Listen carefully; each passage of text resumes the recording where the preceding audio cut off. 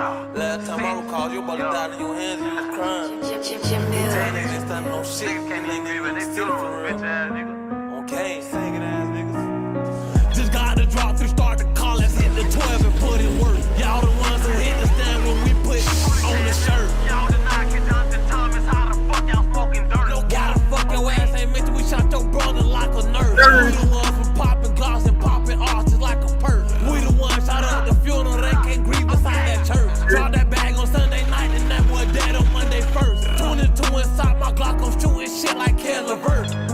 Bitch ass nigga. No cap. You ain't do shit to cry about that shit. I'm shooting shit like Ken Levert. June 5th, the whole scene. Like Ken Levert. Run down, put the sundown. Twin shoulda had his gun, was talking on that PS4. Say he pistol traded greater, he put his ass inside the floor. Who died was on that lean, we pulled his ass inside the foe. Bitch free Mr. Potter, calm, talking about Lafayette and choke. Got shot 6 times in his ass, shit bad him like a bitch. Who can't shoot a video on the arts block? Bitch, this my shit. Police handing out indictments, can't even post up on the set. I was mad about the Lord, I wasn't mad about no bitch. Okay. That's the sound of ARP. GG 40 years old, running from bullets like a teen. Busted, he ain't had no faith, they let Lil Nate all in the street. Y'all let Corbin get kidnapped, they still ain't find his ass for crying on that ground, nigga. You ain't get no kickback. Watch your own mama cry, and you ain't get shit wet. You ain't slide on no block, you ain't create no pack. Smoking cool on the ground, nigga, for 35, we started that. 4 times, that's a party pack. Bucket us and we shoot it back. Slime him out, they team and slack. Yo, dog died, he ain't spit yet. No, he ain't hell upset. Set block, we up next. 50K out up that. We killed your dog, nigga, spin back. Just got to drop to start the call. Let's hit the 12 and put in work. Y'all the ones who hit the stand when we put on the shirt. Y'all did not get Justin Thomas. How the fuck y'all smoking dirt? Why the fuck your ass ain't mentioned? We shot your brother like a nurse. We the ones who popping gloss and popping arches like a perk. We the ones shot up the funeral. They can't grieve beside that church. Drop that bag on Sunday night and that boy dead on Monday 1st. 22 inside my Glock, I'm shooting shit like Ken Levert. Hey, bitch ass nigga. You ain't do shit to cry about that shit. I'm shooting shit like Ken Levert. June 5th, the whole scene. Run down, put the sundown. Put your brother on that fucking shirt.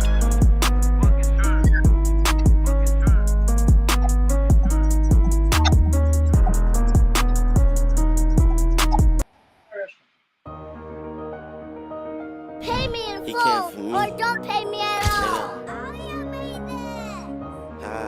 Nigga. These shit in the street. Nigga. Look, I'm killing for 6, he killing for me. A lot of you niggas got put on the T.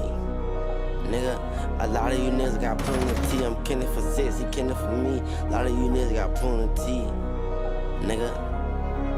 How many people gon' die for niggas to know not to play with this shit? Just got the drop, we at a spot, we finna lay on this shit. Brand new arts, out of nowhere, these niggas created and shit. Slide through Boca, wham on 10, ready to face my bitch. I don't wanna talk, so many hats, I could've worked that lid. My brothers just crashed, belt the ass, all these niggas my kids. I'm thinking about Jake, ride my Drake, and where I'm be killing for Wiz. All us standing on biz, yelling out murder, we getting it in. Nigga. In the jungle, I'm watching for snakes. Fully on the end of my face. Free Jack, he caught him a cake. Lil' Will, see that was my age. Go broke and they gon' act funny. See, I don't need shit with some money. No mouth, take press to the face. Little Mac, gotta switch on this. What you gon' do? What's the name under my shoe? I got my gun in the booth, ain't got the roof. Nigga, I'm shooting like 8, nigga, I'm drilling for noon. It ain't no question. When I say killing for me, my nigga, I'm killing for you. So many bodies got me popping these rocks. My brain don't know what to do. Niggas be snitching, niggas be fool. No mask on, haul out the roof. This my 3rd shootout this week. My mama say, son, I'm praying for you. None of them niggas don't drill how I drill. None of them niggas can't do what I do. Sent 50 shots all in my car and I ain't get touched. I'm playing with Woo. Rico been drilling for days. He need to go take him a break. Got too many souls on his plate. 300 got hit in his face. And fully in love with them Drake. Nigga, shit. Fully in love with them Drake. 300 got hit in his face. Rico been drilling for days. He need to go take him a break. Got too many souls on his plate. 300 got hit in his face. Fatty been drilling for years. He need to just take him a chill. Scat pack switching the gears. Booted and popping these pills. These niggas be clubhouse gangsters. Fuck nigga come get in the field. Nigga come get you a kill. Caught him and pull it, now we on his heels. I ain't even know what the business is, man. Long let Lil Will, long let Baby. Free coach at what time it long is? let Blood. We shirt shit, we dirt shit. Kill one of you good rapping ass niggas, man. Fuck nigga, know what the business is. Sure. Fuck nigga, check the scope, nigga. We up. Nigga know what the business is. Hey, when what they do? You don't let Don't let Will. Rest up, baby, nigga. Go out like a wind, sell white body. Nigga ass do a nigga bad, all that. Yeah. Do a nigga bad, beat a nigga ass, belt the ass, all that shit, nigga. Play your ass gon' lay. I put that on Jake. Yeah, nigga. Yeah, old lady, nigga. Get out, nigga. Fuck nigga taking med. Fuck, nigga. How the fuck you bitch ass nigga keep surviving? Hey, bitch ass nigga. Hey, Lord, Med taking ass nigga. Fuck on to self-revive, Call of Duty. Bitch ass, whole ass, soft ass, pussy ass, green ass. man, don't let Drake, all that. Don't let Will, don't let Baby. Nigga know what the fuck the business on my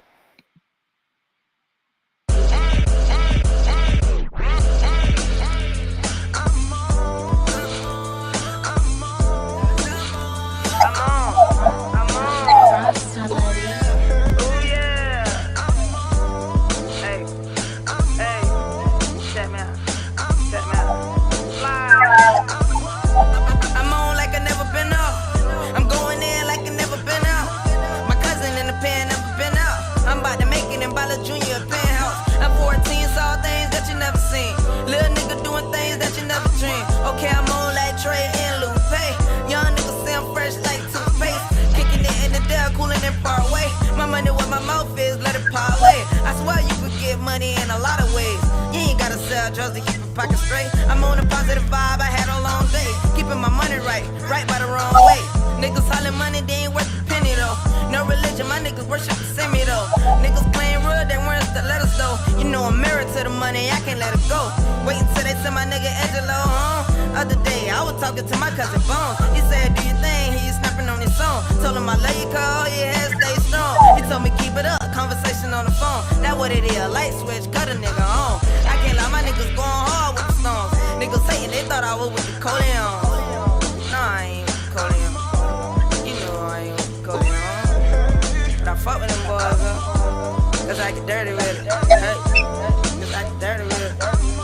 Check me out. My little niggas, if poppin' no, we can snappin' no. I can't play with this money, I can't be lacking no. Even when I don't want this music, I can't be slacking no. You know, Lil J Black can't be slacking no. I was with my nigga Herb in the Audi. So I leave a nigga stretch, Charlie Bobby. Money building up like Bob, not Marley.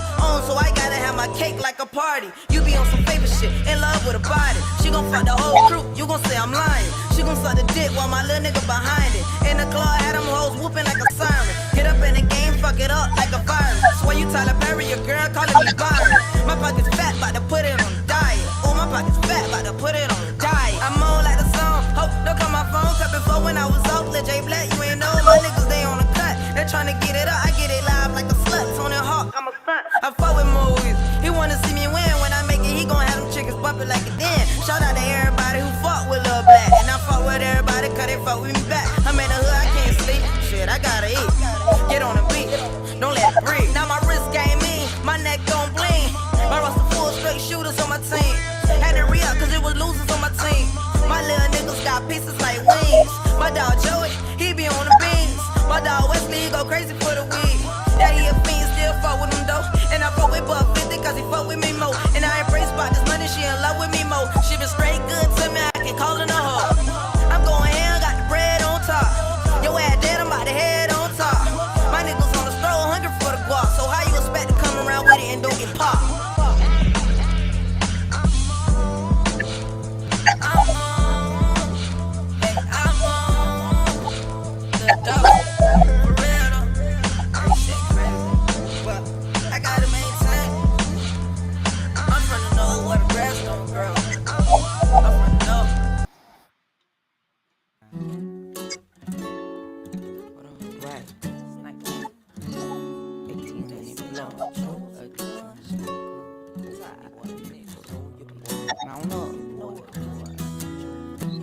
Name another young nigga flexing like this, just be honest. And I wanna see that shit, so take your time and think about it. Me and Jack boy like Batman and Robin. We ballin' like Phoenix Suns, you scrubs hooked on finance. Take your shoes off, hold this an antique carpet. Now I got my brother Davidson around like Harley. I'm a thoroughbred little nigga from the project. Ain't nothing but I look back to that little nigga and I can't hide it. I'm wildin', I'm poking eyes too. I'm a Haitian boy, I got zombies in my crew. My mama playing with fire, don't get caught up in it, woo. Like the design on my body, I'm so true. No paper, no pen, I'm just vibing. Just press record and go ahead, let me slide it. Man, that Bentley stretch so long, I can't drive it. Say Kodak Black can't rap, he only ride when he on the miles. Tell I'm from the know, don't need no scientists. I be polo to the flow, I don't need no stylist. I'ma wet that cutlass when I blow, don't need no Rari. I'm going Scotty, old chemo side. Send recess, I'll play around with them band. Shouts out my cousin St. Louis, see you around. I'ma put that dunk on 30s, I don't need no lamb. Peanut butter jelly, I was stuck off in the jam.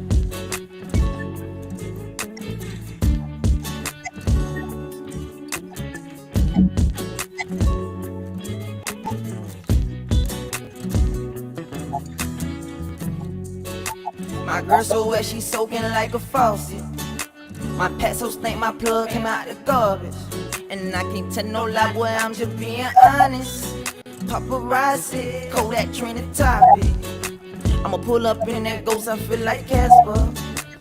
Rock and roll, Kodak, Mick Jagger. I'ma lock and load and aim it right at ya.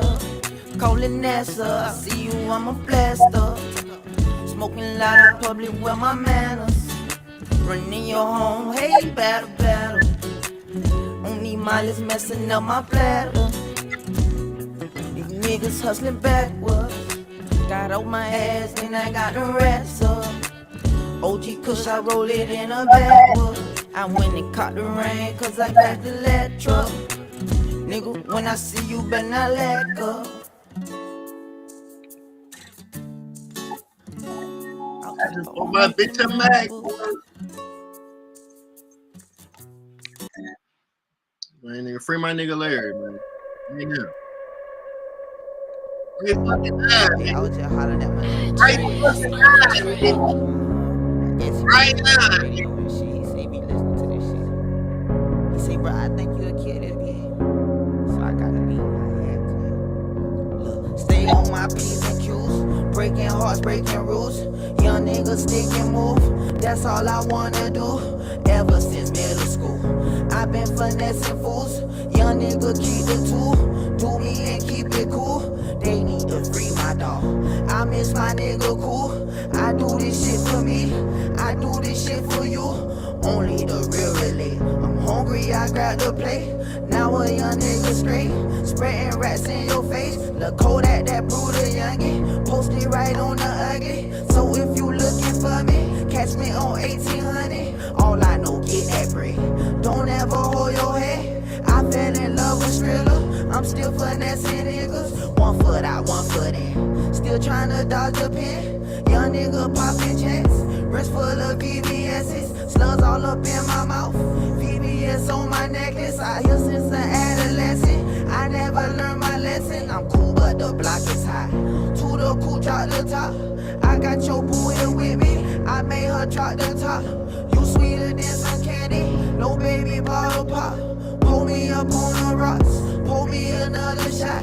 Gave me another chance. I got another shot. It's time to hit the top. Don't crackers let me out. Mama say wait your turn. Baby don't rush success. Up all night trying to get it. You need some fucking rest. I smash her then I pass her. Just like a fucking test. I pull up where you say. Don't need no GPS. So boy from Broward County. I'm the heart of the projects. She giving sloppy toppy. Got her turned up on my leg. I need it, I'm staying patient. Stay humble, you gon' make it. I'm out here paper chasing. That money drive me crazy. Flexing, these niggas hate it. Cause I just emancipated. Look what the streets done made me. Life of a project, baby.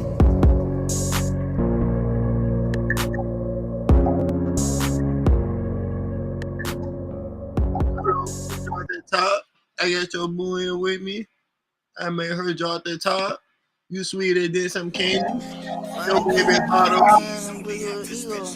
That money gave me power and a big ego. I'm in the Thunderbird, I'm flying with my desert eagle. Yeah, money gave me power and a bigger ego. Free my nigga, cool my nigga, we tight like Speedo. Off my niggas going fair, they getting Rico. Free my nigga, jet boy, we like Stitch and Lito. Hey, I still be around with fire, steering wheel on the right. Yeah, I still be out of my mind, still be getting real high. Hey, I be on do say no lies, smoking on cherry pie. I promise I ain't going, that's that other guy. I ain't take no shortcut, this shit ain't come easy.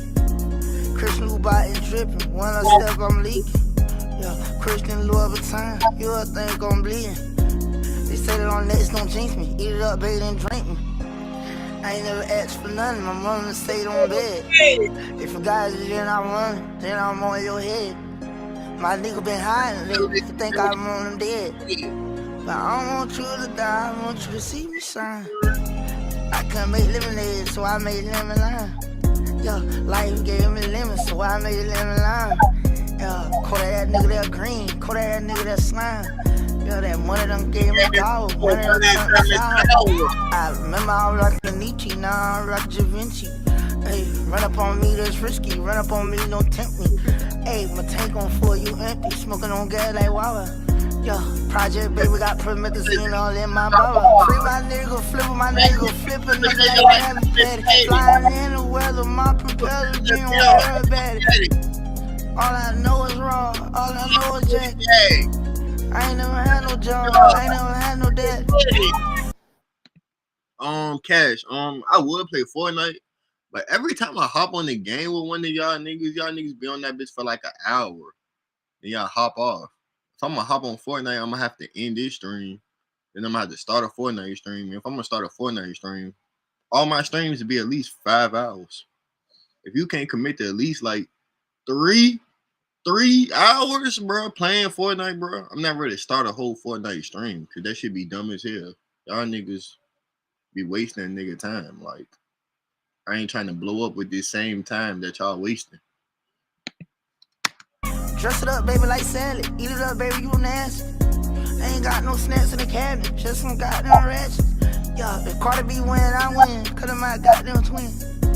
If Carter B win, I win. Carter B won, I won. My bitch said she want her hair done, part in the middle with a bun. My bitch said she want her nails done, French tip, London. My bitch said she want her hair done, lace front, no bun. Yeah, my bitch said she want her toes done, French tip, London. I don't wanna see you cry, mama, wipe your eyes. I don't wanna do no more time, I want you to see me fly. I don't wanna do no more time, I want you to see me fly. I don't wanna do no more time, I want you to see me fly.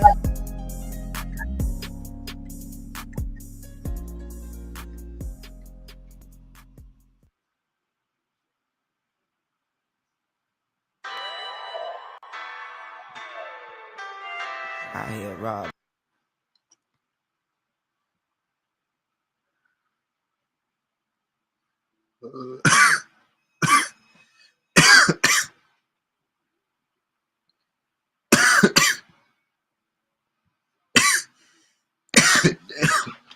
Yeah. Yeah, man, you know I do too motherfucking much on this to go too far. Was from a federal prison. You will not be charged for this call. This call is from The Big Bird, CEO checking in. What the fuck, y'all? Know it's been a minute since y'all heard from the one and only. But don't never doubt me or compare me to a phony, man. Don't never question or worry about shit after me. Worry about what I'ma do to a motherfucker. First time switching up the vent, I get versatile and all. I've been fucked up in my feelings. Don't want to talk, just playing it all. Pay attention, shit is different when you stuck behind your wall. But I don't regret it. Chopping my tools up, shit ain't go as I thought. Damn, they tryna throw dirt on my legacy. Feel like a melon, you won't see me fall. 20 old nigga, first day I get called. Switch location, I ain't going that route. Cleaning my move, no out. Bro, give me like, let me play some let me play like 30 more minutes of music. Yeah, let me play. I don't know, bro, about hopping. Damn, bro. I don't know, bro. I gotta see. Cause 2K starting to blow up. So you feel me? I gotta see what them Fortnite numbers hit though. I ain't never did no full. That's why I can't never see the numbers though, cause I ain't never did no full 5-8 hour stream of Fortnite. So I can never really tell what the numbers do on that shit. Niggas gotta really do a real stream of Fortnite, like no bullshit. That's what I did with 2K. That's how I found out I was blowing. That's how I found out, you feel me? Cause I did a full stream of that shit. No bullshit. At first I was just playing maybe like 2-3 hours and I get off. Nigga, I do 20 and 30 views with this. But I can't stay on this bitch and do 8 hours of this and do 100 views. I can stay on 2K and do for 8 hours and do 100 views. So like, I got to test that theory out with Fortnite. But niggas gonna have to commit to like 5 to 8 hours, bro. No bullshit. Niggas gonna have to commit to like, fuck 3. I need like 5 to 8 hours, bro. No bullshit. So I can really test what that shit do.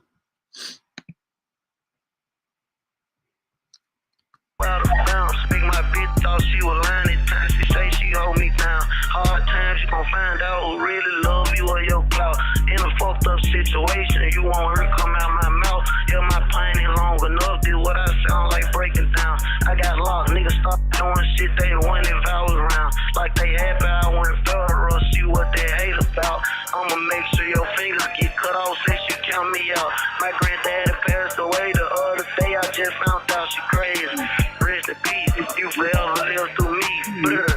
Hey, I'm going through too much smoke at once. Praying that God come help me clear it. Standing 10 for T to P. I know you watching, can you hear me? I'm just call with my deuce, say your name, my eye get teary. Just keep guarding me, my angels, this shit scared, but I don't fear it. Step along my fallen soul is all I need for my security. No hold grudges, I still love it. Just don't want you nowhere near me. In my cell, I'm trying to die. Just who really love it, who fear me. Washing my clothes in the stink. No more $2,000 mirror chain. Ain't my silly AD, we up early daily, pulling skin. My skin glowing since I met soap. Can't go back to sipping lane. My mindset got different. I'm in prison before I'm sentenced. They don't even know the life I'm living. They trying to paint the pic of a minute. I need a second chance to get out. My approach way too different. That's enough for all this sad shit. Let's go back to poppin' pimpin'. I can't never turn my back on none of my bitches from Memphis. Cause my country horse color. So my Brooklyn whole family. I was told get up and get it. Ran on racks in the pandemic. Trying to get rich with that slamming. I took millions off a ram. 8-figure little skinny niggas. Put triggers and get it tight. Niggas I thought was so low, it's turned C9 in my diet. I got more before I bite some cheese, I lay down to keep quiet. All my bitches send me news, they pass out mail, I get the smile. Got the laugh to keep from crying. Way too much shit on my shoulder. I thought I was moving smart. This shit down make me more colder. Book me now, get an arena. Show me if baby went global. 175 a show, so I ain't no more junkie promoter. I'll pay my favorite cologne, this $6,000 older. Need a drug, you don't spend so. I can't buy this shit you steal. Fuck with Cody, I move solo mission, time sites to get selling. Only 2 kings out of Memphis, I know of, this me hit hell. Lock the sock, stay in my jumpsuit, poker, keep scratching my pills. We shoot die for noodles, I run through your whole commissary, yo. Hey, slick institute slide on jet. Blind as shit, but now I see. I brought hip-hop back to industry, water down without me. Dumb love for my niggas smirk, but I'm the real voice of the street. Don't condone the dying, her wearing purses and skinny jeans. Hey, I'ma be back in a minute. Won't be too long till I'm free. Yeah. Hey, too long till I'm free. Won't be too long till I'm free. Watch out, bro. I tried to draw some shit with Dolphin, got it. Called a nigga murk. Black Gucci squad, she with me and Kodak, cause it wasn't even worth. Hate this shit happen with fun. Left me with 2 open first. So I gon' be back in a minute. Right now, go check in with 30. I still remain untouched and unfucked with it. Still talking my shit like I'm AC3. Still popping king shit. Still having my weight like a king. Eat like a king and think like one. I ain't shit trying about my clothes. Get washing all these doors that locks. You remember? I heard nigga been getting bold. I heard nigga got ball now. Niggas ain't high no more. They think it's over with for me. That's okay, that's cool though. It's just a brief message. After these 4 words, I'm backside. I'm going ghost. You gon' feel me if you need to hear me. So keep this same energy. I still see everything. Cooperating ass niggas, man. My shit public record.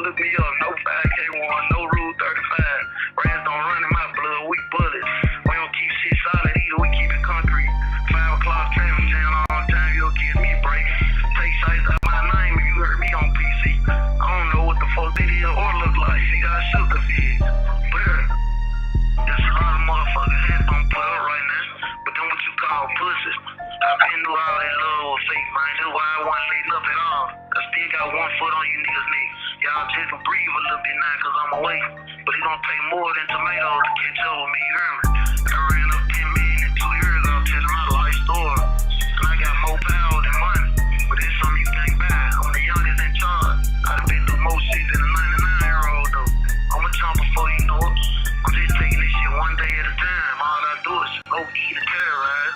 I take over shit everywhere I go, nigga. I'm locked up, but my mind still free. Can't lock that up. I'm in a worse situation, but I'm in my best right now. You don't get no bigger than this. From the biggest, bruh. Yeah, man, you know I do too motherfucking much. I'm Mr. Go Too Far.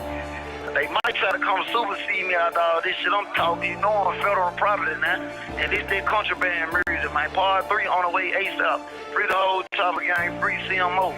Certified members only. Chopper Mafia murder can't miss opportunity, however you want to put it. I recorded this jump right here on B Scott's birthday. TDP and Paul Nash's birthday a week out. I'm going to try to drop it same day. Long live them members, man. We don't say rest in peace. They live through me. Long Rico 2-3 Trade A Newskis. I done lost real day one playing in these yellow lines, you hear me? I'm the biggest, ain't no CEO or OG over me. Nigga, I'm CEO status. King shot the slammer, the dude. Losing relations with my family. It's been 6 months since I called. It's part of what I signed up for. I'm mentally built for it all. Physically, I'm standing tall with talk, don't let them see it. Sweat, shit going all bad, but I'm patient. Know something good, gotta come next. Old Sally just got killed. His killer gone to 88. Went from Audemars to G-Shock, D to jailhouse, Rolex. Be cautious who you buy a phone from. They might work with SIS. Had me stuck in the chute 4 months straight with 1 hour. Rig my transfer still around Grand Prairie. Ain't designating me yet. Giving gang wrong, uncuffed for free. Pay me by taking heat. I experience what I be rapping. Shit ain't on me, it's in me. This for real one doing biz. Right now I'm speaking felonies. Not for a check-in. Snitch or pussy that's on PC. If he told before he hot. So when he get to a new yard, he send his own self up top. Your purple work clean, you work in the yard. A rat nigga cannot. Be a chummo, he cannot. No getting into politics, move like a king. I'm too late back. Some niggas paperwork be good, but they still be jailhouse rats. They do shit like send the police in your cell to find the pack. After they cooperate, Lieutenant give you all your flags. They having federal nightmares, this my reality. No yap on me, I don't need no nigga to vouch for me. Already locked up, the FBI still after me. Brr, brr, brr. See, I was paying homage to Hov. I could never did Jay-Z. Y'all know me better than that. I got real street beats to tattoo. You know, Baby Gray, y'all behind my name and shit. I mention his name cause I don't see none of these other pussy ass rappers. Jiggle my motivation. That's the only nigga I see. I got $1 million for them cats to do it first day I'm free. I'm king shites, but in the feds I get treated like I'm Jay-Z. You ain't chopping, you ain't popping. You want some motion, join CG. I put 1,000 from my glee. My gun don't get seen as low key. I was familiar trying to whoop the police. That so pretty shit don't work on me. If I was sitting in the nosebleed, niggas still couldn't play under me. My mom do show me how to trap it, but my pops was running me. I see the broken nigga riding the cat. Now they discuss me. They need to hear of and free me. Ferrari making SUV. No more track off fuck a G. Bulletproof mastery kid make a squirt on color in this seat. Yo bitch in love with CT. I call her cleaning my Draco. She a pain free. Shake when I go deep. Wanting in their hole. I'm with that, I can't tell her no. Real free. See, I'm the thing for Scorpio. Lamb truck or Oreo. Park the car, open the door. Kiss a clip from Aereo. Run with wood, then run with wood. These 60 bolts from Minnesota. Fuck a rapper from my city, but I'm the latest and they know it. Way more famous and they know it. I'm way more dangerous and they know it. I kill some gangsters and they. Alright, let's switch it up. Whole caught up in the street before they put me back in some cuffs. I'm your favorite rapper, favorite jocker. They wanna be us. I set examples. If the next one don't pay homage, he get touched. They be late on paying they do this month. I'm getting them touches. Gangsters can't get into heaven till me. So I said, what's up? They shot my first love in the skull. Left her land in cold blood. Can't get no concrete evidence. Hit everybody I think it was. She get killed like scary moves when I'm the one holding the grudge. Got flipped trying to spread China. Headshot with the judge. Dead dummy. What the fuck he thought they was? Hey, look. Keep that right there and like just keep like just try to clean it up and shit. I'm finna call right back. If he shot at you with a shite the mask on, I'm probably losing him. Blue and force the chrome hard down him. Go yard backpack, band-aids. Fuck with poison, solid nigga. He just got trapped off in the silk. Caught a body, stabbed a nigga. 3 life sentence, still stay free. Billy pose, I get pissed. No more double taps on him. My DM turned to correlate, folding my clothes to make a pill. She old trap limits in my image. Always harassing a nigga. What don't kill you, make you feel it. I feel feel safer around here. Twice don't go like a wizard. I turn Bruce's into killers. I turn all my ops to pistols. Turn my Cartiers to risk. Turn bad bitches into members. All my VA1s to Emma. Hellcat the German engine. I'm changing, you heard the difference. Have you ever robbed a dealer? You ain't never killed no killer. If and then keep me fuck nigga free, I call that bitch Gorilla. Now me cash in the vault, give it to London if they steal me. Could be throwing a mannequin challenge, bet this jury still gon' clip. Fucked around, scratched up the rod and rub my Cuban links on it. 5-time platinum off one hit, but I be still trying to take hits. I'm with some shit from Acre Home. Shit Serena Williams dick. Off this now they whole clip dead, but it's 4 more I gotta get. Head hunt, I can press red buttons, I'm Memphis president. Bravis bands, I climb in through the back like it's the ambulance. I'm rich as I ever been, I'm lit as I ever been. Good pussy, my medicine. I get paid in full before the contract, ain't no more back in. Yup. 3 golden rules, 7 amendments. 5 Cubans, 5 pennies. My feet bleeding, I'm standing on business. Had to clean up Rico Baines when he had died up on that mission. Used to look at Tita like a sister till she said I did it. Must forgot I was sitting in that weight room all night with her mama. We don't talk regulars up on the jail phone. We use the corner. They lock me up for 5 winters. Gotta shine for 50 summer. On bad turn with Scar before he died. Couldn't even say I love him. I found out through the CEO. He let me out. Said call your mama. Baby shawty think I be bitch. I holler at him cause I love him. If I sit back and watch drugs kill you, I feel as a brother. Sobered up. I don't think they ready for the new me. They in trouble. Proud of Kate Carver. She making CG look good while I struggle. In a warehouse full of lollipops. I'm allergic to suckers. Lizzie got a speech impediment. He don't do number stutter. On the sport I ain't good at it. Bowling, I stay in the gutter. I'm not a pimp, but I'm something like one quick to send a renegade. All this shit I talk, I can't go like Lil Migo. Ain't no way. But I might go out like 2-3 or like New Skin Trade A. My nigga ain't want to get in the car with me. I was riding around with a grenade. Ain't no blood, ain't no clip, ain't no Muslim killing rumor. Try that shit on one of these other Captain rappers. I'm a shooter. I don't join gangs, I make them go about me on Google. I say, it's known young, rich, and deadly. I say swinging, they say stepping. Keep KD on 37. Feel like I'm censor off a belly. Somebody tell Bill, get ready. I heard Hennessy a legend. Thinking out loud, I can't help it. What happened to all they weapons? I call he was naked. When I call he was naked. This call is from a... Why y'all niggas be naked out this bitch? With no pipes. That's what he mean by naked. Y'all niggas ain't got no pipe. Why y'all niggas be out this bitch with no pipe? Shit be crazy. Y'all niggas be out this bitch naked as hell.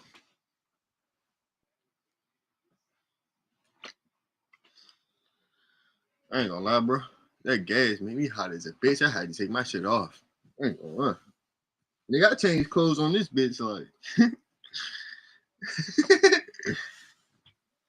This shit cool or something. Cool and shit. I'm lit as I ever been. I get paid before the contract. Ain't no more back in, yup. To put in my medicine. I get paid before the contract. Ain't no more back in, yup.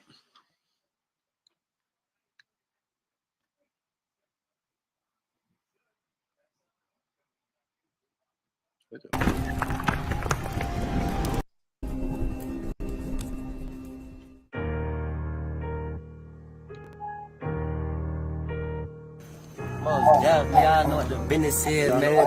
If you ain't shooting her, you ain't got no aim. You know that it's up now. We don't get no fucks now. He done knock your lungs out. We beating blocks with drums now. We gon' do a nigga like one of these watches, they get bust down. And when I be running in the field, he tryna go a touchdown. Time to bend when those tenant, we in skies. Pussy nigga throwing shots, we send them back. 48 and YPN bounce out with max. Do him like Ricky, try to run, eat up his back. In the club, 50 deep and always hot. Nigga play pussy, gon' get put on fire. 308, knock a nigga out his side. You ain't heard pussy, I been in the block, nigga. And all that thuggin' on the ground, nigga know they ain't gon' stop. Double on SG, pull up, spimpin' in the Tesla. Keepin' all the blocks, nigga. We push it on skirts. These bitches know what's up. Drop that neck, don't want your spine. Run down on a nigga, 308 peer through his eye. These niggas know what's up. Edgy sense it to the sky. You my nigga, you my brother. On the oath, you tell a lie. If you ain't down to killing niggas, you cannot ride. No, you cannot ride. Nigga tried to take out 308s, ripped up his spine. I don't fuck with Ninas, but I still a tuck the 9. On my neck, this shit be freezing, it be dripping like the 9. Okay, RIP's gon' eat up flesh. Left and shoot gon' need more vests. Put on the neck, don't need no breath. Pussy niggas don't be no threat. Pussy niggas don't be no problem. Pussy nigga ain't seeing no check. I got a drop, they ready to do it right now. Don't even need no rest. I don't even know what to say. My chopper is gay, it just be getting niggas wet. Bitches all over the place, they wanna get slayed. It ain't no time to relax. Baby, I got nothing on the back. Wham, he gon' jump out with a mat. Glizz with the 50 is coming attached. Nigga, if we miss them, we doubling back. Yeah, we doubling back. Niggas already know the time. Yo, you know all my niggas dressed in black. Got that glove on, ski on, you riding on. We spin, we double back, that's bad. When we spin, we double back, that's bad. We double back. You ain't shooting air, you ain't got no aim. Hey, try. Yeah.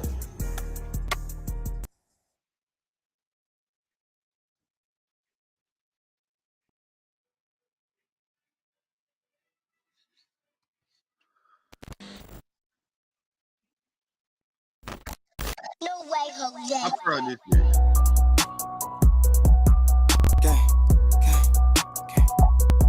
It's like 12 in the morning right now, nigga.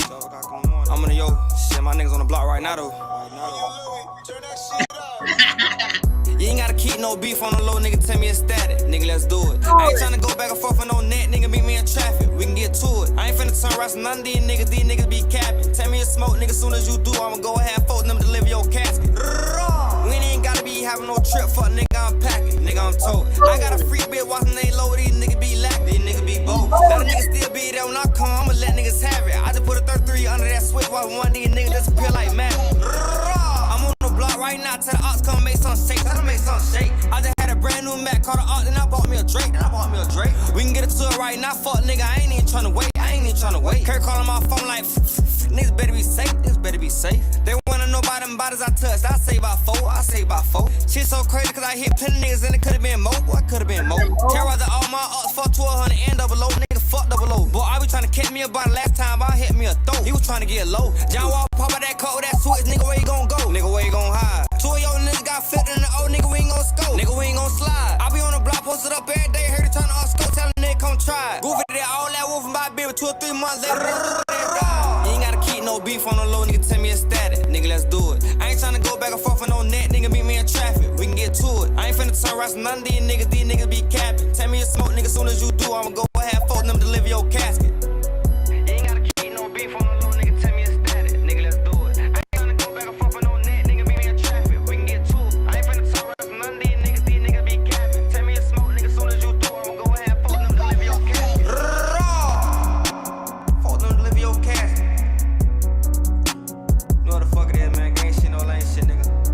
WAWG shit, nigga. FOCK shit, nigga. 20K shit, nigga. ACKK shit, nigga. Gang.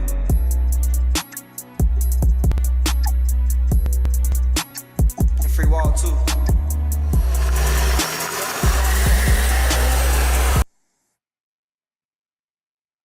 Free K Shorty, man. I need to restart my computer. I'm not gonna lie. I don't feel like doing it.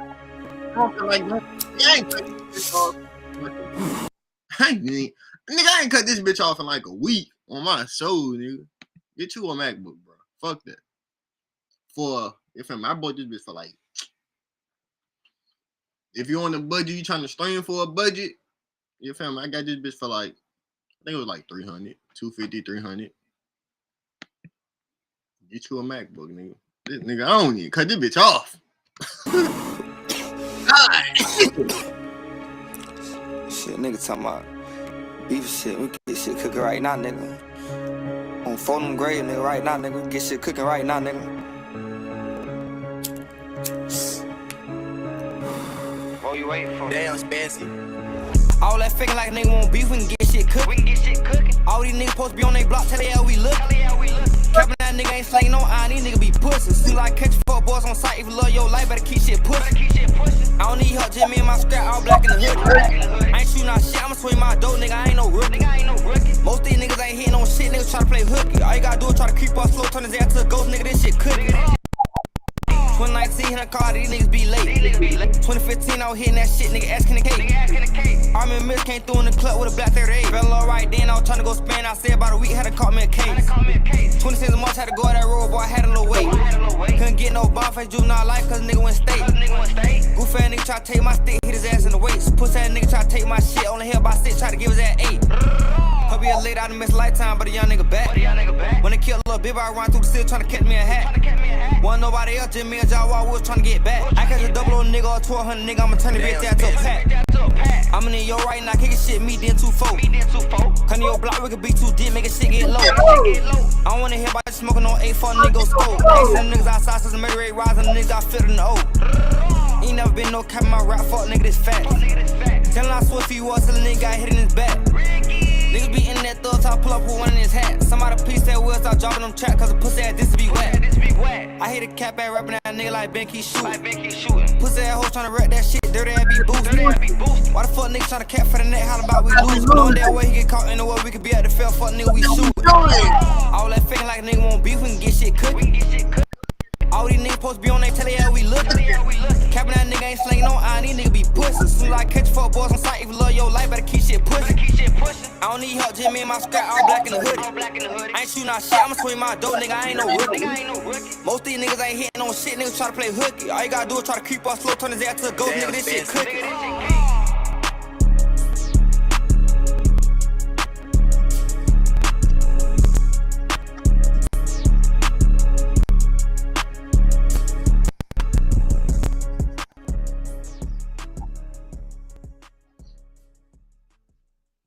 See, this the gas source life, goddamn. Can't stay from hell. I'm a real sinner. Fun them get dizzy on their block. You a real sinner. I'm easy hitting dead tops when we kill niggas. That nigga PGF nothing be slaying. I'm listening to PGF. That nigga sound. I'm easy hitting dead tops when we kill niggas. Look. Get a bag, G. Show your ass for the times you ain't had shit. Get that cash, G. Get that money. Talking 50s, 20s, 100s. Go dummy. You don't owe a nigga nothing. Keep on grinding, turn nothing to something. Get that money, turn nothing to something. Keep on hustling, forever roll running. Forever roll running. Stack that cheddar, better know the crickets coming. Don't you ever let up, just go get that money. Talking 50s, 20s, 100s. I heard you on the blowing block, and you're selling rock. Better keep your weapon cocked before you get your melon pop. Better focus on that cheddar, don't you ever stop. In the rented Tesla with Lil' Chris, he got a brand new Glock. Now that's a true story, he just bought a 40. Remember back when I was broke, the bitches would ignore me. Now we running up that door, so all the hoes adore me. They won't book me at no shows, cause I was a shorty. Now when they call me to book me, they can't afford me. They used to overlook me, felt like I wasn't important. Now I ball like a solo, Robert Horry. Now I ball like a solo, Robert Horry. Yeah. Get a bag, G. Show your ass for the times you ain't had shit. Get that cash, G. Get that money. Talking 50s, 20s, 100s. Go dummy. You don't owe a nigga nothing. Keep on grinding, turn nothing to something. Get that money, turn nothing to something. Keep on hustling, forever roll running. Yo, I got a bag, so they hatin'. Talking about you running up on wet, bitch, we think it. Finessing all you crash dummies, quick to pull a prank jit. I'm quick to pull a prank jit. I was on that catch up, so whoop, leave a stain shit. My nigga lost his membrane, his roof on some thing shit. Damn, but Lil' Nine, why you always on some crank shit? This a push to start, ain't no key when I crank it. I'm telling you, way they on the way, but they see shit. My nigga, he done dove up in that water in the deep end. Walking alligator, this little cost, and it cost me. My shooters, they ain't worried about no price, they gon' offer. Hey, money made the world go round. I bet that bad, put your dick in the ground. Yeah.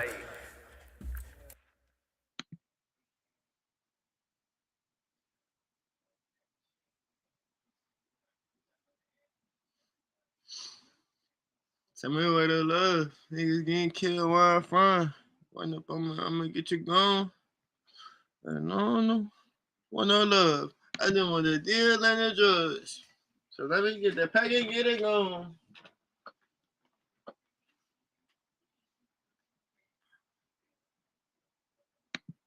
We ain't seen no crash outs in a couple of days.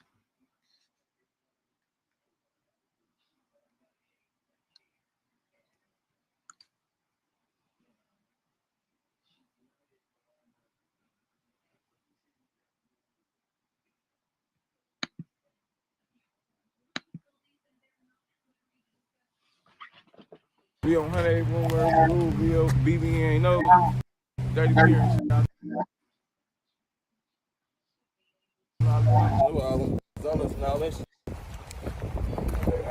This 10 milli too. No, we all that big ass niggas. They now 180 period. Legendary block, you know, right there. Always back on. We ain't mentioning no ops. They know who they is. Them niggas, I'm sure. And they know we run this bitch too. This right here, 181 word. That's the heart of this shit. All this shit, us, from 107 to 111. That's our shit. No. But when Fat Drench passed away, though, a week ago, we seen y'all make a post dissing him, and it had the media confused because everybody thought Fat Drench was from his hood. Fat Drench, you not from over here, man. It's some personal shit, but if motherfuckers want to take how they want to take it, it can, you know what I mean? But I'm gonna keep it a buck for we turned that man up, you know what I mean? For like all that shit he was doing and all that shit, he got that name off us. It's a purple light on this bitch for a reason. I ain't gonna ask you. Free my crowd though, free Devo, free Lero, free Grizo, free all of them, you know? Free Lil Crazy, man. Hey, free me, man. Free all the guys, you know, man. I'm gonna be like real soon, man. Man, all the ops, man. Know that. Oh, big free body straight. They try to give him Jules out like he's gonna beat that shit though. Long live my brothers, long live D-Money, long live Trey, long live all four of them on my neck. Long live Shooter, no, Damo, all of them. Hey, ball, you know how we good.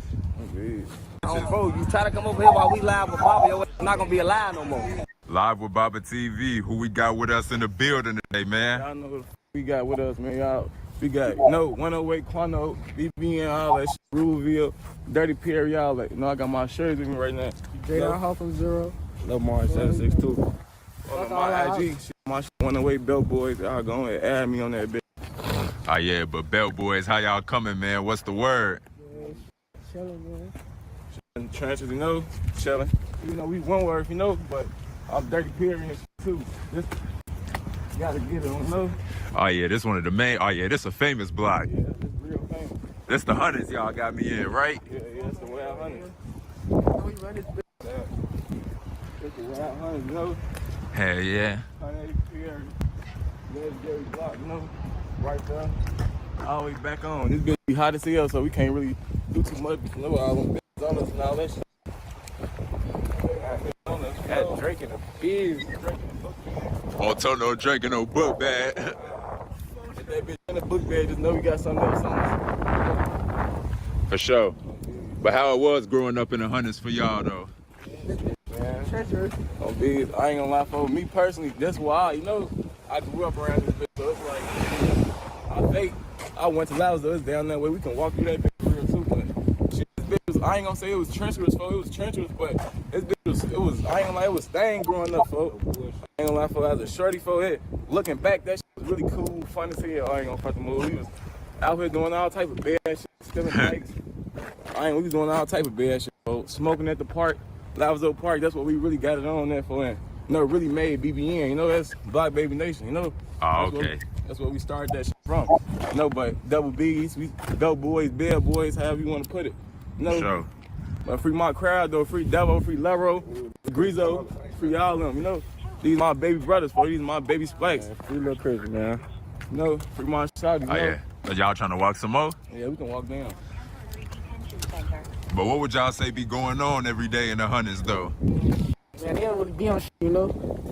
Be all type of wild shit going on. I ain't gonna count. Be all type of shit going on, folks. But shit, all I know, shit, I be long as I'm safe, you know? It don't be too much going on. What's the word, brody? It don't be too much going on, for real. No, this bitch spicy though. I ain't gonna count no that shit, but. Y'all got me on that video? Yeah, boy. Alright, free me, man. Free all the guys. You know, man, I'm gonna be like real soon, man. Man, all the options. Know that. Oh, big free. Sure, they try to give him Jews. That wife, he's gonna beat that shit though.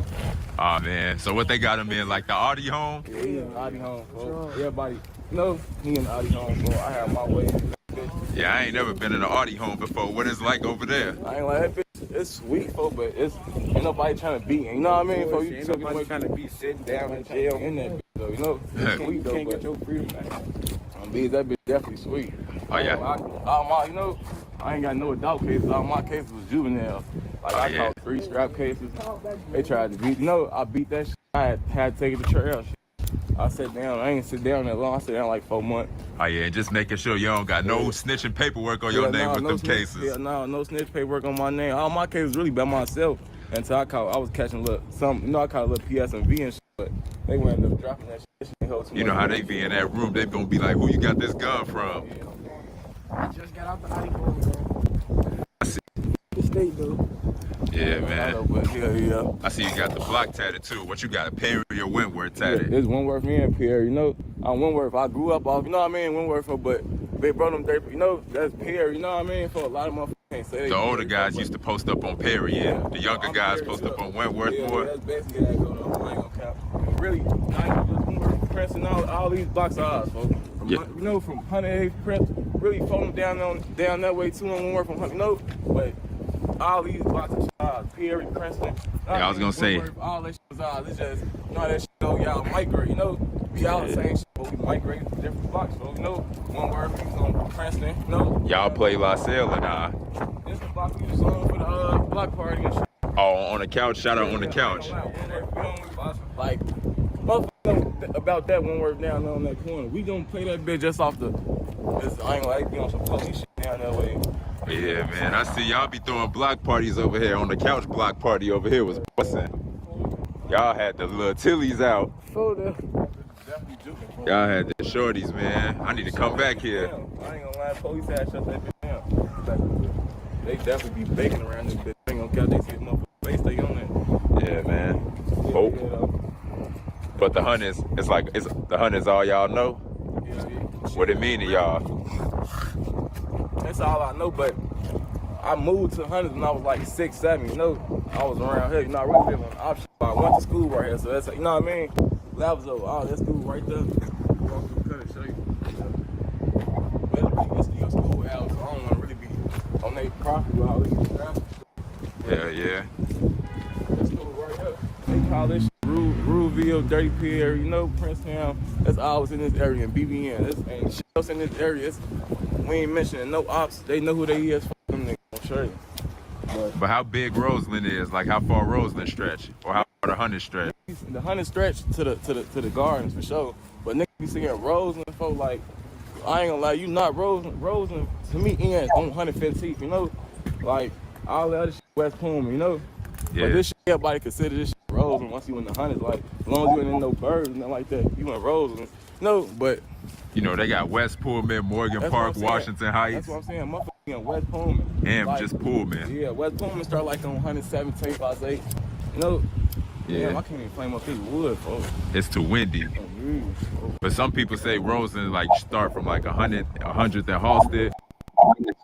100 to like Halsted to like Cottage. From the 100th Street, all the way, to 100, 115th, 117th, But this right here, 108th Wentworth, that's the heart of this shit. Oh yeah. 108th Wentworth, 107th Perry, all this this really like the middle of this shit. So it's like headquarters, So I ain't gonna lie, motherfuckers know our history and our hood, folks. I ain't really gotta say too much. What Big Bro them on, but yeah. Don't phone them. Everybody know it's our shit and I'm stamped. So I'm one of the ones that can really talk about this shit, What would y'all say this part of the Hunt is known for? This side? Motherfuckers know us off that shit that happened a long time ago with the yummy shit. They know us about, what I mean, folks? We the Hunters, folks. So once you in the Hunters, you know about them. But some motherfuckers probably who ain't in the Hunters, they probably they probably don't know what's going on. But any nigga that try to do anything, folks, something happened the same day, or the unless it was some miscellaneous shit, like a hood not claiming some shit, or folks, any other time, motherfuckers ooh, claim this next day or, you know what I mean? Probably the same couple next hours. Only had, ain't no get back and none of that shit never happened was niggas not claiming the shit or, you know what I mean, for any other, then a lot of our deaths was funky, like, not overdoses and shit. You know what I mean? For like a lot of, ain't no, you know what I mean? A lot of niggas ain't did shit. So basically, a lot of y'all homies' deaths wasn't street related. Yeah, no, some of them was though, you know. We got a couple that was, and Big Bro didn't know, but like, you know what I mean, folks? Hell yeah. Dog. All shit was, you know what I mean, street related and shit like that shit too, but it was really just some shit was flunky, you know. Yeah. But would y'all say the hundreds is dangerous, like how the media be portraying it, or nah? It's dangerous, folks. This bitch sweet for me, folks. That's because I don't move outside of my crowd, you know. Go ahead, grab that bitch. I don't move outside of my crowd, you know. Yeah, I ain't saying like I just know I got motherfuckers from other hoods I fuck with, but ain't no clicking up type shit. But I ain't gonna, you just gotta move with your crowd for all that friendly shit. That shit get your ass popped.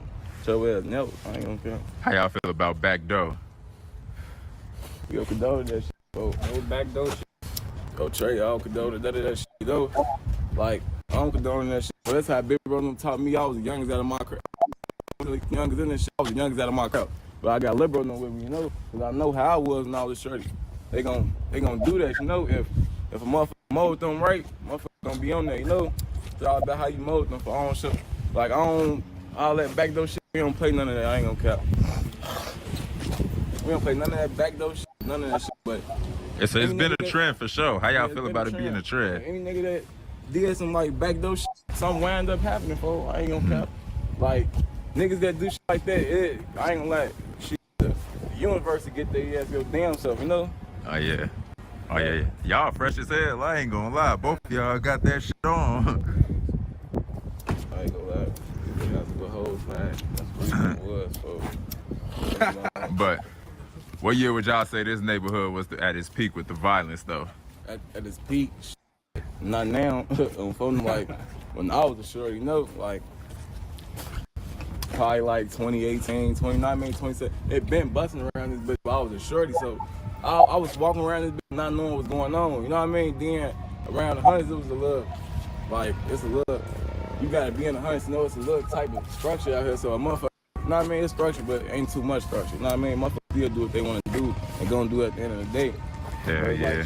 Like, I'm gonna say when I know, like 2019, 2018, you know, because when I was a baby, like when I was like going to the school, even though it was motherfuckers dad and shit, that was like, I wanna say it was regular shit. It was like, shit, I'm not gang, I'm not, you know what I mean, affiliated. So it's like, I'm playing a game in the crowd. I'm not worried about dad. I was a kid, you know. I'm worrying about what kids do, stealing bikes and shit, hopping on the game. Shit, that's what we was doing, folks. Playing basketball. Shit, we walking around this bitch. I ain't gonna lie, folks. But what's some fun stuff to do in the hundreds, though? Shit, ain't nothing really I ain't gonna lie, fun, folks. Ain't shit to do out here, folks. What shit? Well, I ain't gonna say that. It's all type of shit in the hundreds, but it's like shit like if you know what I mean? If you a shorty and all that, you go to a Croc Center on. What day is on 119? If you go to the Croc Center, we used to have a YMCA, like everybody used to be hooping. Everybody used to hoop. As a shorty, you know, we used to get the YMCA on 111th and State. You know what I mean? Motherfuckers be in that bitch hooping. Motherfuckers go down the hill and hoop at Palmer Park. Shit, some motherfuckers go across the track at Fernwood. Like, it's all type of, you know what I mean, motherfuckers hoods that you could, little shit you could do, like, go to the little parking. I mean, but ain't shit you could do for real. This ain't downtown shit. It's the wild hundreds. Yeah, yeah. And then when I hear about the hundreds too, I hear that it's a gang on damn near every block. Is that accurate? Yeah, but a lot of it be goofies. It's a gang on damn near every block through this bitch, but you know what I mean? But not through here. All this shit, us, you know, from 107 to 111. That's our shit, you know. So that's how far y'all hood stretch? How far y'all hood stretch? No, our hood's marriage, we Wentworth mob too, like, you know. So we phone them down there on. Yeah, y'all heard about that shit. You know, 106 and Wentworth. So, you know, our shit, we on my business, our shit stretch from down there to down there. Like, I'm good from down that way to all the way down here, you know. So it's like, sometimes I'll post on, bro. You know what I mean? I could do that, you know. Hey, yeah, we're gonna get it more into Wentworth mob later though, for sure. But anyways, What would y'all say make the Hunters unique from like every other neighborhood? Shit, this like I ain't gonna lie, this like motherfucker. The Hunter to me is like it's a backing end to me. It's like this like it's like the last stop of the trenches for real. I ain't gonna say the last stop because hard, you know, I ain't the Hunters, but like it's like this bitch. I feel like the Hunters, I'll say it stop at like 133rd or 134th. Yeah, shit like that. But it's like this not like the inner city, like you in the 50s and all that shit. You still see the downtown now. We got our own community, you know? Yeah. It's really our own community. Like we don't move at a lot of, I ain't gonna lie for it. Then a lot of these shorties from these, it'd be like the popular hoods folk. I ain't gonna lie, I don't feel like I don't even know. Like folk. new generations? Yeah, like I don't feel like a lot of these have molded right. Like I ain't gonna cap, they ass be tweaking. So what age would all y'all say y'all jumped off the porch?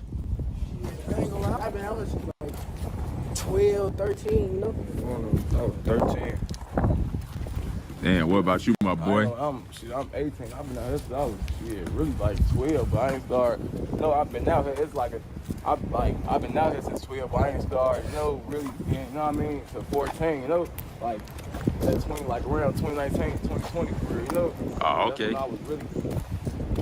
You my generation. I'm 19. Yeah, that's I grew up in. Like I was, you know, before that, shit, I was hooping and shit like in school, like, you know what I mean, 6th grade team, 7th grade, 8th grade team. I was on the best, but like I caught my first draft pick. What? My 8th grade, yeah.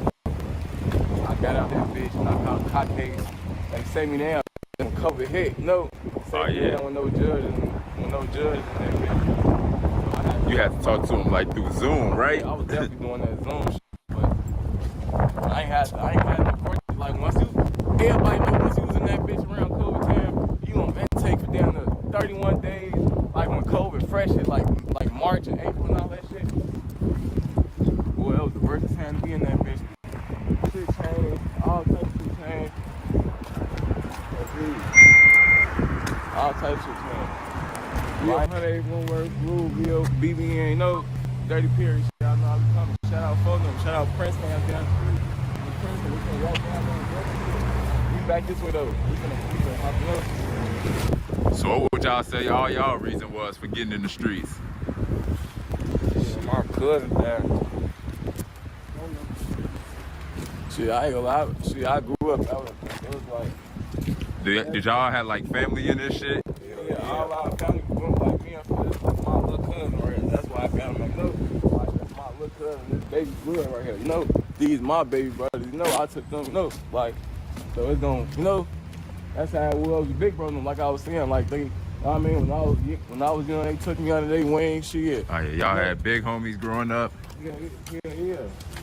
A lot of hoods would be like, we had big brothers, we ain't had big homies. Yeah, it's big homies, big brothers, shit, but you know, niggas be saying they be having big brothers, but you gotta acknowledge them, so like, I don't know, blame corny shit or none of that, but it's like, don't, you know, they had nigga just cause a nigga older than you, don't mean he your big homie.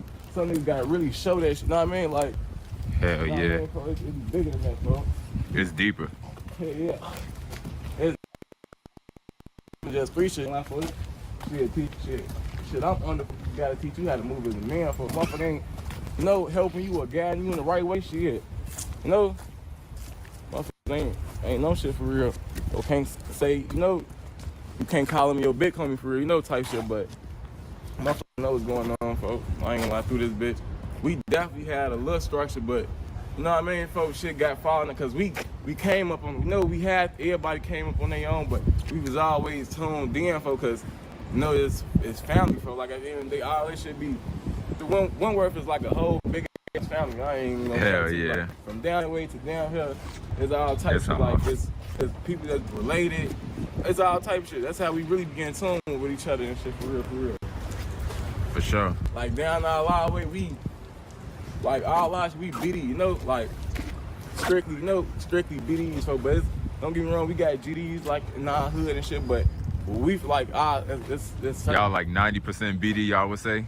We BD, I ain't gonna cap, we BD. Strictly BD. But I'm saying, like, we don't fuck with DD and all that shit, cause that's following from, like, Princeton and all that shit, and, you know, down that way on Fulham and, you know, on the phone and all that shit, they, you know, some of them GDs, like, we, you know, like, some Fulham on the 6, they MC, you know. But us, y'all hood right here, y'all BDs. Yeah. But at the end of the day, we mob still. Snoop, we mob Yeah. at the end of the day too. So it's like this shit. That shit ain't no, you know. For sure. I know Lil Yummy was before y'all time, but did y'all big homies used to tell stories about him? Yeah, that's all.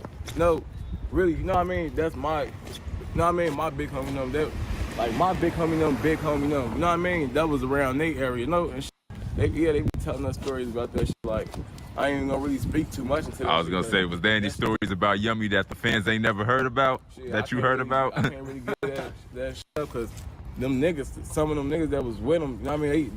That wasn't a long ass time ago. Them people still alive. No, I can't. Hell yeah. You know, I don't know what they got, what the police or whatever they got going on, but it was a lot of shit out, you know what I mean? But folks really ain't even know. Heard folks was innocent, you know, but shit, you know how this shit go, folks, on the streets. How y'all feel about Lil Yummy Killers being from the same hood, this hood? Have y'all spoke or got in contact with them ever since they got out of jail?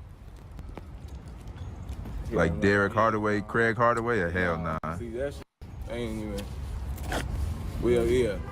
Hell nah, I ain't talking to them though. Oh, okay. That shit be false, you know, but yeah, I ain't talking, hell nah, I ain't talking to them. Shit. How I feel like if you from the hood still, like, and if you ain't like some nigga, if you ain't doing shit for me, I don't get, you know what I mean, for I did this shit, you know what I mean, for yeah, I got big brother behind me, for, but a lot of shit, you know what I mean, I did that shit, you know what I mean, for I had to do that shit on my own or with for them, for that's why I said free my crowd, free Grizzo, for y'all, you know, Grizzo, it's a lot of the guys, but like, that's why it's just my shirt and them out here with me right now, but we still got, you know what I mean, for, but some of them don't put their face on the camera, because some of them got some real, you know what I mean, they got shit going on. Yeah, and on some no positive shit, you know what I mean, so, but motherfucker know it's, I ain't gonna lie, motherfucker know it's to us though. So, let's get it. Where we at with it now? Shit, we right here on bro them shit, this Prince Town them shit. You know, it's, I told you that we all like a family though, so it's, we really shut our blocks, you know. Hell yeah. Like Y'all will post up on 104th if y'all want to, right? Yeah, we can. You know, that's bro them shit. You know. But let's talk about y'all hood though.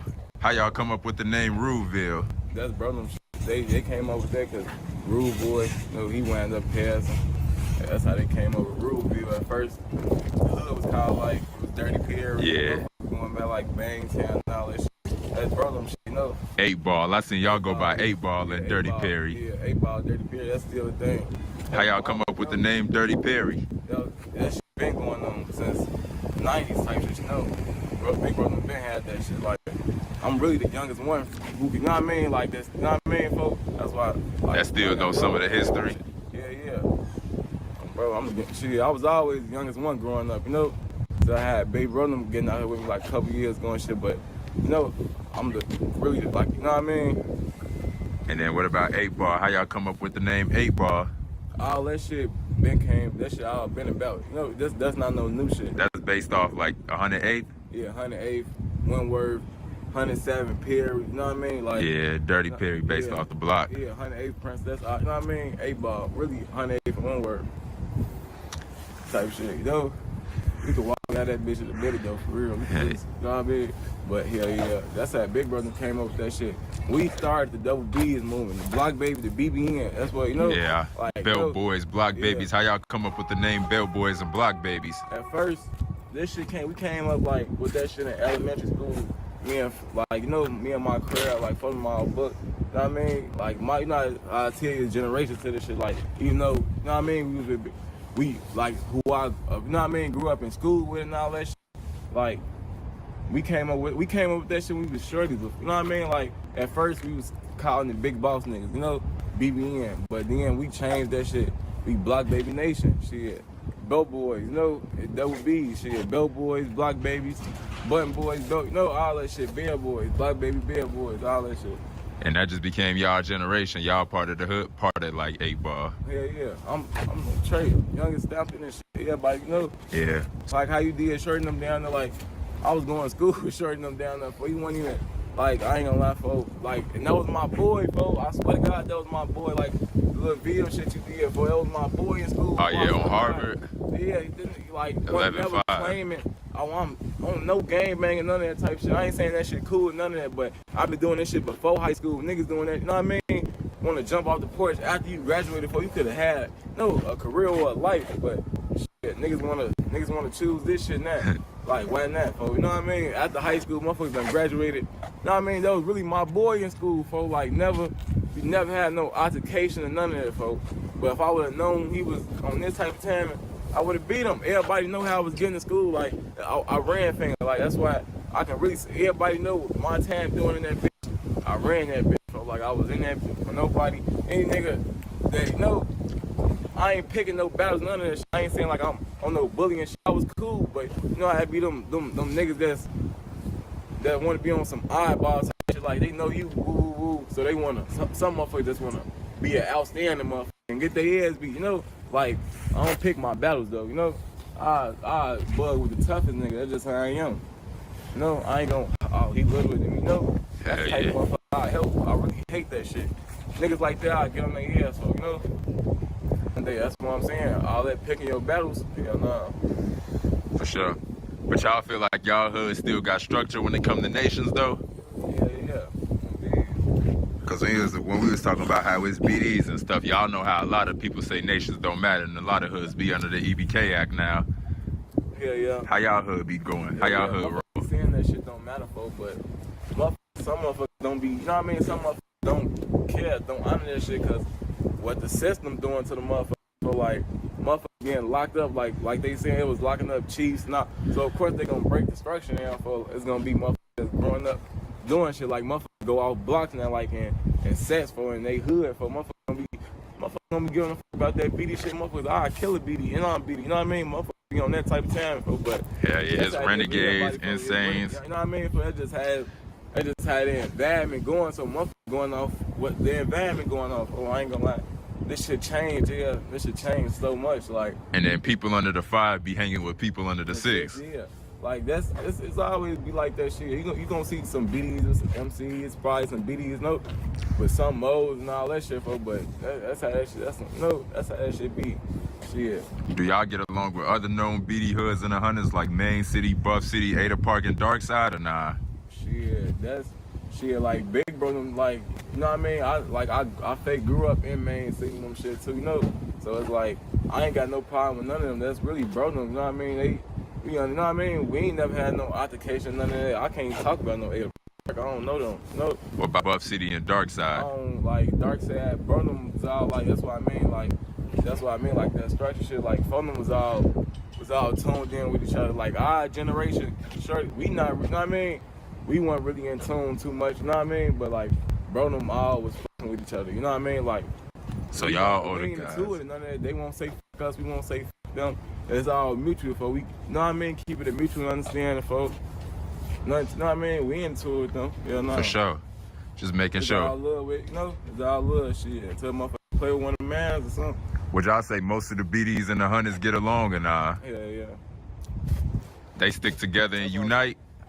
Shit, really? Yeah. That's how it is out here. Like, motherfuckers wouldn't know that though. Like, what's going on, like like, I won't say the low end, but in like the 60s and Inglewood and all that shit, you see some of they ass into it with each other and all that shit and that.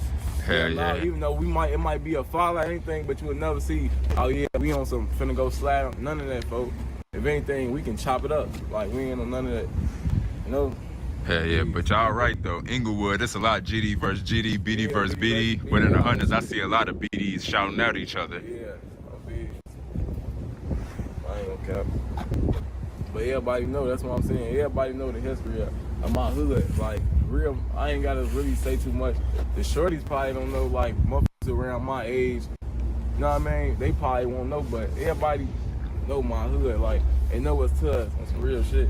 We the first with the shorty shit, like, we was known for that, having shorties. You know what I mean? Like, yeah. At a young age. That's like what Lil I mean. Yummy when he was 11. Like, you know what I mean? Like, that's what I mean. Big Bro, you know what I mean? They got him when I was young. He was Marshall, you know, like, even though they 3-4 years younger than me, folks, I'm gonna teach them how to do this shit the right way, how Big Bro them taught me. You know?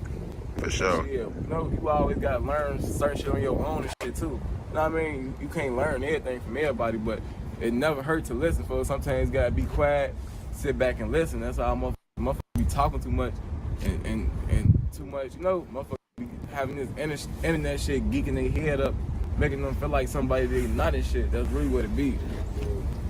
Y'all got any gas stations in y'all hood or nah? Shit, though. We got Express, Ohio Level to Woodward. That's a full market. We got 107 Woodward, so that bitch just opened back up. They know that's a famous though. When the ops tried to come up, that bitch got their ass clapped. Shit, that's a case that's, you know, that was self-defense though, so I don't really beat that shit, you know. That case dismissed? Yeah, that case dismissed. Oh, okay. What's some do's and don'ts when you come to this hood though? Don't come through this bitch fast. Somebody come down the one way. Don't come down this bitch Like in no high car.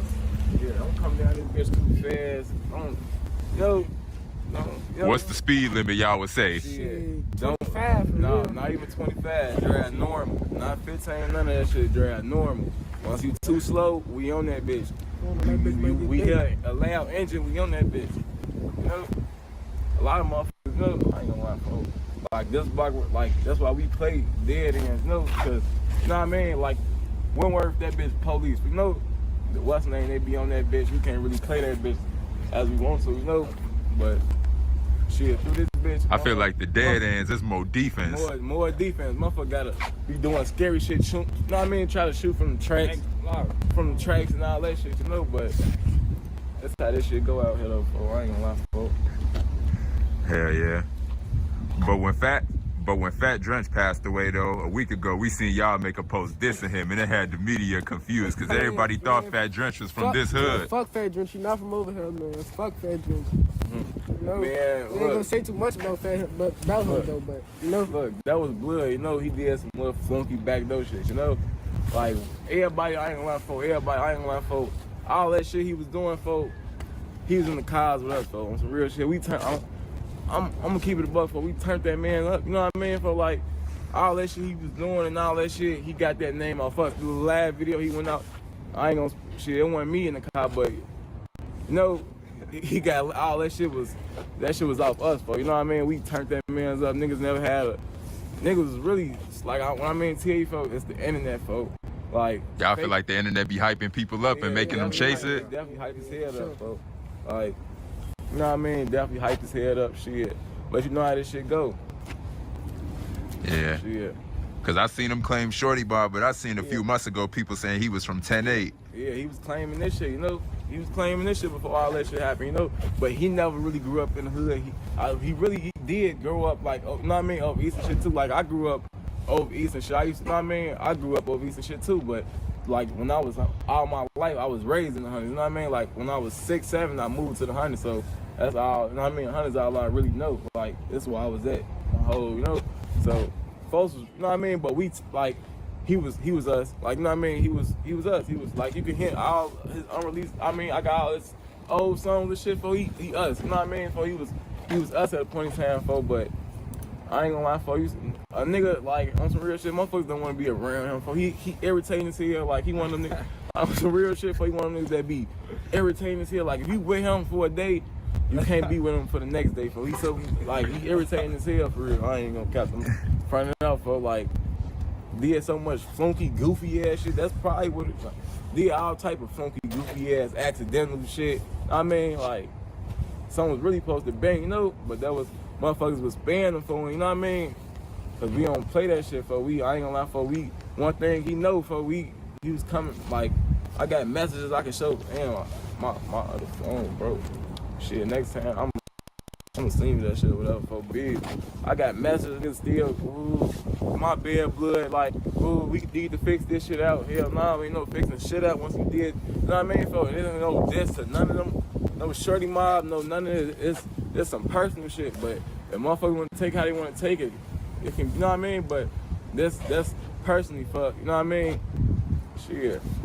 Niggas did some backdoor shit. Once a motherfucker turned you up, motherfuckers helping you, you know what I mean, tell you fucked up, like putting bread in this fuck. Like I ain't gonna lie, one thing I always had, like on bees, I stay with like lows. I always got at least some type of little paper on me for it. And my brother, for like I'm putting, like helping niggas, put niggas in play, folks. niggas doing like funky robberies out, just, you know what I mean, doing just goofy shit. Like once you really get, like, you know what I mean, for you gonna see that it's really about the bread, folks. Niggas was like, I ain't gonna lie, for, and that's really, we taught that man how to move, like, on some real shit. If he was still, he would have been alive, folks. I'm gonna let you know that now. He would have still been alive. If he was around, folks, cause he would still been alive, folks. But that's what happens, folks. Niggas be trying to do goofy backdoor shit and shit. That's what happens. Like, that shit gonna come back around on your ass. For sure. That shit gonna definitely come back on your ass. So y'all want to tell us about Wentworth Mob? I heard about it getting talked about in the hundreds, as we just was like, you know, talking about it a little bit earlier. Wentworth Mob, that's photo. That's 104th Wentworth, all the way down to 109th, 100. You know what I mean? Really 110 shit too. I know, but it's some, you know what I mean? It's 104th to 109th, 110th type shit. That's Wentworth Mob. That's photo off the L, photo off the 6, and that's us. You know? Yeah. We made that shit because, why? You know what I mean? For we got a big ass hood for real. There's money through this bitch, so that's what it is. For we mob, for Wentworth Mob. Y'all want to tell us how Wentworth Mob came about, like how it started? Like I said, Wentworth Mob, that many things. Photo made that shit. I'm just one. Y'all know like what year? Like 2016, 2015. You know what I mean? Around that time. So it's been like recent. It ain't been like 10 years or none of that. Yeah. That's damn that 10 year shit. Wentworth probably longer than that. You know what I mean? Photo bent. You know what I mean? Like there used to be some shit going on in the real, but no, photo put their dirt to the side, decided to put, you know what I mean, make this shit together type shit. Like motherfuckers got they official, you know what I mean? Like had we over here, you know what I mean? But we all still be together, you know what I mean? So it's like Wentworth Mob, you know what I mean? So y'all could post up on the 6 too. Yeah, I can post up anywhere. That's what I've been trying to work with. I got videos like my brother. I got videos on the 6. I got vlogs on the 6. I got vlogs on the temporary, on the fact, you know what I mean? All that shit. Oh yeah. I'm the youngest in this shit, you know. But like I told you, I'm embracing, you know what I mean? You know what I mean? For this, I'm a liberal now, you know. Everybody know my crowd, you know. We gonna come correct, straight. That's how I was taught. The internet label Wentworth Mob is like an alliance, which y'all say is that. Nah. Shit, that's a thing. It's like, that's why I told you. Like, they say like an alliance, like superhero or something. Oh shit, I mean, they can say that, but it ain't no, you know what I mean? It's like, it's all like a family type shit, because photo, like I mean, photo family, you know what I mean? And motherfuckers used to be in too, but for one, motherfuckers, because can't too much shit happen, because you gotta go to the crib, you know what I mean? It's like that with the ops too, but fuck them, you know what I mean? But one word, this shit like a family, folks. It can be in between little shit, but ain't never gonna be too much shit happening. We a family, folks. We gotta put our difference to the side, and you know what I mean? And if anything, you know what I mean? We a family, folks. For sure. But whenever they talk about Wentworth Mob too, they say Wentworth Mob one of the most hated, like, just areas in the hundreds. Yeah, it is. That's why, yeah. We definitely the most hated, folks, because we the most hated. I ain't gonna lie, we the heart of Roseland. Roseland Hospital, that's our hood. You know what I mean? It's right, like, I ain't gonna lie, we definitely the most hated, folks. Like, we damn got most of them, we share us with a lot of motherfuckers, you know what I mean? Like, we the most hated, folks. We definitely the most hated, because that's because Fulham used to be on some, like, I ain't gonna lie, when big, like, Fulham used to be on some wild shit, like, that's why a lot of we the most hated. You won't never see no other niggas try to come through this bitch and, you know what I mean, folks, like, none of that shit, like, niggas, you know what I mean, I ain't talking about no video and shit. Well, I'm saying, you will never see no other niggas coming up here trying to take over this hood and none of that shit. Cause they know when it's time, the members gonna come out, like, you might not see them now, but on trade them members is, and they're like, you know what I mean, folks, and I need no call, cause I'm the call, I'm sure I'm pulling up or whatever, you know, like, my brother. Real shit though. Long live my brothers, long live D-Money, long live Trey, long live all four on my neck, long live Shooter, no, Damo, all of them. Oh yeah, sure that 8-ball too. No, 8-ball. You know how we get. I'm phone them, shout out Double I, just phone them, Rich Ruleville. No, my, you know, that's my big, no, Ruleville, Dirty, that's my big phone them. This Prince Town them shit, but like I told you, we all a family. So it's like, all we can really come down. We can come down there on Folsom end, and we can come down here on this end. Like, this odd, but this really odd end. Because this why, you know what I mean? This what's understood ain't got to be explained for. This shit definitely for, but once you win this shit and you know what you know, you know what you know. Like this shit, it's our shit. And these, I'm embracing this shit. For sure. But how y'all feel about people on the internet saying that Wentworth Mob known for slamming people out?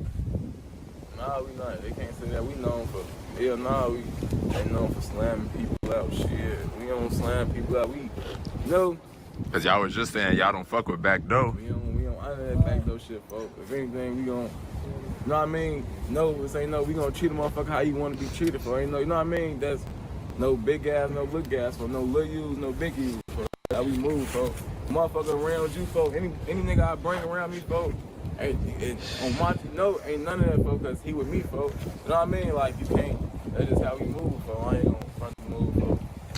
For sure. Don't get me wrong, of course, everybody be poking motherfuckers and shit like this. Do what you gotta do to get your bread. I ain't gonna act like niggas ain't got took none of that shit, but you know what I mean? That's how this shit go though, folks. But we don't honor that back door shit. We don't honor that shit. Back door case. Any of y'all be rapping or nah? Yeah, I be rapping. My shit kinda on the way. We be posted on the 8. You better not slack it, this ain't safe. You try to run, we eat your face. Them bullets coming at your place. We at the top, this ain't no race. We call it out, then he got chased. This switch of blind, you like some mace. Ain't ducking shit, don't leave the case. Oh yeah. Really gonna shoot video real soon, man. I'm big. How you come up with your rap name, Quando though? Shit, that's my I came up with that shit. That's what Uncle called me, Quando. No. Quan, DQ, Quando, you know, Quando on the way. Shit, that's where I'm from. Quando on the way. You know, I'm doing this shit for the hood. So I really, like, because I, like, real rappers and shit, like, Grizo, he bugged. No, we had, like, Boss J, you know what I mean? Folks was doing numbers. Like, a lot of folks out from my shit was doing numbers and shit. Let's see, Rule, let's see, check out Photo. Shit, check out Photo down on that end, on the L and shit. Temple Wheel popping and shit, you know? But really, I came up with my rap name just off some shit. It was gonna either be Black Baby Quando or shit, Quando on the way. Folks said shit, make that bitch Quando on the way. I made that bitch on the way. But with the rap shit, I really be playing with it, but I just be shooting on some board shit. Oh, okay. Once I really start promoting my shit right in, you know what I mean? I'll be really playing with that shit, you know? We gotta have you be consistent. Shit, I gotta see that shit flowing in. It be all type of shit going on. I don't really be worrying about that rap shit for that shit not getting me no bread in my pockets right now, folks. I do that shit on.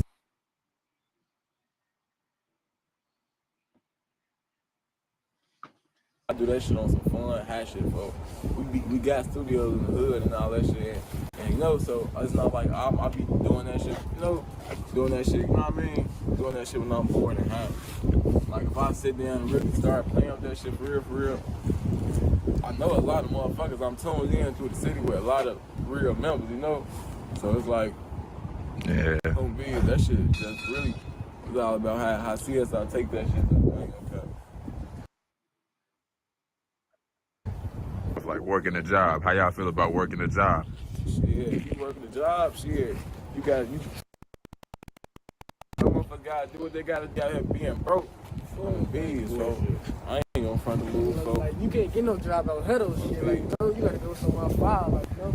But shit, getting a job, keep a motherfucker out the way. I ain't never even had a job though, but shit, you being at work, I had you missing a lot of shit, but you staying out the way, you get into it, folks. Slow money. Well, I get this shit off the trap. Y'all feel like y'all can do what I be doing, like going to other hoods and doing interviews? Hell no. I could, hell no. I ain't doing all that interview. Hell no, I don't even want to ask them niggas no questions. You know what I mean? For like, I don't even know what I mean? For like, for what? I mean, it's somebody got to do it, but I wouldn't do it. Like, I'm with it's motherfuckers that's who is doing this shit, but I can't. Me personally, I couldn't do it. Like, if I was on some other type of time, how I grew up, that's off how I grew up, I can't do it. I wouldn't do it. You know what I mean? For like, I already be on some too much, you know what I mean, type of fucking niggas type of time, so I can't even really. I know I can't just be going to everybody hood, folks. You got these motherfuckers I know and fuck with. For sure. Try to get down, do anything, and once they get down, I'm coming back. Bro. But for both of y'all though, if y'all homie Quano dropped a song and it like blew up and took off, y'all gonna push them like keep dropping music? Yeah. See, I ain't gonna lie. One thing about Lil Bro them, they really be telling me to rap for real. I be for we be on some other type of time. So I ain't gonna lie, folks. But for them, I ain't gonna lie, folks. Lil Bro them definitely inspired me to keep rapping. So I ain't gonna lie, folks. I just be on some shit. I be chilling for. I ain't gonna cap for. I get in the studio for. It's just I don't be. Fuck, I'm finna go make a song, none of that type of time, and folk. Bro, I be really chilling for this shit. But for them definitely be inspiring me to do that shit, folk. That's why I said free level, free all the members, so they be like all, you know, county and state building fairs, folk. Like, them bees. So for them be inspiring me, so they be telling me to keep going with that shit. I really be playing though, like you be freestyling or you write your songs? I be doing both. Like when I'm in the studio, I punch in freestyle. Like, you know, sometimes I write my shit. I'm never just freestyling like right off the head. You know, say some other shit. I stop, pass here, punch in. You know what I mean, folks? For sure. That's how it really be though, folks. But if your shit start going up and the deal start coming your way, you gonna sign the deal?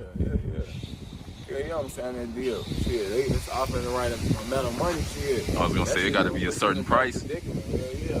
It's all about how you take it, how you go out that shit. But if it's a deal, I know I can't stand to the shit. Cause everybody gonna be buzzing for that long. You gonna have your, you know what I mean, for especially in the rack, for a lot of these niggas rap the same. So you can be getting 400,000 views, but you gonna be getting that. You know what I mean? Like you gotta be rapping, you gotta be versatile. You gotta maintain. Yeah, you gotta maintain, cause you can have the whole rack listen to your shit, but it's motherfuckers from, you gotta have, you know what I mean? This shit gotta be global, folks. That's why, see, Dirk and shit, he had to be versatile, folks, cause everybody don't wanna, you know what I mean, listen to that shit all type of time. You gotta have mood songs, folks, songs for, motherfuckers probably wanna get in that type of timing. You probably trying to get on some fucking type of timing, on some lovey-dovey shit. You gotta have all type, you gotta be versatile with it, for real. For sure. But what would you consider yourself? You consider yourself like just a drill rapper? Like what genre would you put your music as? I don't even consider myself a rapper for real. I got hella songs out there for, but I don't consider myself no rapper for, but drill rap shit, that's what I be rapping about, drill and shit. For sure. Drill rap shit. Yeah, bro. I left my phone. But how y'all feel like people should move in a rap? Shit. Play it safe, keep that bitch on you. Shit, stay out the way, shit. If you a shorty, don't even get into this shit, bro, cause this shit ain't about nothing, bro. This shit not for everybody. Yeah, this shit not for everybody. So you would never think shit should have happened to you and to your guys, but that shit gonna happen cause that's how that shit is, folks. It's a system out here, folks. Every hood got a fallen member. Everybody got a hood, gonna have a fallen member, folks. Something nobody did, but shit done happen, folks. Like motherfuckers gonna get locked up. Oh, this how that shit go. It probably be somebody that make it out 9 times out of 10 it don't. You will be in this bitch growing up now, niggas getting fucked up, become alcoholics and all type of shit. It's about all how you don't. If you a shorty, folks, just hoop, folks. Do whatever you gotta. Don't. You might. It be too many shorties and internet niggas chasing that shit, folks. This shit ain't about nothing, folks. It's gonna be too much. This shit look cool, like yeah. You seeing what you see on the internet, folks. Motherfuckers still gotta deal with real life at the end of the day, folks. Some niggas be out here fucked up. Ain't got no family. Know what I mean? For like, hell nah, for why I do that shit for stay in school on some real shit for. I really like the school for. I ain't gonna cap. I had my way in that bitch. Like school was just like the hood to me. I'm in that bitch serving, mingling with the hoes and shit like that. That shit like normal life shit for. Like I ain't gonna lie for motherfuckers just need to be they self for. Like I ain't gonna lie for you ain't gotta be no killer, folks. Be yourself, folks. A motherfucker don't fuck with you off who they is, off who you is, folks. No, but like with this shit we on, folks, it's either you gotta be, it's either you a motherfucking a liability or a motherfucking, you either a resource or a liability, folks. You ain't gotta always be no slider, folks. Motherfuckers gotta, there's some motherfuckers who can provide, like bring certain shit to the table. That's all what it's about, bringing certain shit to the table, folks. But this shit, you ain't gotta be no killer, folks. You ain't gotta do none of that shit. As long as you trying to contribute and bring something to the table with anything, you know what I mean, folks? That's all what it matters about. But for the kids and all that shit, and all that shit. Stop chasing that shit. Really just, shit, do what you gotta do, folks. Stay in school, folks. Shit, listen to your mama. Business. But shit, OG gonna know what's best for you, and she gonna be the one. Once you in them situations and shit, 9 times out of 10, it be something. It's gonna be a couple real motherfuckers, folks. But you gonna start to see, folks, as you get older, your crowd you was really with, you gonna start branching off, doing it. You know what I mean, folks? I'm lucky I still got my solid crowd, folks. You know, it's only a solid, like at the shorties at first, only a solid 4-5 of us, folks. You know. But for them, not even shorties no more. We out 18, 19, and 21. You know what I mean? And shit now, folks. Sad, little bro, them, baby bro, them, I took them under my wing and shit, folks. But hell yeah, folks. That just, what the fuck I was just saying, folks? About taking them under the wing? Yeah, folks. But hell yeah, folks. That's really what it was, folks. Like, I ain't for gonna sure. Y'all feel like in the city you gotta be riding intense? I mean, nah, not for real, but damn no. Yeah, like for real. I ain't gonna lie. Yeah, but not for if you riding it, I ain't gonna lie sometimes, bro. Cause motherfucker, I ain't gonna act like a motherfucker won't. Motherfuckers will follow your car. Catch you in traffic. You can get caught in traffic. Why y'all think people be getting caught in traffic? I don't know, moving fluky or something. I don't know. Motherfuckers getting caught in traffic. Motherfuckers be having probably see a motherfucker going to a store or something like that, and they motherfuckers don't be knowing, folks. Hunters really is big, but it's small, folks. Y'all feel like know somebody, folks. You know? Y'all feel like in the city it's no stopping at any gas station? Yeah, any gas station. Y'all can go to any gas station, y'all everyday life? We go to anywhere. We be at any gas station. We be at the op shit. Like, at any gas station. I was gonna say, damn. Hey, keep it a buck though. Y'all still be taking the CTA bus? Or the hell nah? Hell no. I ain't take that bitch to 2020, but look, that's what I'm saying. That shit used to be fun. Like, that's what I mean to tell you. Like, I swear to God, folks, we used to be on the bus like that shit used to be fun as hell, folks. If you went on the bus, motherfuckers used to be beating motherfuckers up. You would see get on some hoes on the bus. We used to, I ain't like, we was like 13, so we used to be stealing out of stores. They definitely be throwing down in the bus. Throwing down on the bus, folks. If you went on the bus, folks, everybody had to get on the bus back. Like, if you was on the bus, well, the bus shit just started. You know what I mean? Like 20. I ain't get on the bus since 2020 because that's when, you know what I mean? Shit really started getting real for me. For like, I told you when I was 14, that's when shit started really hitting the fan. I really started, you know. But yeah, for the bus, that's why live your life, folks. Stop trying to get some money and fuck that game banging shit, folks. Once you get you some money, folks, you cool with everybody gonna fuck with you, folks. It's once you start game banging, now you can't go over here. You gotta serve this niggas, all, know what I mean, for all type of little weird shit, folks. But I just say shit, but still keep that bitch on you though. Don't let nobody play with you, folks. That's one thing, folks. That's what I mean by like I don't pick my battles for like, you know what I mean, folks. Any nigga, I'm bugging, folks. I'm not picking my battles, none of that shit, you know. Hold on. But the bus shit used to be definitely busting, folks. But that shit dead. Crazy. I ain't catching no bus. Hold on. Do y'all ever be getting tired of like the street lifestyle or nah? Shit. Tired, like, yeah. Like y'all be wanting to get out of that? I just want to get rich and get the fuck on, folks. But at the end of the day, folks, once you win this shit, you win this shit. But niggas be saying they stuck in the street. You can be stuck in the niggas be stuck in the streets, folks. But and your man gonna be stuck in the streets once you been in this shit for so long and you adapted to it, for so all you know is really a lot of shit because a lot of motherfuckers ain't been outside of their environment, folks. Niggas probably took a couple of trips and shit like that, folks, but a lot of niggas ain't, you know what I mean, folks? You ain't seeing no other shit for real, folks. And then once you do come back from that trip, that's what you seeing again, folks. So, you know what I mean, folks? This is what you around, folks. You a product of your environment, folks. You know what I mean? You a product of your environment, shit. For sure. But aside from other hoods and Wentworth Mob, what other hoods y'all rock with though in the hundreds? In the hundreds? Yeah, what other hoods y'all in cahoots with? Shit, we ain't in cahoots with nobody. So only the fam, basically. Only the fam. Shit, I told you we BD though, so we still go off, you know, so we mingle around, you know what I mean, folks? We ain't got no problems with a lot of the BDs in the hundreds, you know. Y'all go any lords in the hundreds or nah? Lords? Nah, hell nah. Yeah, motherfuckers know. That's what I'm saying. I don't want to speak on them because they got shit case, know what I mean? Cases, I know, yeah. Can't say too much. What Lord, know what I mean? The Lord and shit we do. Know what I mean, folks? But, you know, we BD, folks. For sure. We fuck with Princeton for them right here, shit. It's our shit too, though. So would y'all say like the Breeds and the Snakes is the only hoods under the 5 that y'all rock with or nah? Yeah, the hottest. Yeah. I don't fuck with nobody else. If you not, that's what I mean. I'm not finna go around, you know, for them, this like a family, folks. So that's why I was down there with bro them. Nah, I be that, you know what I mean? Hell yeah. On some family type time, folks. You know what I mean, folks? That's what it is, for like folks' brother. You know what I mean? He from off 105th and Windward and all that shit. You know what I mean, folks? It's a family, folks. On some real shit. For sure. But what y'all think we got to do to make Chicago better, though? Shit, make more shit. I ain't gonna lie, folks. We need to get rid of this, all this too much internet shit. Our generation gonna be fucked up. It's fucked up. I ain't gonna keep. Our generation gonna be fucked up. But motherfuckers, for the kids, we gotta start.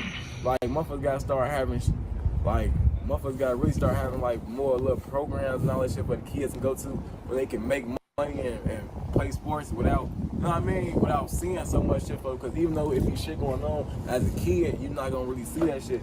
But now you gonna see it because it's a lot of kids that got phones. Like there be kids that's like 7 got iPhones, 15s and shit. You know what I mean? Like so they seeing all type of shit. For like me personally, I would have been putting parent restrictions. I don't want to be like motherfuckers be seeing all type of shit on the phones for the internet, and then that's what it's glorified for. So they gonna think that shit cool, folks.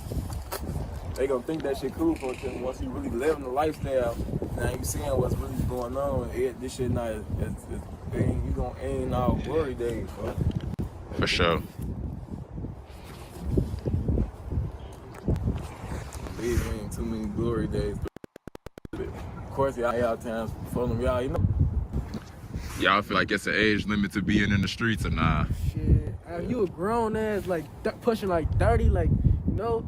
I ain't gonna say you can't be in the streets, but like you ain't gotta over chase that shit. Yeah, that's what I'm saying. Like big bro, you don't see big bro no matter, you know what I mean, folks, but they don't stand back. You know what I mean, folks, like when you older, it's time like to get your money. Boy, I'm not you know, doing this shit. And I'm 20, 30 something, you know.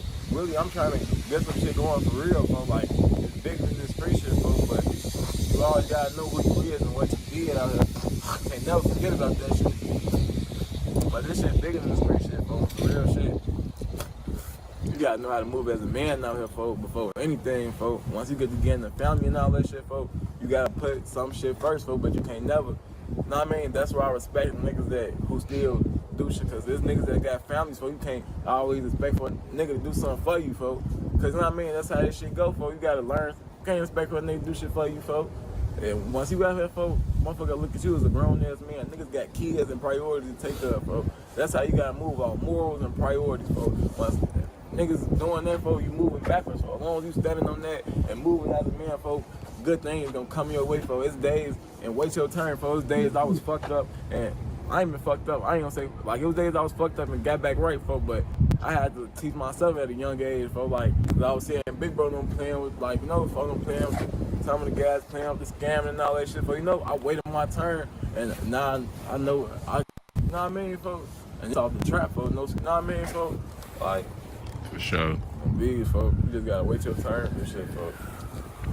How y'all feel about going back to the block even after you make it? Yeah, it's good to come back to the block, but once you make it, you gotta have motherfuckers that's, you know what I mean, around you that, you know what I mean, folks, you can't be the, you know what I mean, one that's always foreign line, folks, cause that's how them cases and them RICO and shit, once you get big, folks, they gonna try to put you under some shit, folks, cause we black at the end of the day, folks.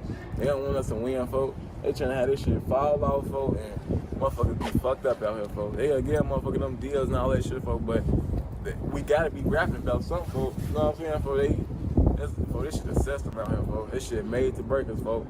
It's either you break or make it. How y'all feel about listening to y'all ops music? Would y'all give them credit for their music? Hell no. If it's Me good, personally, hell if no. it's good, you know what I mean? But whenever some diss and shit, no. Cause most of my ops music ain't, well, I got new ops and shit too, so if that shit good, I'll listen to it, folks. But it can't be it gotta be like a motherfucker that's getting thousands. You know what I mean, folks? It can't be no money, you know what I mean, folks? You gotta be a motherfucker that's everybody listening to, folks. You know what I mean, folks? Like on some, you know what I mean, type shit, folks. Like if he getting a million views, you can't. If it's good music, it's good music, folks. But I ain't playing you ain't finna see me just playing no op shit. For sure. I'll play shreddy shit though. Oh, big. But what's the message y'all got to the youth though before we leave? Shit. in school, shit. Don't get your ass caught. Not even that, bro. These for the kids, bro. Stay in school and shit, motherfucking. Be yourself out here, blood. Don't be chasing that shit. And what Lil Bro said, shit, keep that bitch on you. Don't get your ass caught, shit. But for the kids, yeah, just shit. Chase your dream, shit. Dreams you have, and shorty folks finish chasing that shit, bro. Don't get to, trying to be something you not. Don't be it, bro. A lot of niggas trying to be shit they not. Niggas here be getting hyped up. They really goofy, that's what it be. But check it out, before we hit this bitch, we walk down here. I passed it. I really want us to walk. We could have, like, we got two. One word, 200 acres and one word. We got one word street and one word place. Street, you can't walk down there, bitch, just off the, she calling the police all the time, But down there. Where you finna walk to? We can just walk to the press and then since we finna end this bitch. For sure. We already got one of the other one word. This bitch is country is going up over this bitch is sweet. Like, what's the favorite member y'all got on the block? Yeah, I ain't gonna lie for arguing one time. Yeah, I ain't gonna lie for it. It's hella members on the block for like from them A-Rab. Over there my homie A-Rab, he from the 10th, he from Wellsboro. Folks brought the lamb to the block, folks be out there. We had block shit, the block party down there, folks. That bitch was cracking, it's hella members in this bitch, as a shorty, so many stealing bikes. You know what I mean? So as a shorty, you gonna be out here way more, Like, you know what I mean? You gonna be just outside. We used to be outside. I mean, it used to be a lot of us, so it used to be like 10 of us, only 2 straps. That's some real shit, bro. So first now we all, it's 10 milli too. We all that big ass niggas. Hey, now, we gotta do some much. They know what's going on, basically. Oh, no, they know what's going on. And they know we run this bitch too. It's getting dark quick as hell. That daylight savings hitting. Daylight saving time.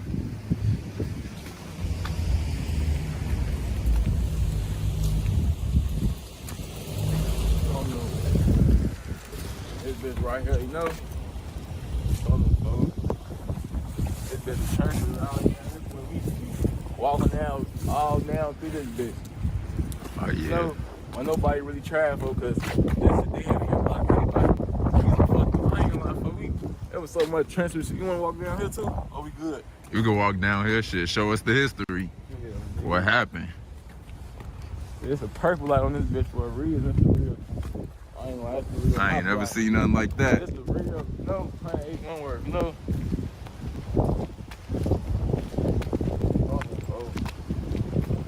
It's real.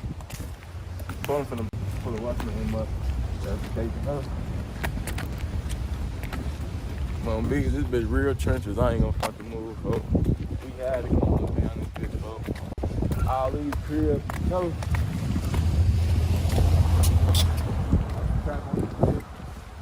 Which crib? That bitch got so down. They be tearing shit down here. Oh, yeah.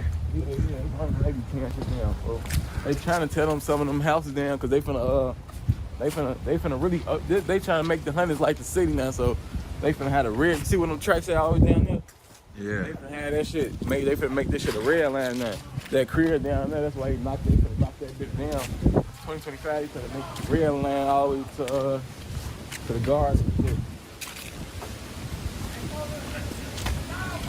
Nick, don't fat ass still out there? Oh, big, it was one of the traps. That crib right there, that was Rizzo crib. And big.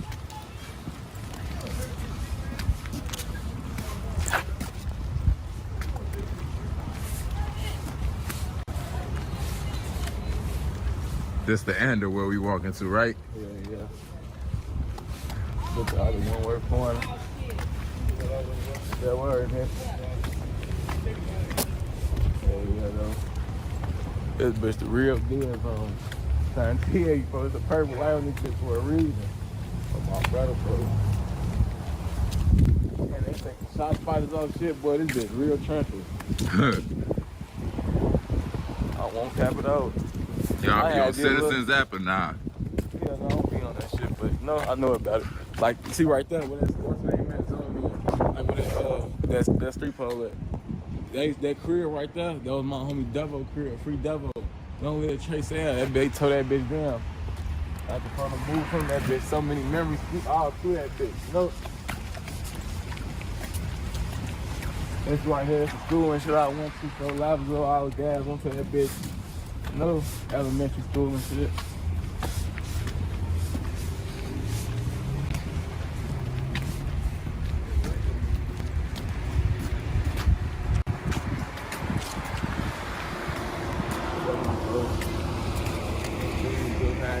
Bitch, you know? Oh no, put that bitch in there. Through that bitch, we could really walk to the. When we was finna end the bitch, I would say we could have hopped in the park, shit, for real.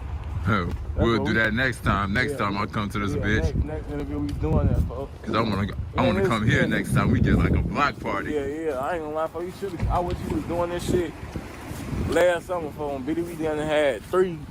This bitch was sold up for. I ain't gonna lie, we done had that bitch from 108 Blossier all the way around to right here. The police tried to end that bitch. We was at the park, folks.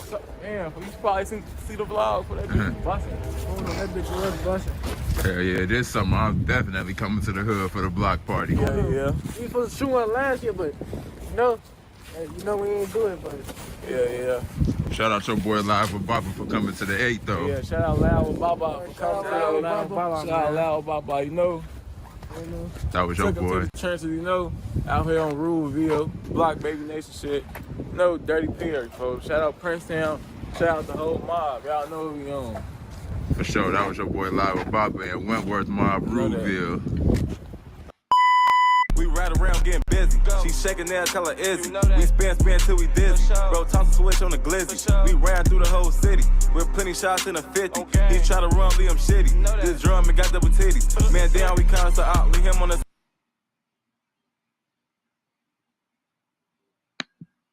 Nah, that shit was kind of hard.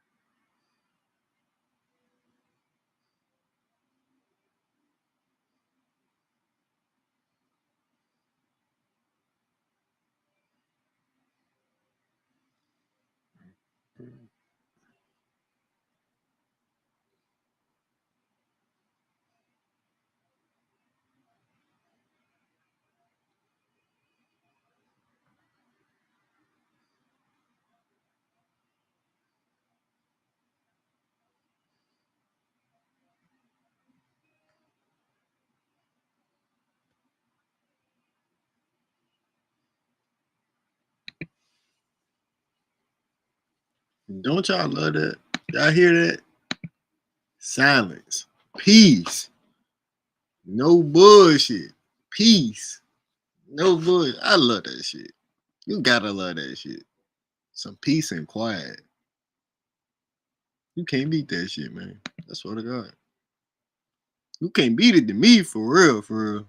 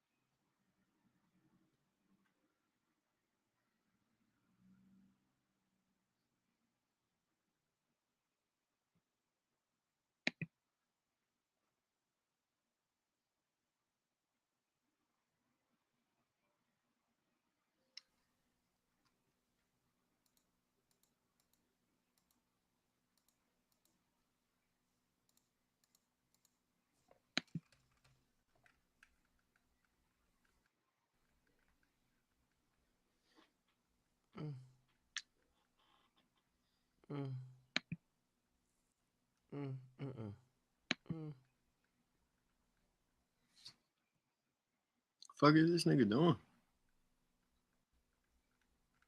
Fuck, I can't find a good thumbnail right now for the King Academics channel. What the fuck could I use? Maybe that? No, that one. Oh, okay, I found one. Okay, we good. All right, people, welcome, man. Welcome. I'm glad y'all here. I'm glad y'all are here. Bunch of things that we are going to get to today.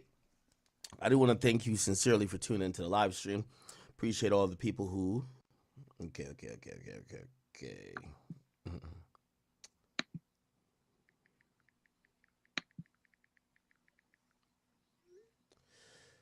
All right. So let me tell you what I got on the list. Y'all tell me what I'm missing. Okay. Cash, is you still here? Oh, nah. I forgot all about that nigga. Nah, I got a better thumbnail. Hold on. Damn. Thumbnail. Don't do drugs.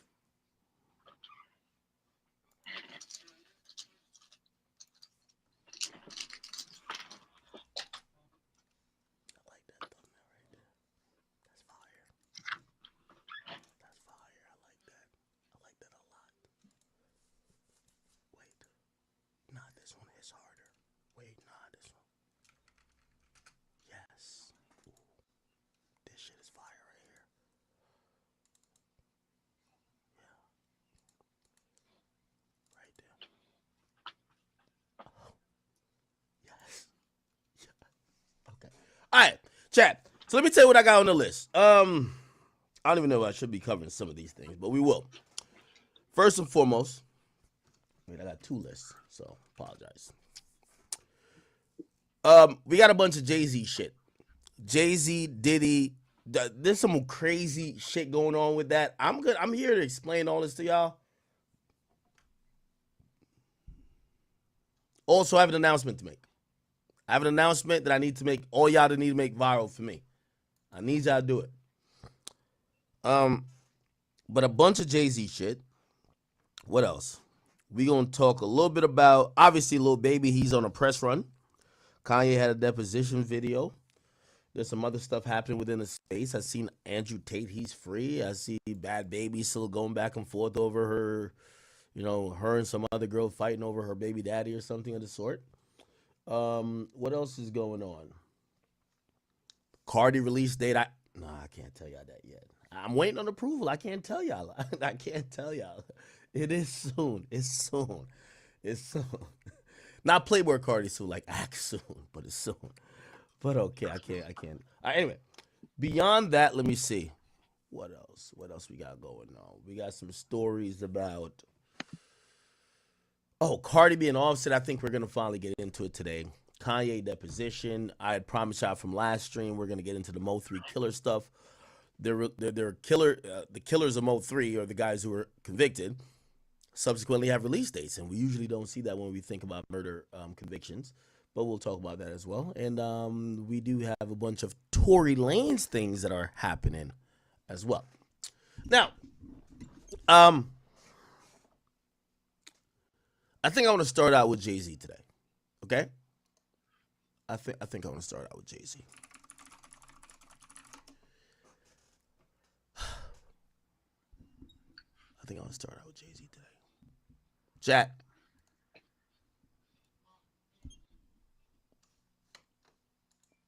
And I need everybody, everywhere, to capture this. Y'all could, if there's ever a time I want y'all to make it viral, make this viral, okay? Big Ack is here, officially, on the record. I want to sit here and I want to make a public apology to Jay-Z, okay? Jay-Z, I am sorry. I want to apologize to Rock Nation as a staff, a record label, and a motherfucking company. I want to apologize to Jay-Z, Blue Ivy, the other two. Is it two? Beyonce's mama. I want to apologize to everybody that got any, or except the Sugar Baby. What's that nigga named? Memphis Bleak. I seen you on Twitter, nigga. You a peon.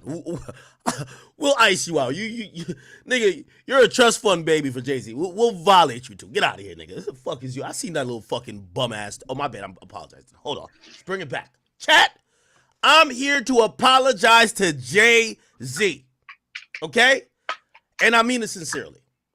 And Alex Spiro, if you're out here, someone please send him this video. Academics sincerely wants to put in an apology, and really it's for everything. The history between me and Rock Nation has been lengthy. If you don't know, I've had odds with Rock Nation since the Vic Mensa thing happened. Rock Nation was feeding Complex with a bunch of interviewees, and once the Vic Mensa thing happened, there was a shift in how they tried to purport certain things and try to send people at even my platform. So that's how far the back and forth goes. But I'm here today officially to say I apologize. And the apology is coming from a place of, and I'm gonna, I'm always keeping it 100. It's coming from a place of respect. I'm gonna tell you why it's respect. I think when it comes to media, I think I'm like Floyd. I've watched a lot of rappers and I've watched a lot of personalities. Anybody who have went at act, listen, it may not be today, tomorrow, next week, but trust your L is coming, and it always happens. I'm undefeated. But you know how you stay undefeated? Shout out to my man Floyd Mayweather. You don't go fight another nigga who's just like you and undefeated too. Okay? And I seen it almost setting up, and I'm like, I'm just here to say I'm going to duck that fight with Rock Nation. I want no smoke, and I'll just apologize and bow out. I'm going to tell you why. Rock Nation is, they some bad boys. No pun intended. They use tactics like I use tactics, and they never forget, and they're petty.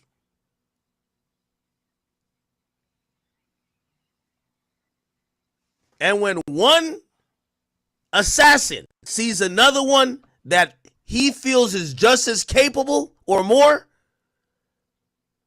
the reason why I don't lose is because I know how to pick my battles, chat. I'm going to keep it a bean with you. Meek Mill, I knew I was going to wash that nigga in 90 seconds. We were never going to make it a 12. Even Lil Baby. Lil Baby. Okay? We'll get to that later. You've seen it all. But I'm telling you, I don't know if this is the first time I've done this, but I want to say I'm throwing in the towel. I'm not even walking in the ring. Rock Nation, Jay-Z, I want no smoke. Now I'm going to give you some context to it. And before some of y'all think somebody reached out, none of that. They would never play those games with me. Nobody. I don't care who it is. But this is an educated thing of mine.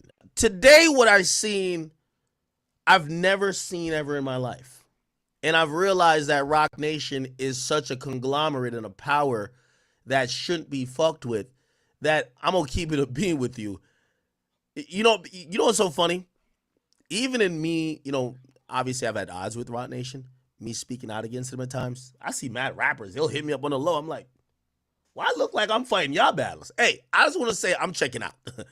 I got no issues with these motherfuckers. I'm going to tell you why. Rock Nation is too powerful. You can't defeat them. I'm going to show you a list of things that we've seen that has proved my theory. And again, while the undefeated, insurmountable Big Act never bows down, I will definitely duck a fight if I think it's not in my favor. And this one ain't in my favor, okay? So, why today? And what happened? I'm going to be honest with you, man. I've never in the history of time, and I see a lot of people misinterpreting the statement that they put out.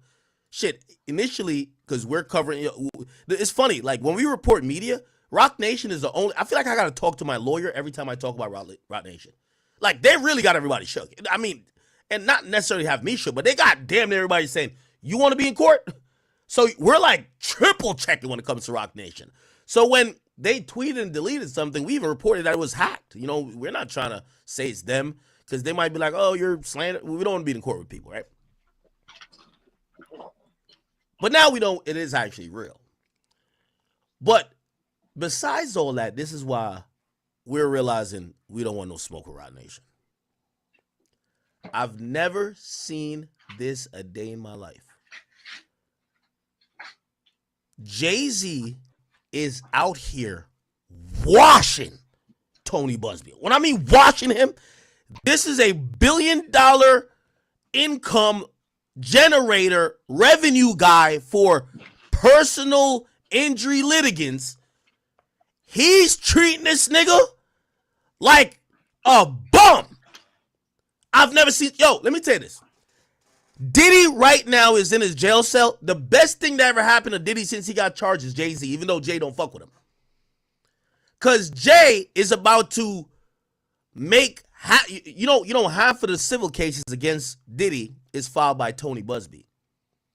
Jay is violating this nigga Tony Busby so crazy, and is going to, that you're going to look at all 17 or 18 of the lawsuits he filed against Diddy and say, bro, if you did that to Jay, what you did to Diddy, we ain't believing none of this shit. I've never seen this before. Now, again, I'm continuing to explain why I said I'm good. I don't want no smoke with these things, okay? Tony Busby was behind the scenes sending demand letters to Roc Nation. Yo, we gonna name you in a lawsuit with Diddy. Give us this, give us that. Jay put out that statement. We ain't giving you shit, nigga. And Jay sued him anonymously. Yo, what's up? Let's get it. It's up. What's popping? The whole time I'm like, yo, Jay is talking too crazy. But since then, I gotta keep it a beam with you. I've never seen such a thing. The lawyer who filed a lawsuit on behalf of a woman who claimed she was 13 when she got gangbanged by Diddy and Jay. That lawyer got more lawsuits against him, more allegations against him, more people turned against him than the nigga he's supposed to be suing. I gotta always give kudos, call a spade, and I always told y'all, no matter, I like to say Jay's a snake, but I say he's a great businessman. The way Jay has handled this case, I don't think there's a lawyer within 20,000 miles that will take a fucking case about any misconduct as it relates to sexual misconduct versus Jay-Z, unless you have it on video, 4K, Jay holding somebody down and fucking them. It's no way. This nigga is giving the beats to Tony Busby. I'm sorry. Let me explain even further. Tony Busby filed a lawsuit. Somehow, magically, NBC News does pretty much half of Jay-Z's bidding by exposing the person that Tony Busby is using to sue Jay. Expose the fuck out of the plaintiff. Jay, I don't know if he's paying people. I don't care what it is. Jay has gotten people on record who are claiming Tony Busby is encouraging them to file lawsuits, dropped them because they wouldn't lie to the story Tony Busby said. And today, once I seen this, I said, yo. Everyone was shocked when Dirk got her. Hold on. Jay got it. Sorry, we'll get into that later. Jay got it. Chat, I've never seen this before. Chat, if we talk about power, this is what I'm saying about this Roc Nation shit. This is some different type of power. That's why I'm bowing now. I'm good. I ain't got power like this. I got a big mouth, and I got a decent side platform, and I got the chat. And I know ain't nothing bigger than the chat, but there's definitely something more powerful than the chat, and it's goddamn Roc Nation.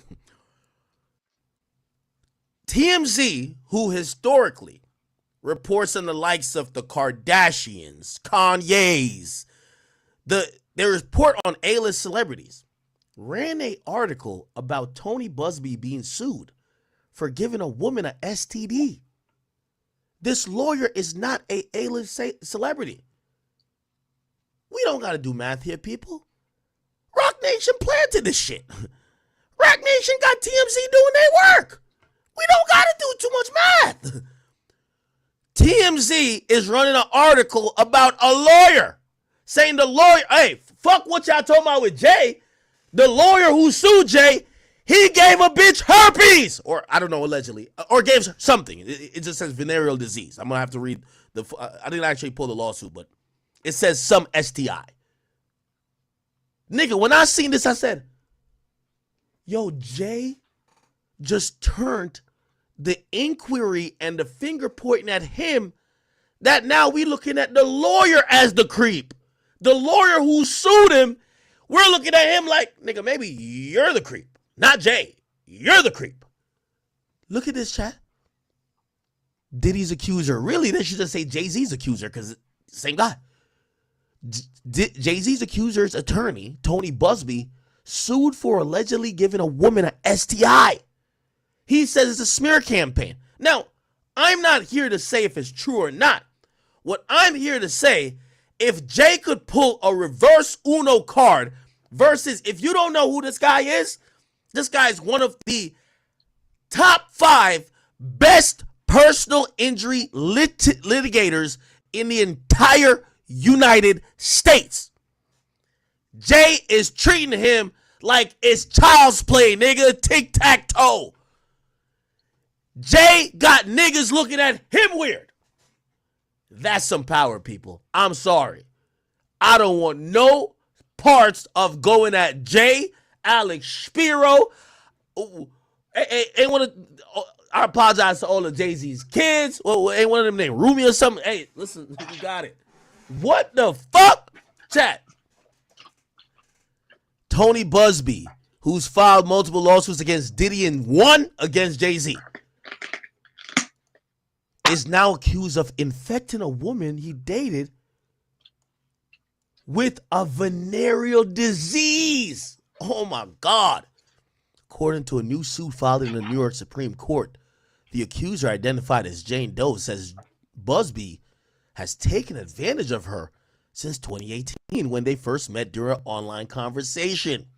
The woman says Texas-based attorney charmed her and convinced her to go out on a date. She said she ventured to Tony Busby's hometown of Houston to grab dinner with him before they took in a show. After the performance, the woman says Busby booked a room at a 5-star hotel where he seduced her. The two allegedly had sexual intercourse without Busby revealing he had a venereal disease. Now, chat, this is why I'm telling you, I want no smoke with Rock Nation, and I issue a formal apology. And here's the next part of what I want y'all to say to go viral. Jay-Z, I want to be on your team. I want to be in the camp of the Rock Nations, because this type of power and this type of sliminess, hey, get me to a billionaire status too. I'm with y'all. Okay? Now, I ain't going to turn against Tory. Okay? I know y'all don't like Tory. All right? Tory's my mans. I ain't going to turn against Tory, but I got no more opinion on that. Okay? Tory, you on your own, nigga. you on your own, Tony. Tory, you on your own, brother. Rock Nation is too goddamn powerful. I'm just bowing out. I'm just going to check out Peace. I'm going to catch y'all niggas later. Yo, Jay. See you at the brunch, gang. I'm sorry. Y'all like, nah. See you at the brunch, gang. I'm sorry. Chat, don't act different when I'm at the brunch. Sorry, okay? Rock Nation is giving this nigga a taste of his own medicine. Oh, you said I did what to who? Now we gonna put it out there that you burning, nigga. You got some incurable STD, nigga. I'm sorry, chat. We gotta make it to the brunch at this point. Yo, I need Alex Spiro on my team. Alex Spiro, my bad, my nigga. Okay, my bad. Okay, player to player. We straight. Okay, and Jigga, don't you worry. I've always said you one of the best rappers in the world ever. Real. Behind Tupac and Drake. Okay, behind Tupac and Drake. Can't put you over Drake. Okay. Another thing. Jay, whatever issue you got with Drake, I fuck with Drake, but that nigga on his own too. I'm sorry. I'm sorry, chat. I'm sorry. Jay too powerful. I'm sorry. I'm checking out. I don't want no smoke with Rock Nation. Rock Nation's. Bro, who is on this page trolling me, bro? I know this a troll page, cause you just made your page in November 2024. Like, who made this page to troll me? Like, what is up with you? Like, sports, right? I'm good. This type of power I've never seen before. Okay? So all y'all niggas trying to get at Rock Nation, hey man, I was seeing y'all side before because I'm like, yeah, they fucked around with me with Vic Mensa in it. Y'all niggas on y'all own. Y'all niggas on y'all own. Y'all niggas on y'all own. Tory, good luck. Drake, I don't know what you got going on. I'm hopping off the ship. I'm trying to get down with the nation. Sorry, Chad. I'm sorry.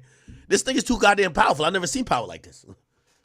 I've never seen power like, there's no, yo, sorry Negroes, catch me at the brunch. Yo, I've never seen power like this. A lawyer tried to sue him, and now we looking at the lawyer as a sexual predator, not Jay-Z. This is crazy. Jay, you got it. You got it. You got it. What? Nigga, Tory, I love you, brother. But at this point, fucking appeal. Just say, yo, I'm going to just do my 10 and just leave Jay alone. Yo, it ain't even about you and Meg. It's Jay, nigga. I'm telling you. Once you see Rock Nation, run for the hills, bro. I've never seen this type of power ever. Listen, Spiro, we'll take a toast at the brunch. These Negroes going to be okay. Drake, work out your issues with UMG, nigga. Give us an album next year. But peace out, nigga. I'm over here at the brunch. You still my favorite rapper, but I can't. This shit over here is some other shit. What do Rock Nation got going on? The lawyer accusing Jay-Z of sexual assault is essentially getting accused of sexual impropriety himself. The woman said after the hotel she started to feel uncomfortable sensation around her groin, prompting her to meet with a doctor who tested her and determined she had a sexual transmitted disease. Immediately, the woman said she contacted Busby to deliver the bad news. He apologized to her but seemed unsurprised because she claims he already knew he was burning. The woman goes on to claim that Busby not only asked her to not disclose her diagnosis to anyone, and vowed to provide free legal advice as compensation. The woman says she was filled with shame and grief, but continued to hook up with him. Nigga, Bernie, you keep fucking him? Come on now. But anyway, yo, Rock Nation is showing this lawyer. You know we could do the same thing to you, right? You really want to play with us, nigga? We playing with billions, nigga. The fuck is you up? What you think this is, nigga? Nigga, this is like Rothschild's money, nigga. The fuck is you going on with, nigga? This ain't no Diddy shit. This is the worst lawsuit that Tony Busby ever filed. I've never seen a nigga get violated like this. He should left Jay out of it. That's why I'm bowing out. I'm like, yo, Jay, I got nothing more to say. Jay, I usually give you like five classics. I know you dropped 11 albums. All 11 are classics now. They're classics. You got it, gang. Leave me alone, bro. Okay? A woman says Busby invited her on trips to Panama and New York City where he owned a home. Holy shit. The woman says she has both medical and dental. How the hell did they get this woman to come out at this time, file a lawsuit at this time? She don't even mention when she fell out with him because she kept fucking him after and went on trips with him after. Why would she come out at this time, file a lawsuit at this time, and how did TMZ pick this up? Are you not hearing what the fuck I'm saying? Well, what I'm saying is, yo, chat, I guarantee you there won't be another chick filing no lawsuit against Jay-Z. I won't promise. But and it's not because of the plaintiff or the potential victim. It's because Jay-Z is doing the beats. He's giving this nigga, this lawyer, the beats that only an idiot lawyer would ever take another case going at Jay about some sexual shit. Jay's trying to ruin this nigga's entire business. Jay already got the proof that basically damn near that chick was kind of capping or she just making up shit about him. Told me she was 13. She went to some after party, to some VMAs. He already got that kind of absolve his name, but he not done with that. Remember them notes he was sending? He was like, yo, I'm gonna teach you a lesson. This the fucking lesson, nigga. Her lawsuit's a criminal conspiracy to discredit and Busby says this. Her lawsuit is a criminal conspiracy to discredit and intimidate him from pursuing claims in a Diddy litigation. He calls the suit false, frivolous, laughable, and ridiculous, and will be dismissed along other suits. He says he has reported the lawyer who has filed the suit to relevant legal. He's talking about they're talking about Tony Busby. Wow. In short, if Jay-Z could this quickly and confidently go from the person being attacked to now attacking the lawyer who tried to attack him, and one of the best or the most successful, I should say, personal injury litigants or litigators actually in the United States, I'm sorry. I don't want no smoke with no Jay-Z. Jay, I'm sorry. I don't know what I said about you before. I still say you got a big lip, nigga. I'm sorry. You got a big lip. And I ain't gonna lie, niggas just say you got a little open toe set. Nah, I'm gonna stop with that too. But I ain't gonna lie, I've been telling you, I like Jay Slimy ways. I like the fact that he fucked people over, or he would, allegedly. Or at least in my estimation. You so many things I gotta say to avoid some shit? God damn. Alex Spiro, holla at me, nigga. We can be fun. Fuck that. I gotta get on y'all side because y'all got some powerful sorcery going on here. And I want parts. I want parts of this shit. See you Negroes at the fucking brunch. That's my statement. See you, by the way, here's the thing too. Jay is clearing out half of the lawsuits for Diddy. Because after he's done violating his lawyer, I don't care even if your case could hold water and meant something, we don't want to hear it because he's representing you. We good. We good, brother. We good. We don't want to hear that shit. We don't want to hear it. We don't want to hear it, bro.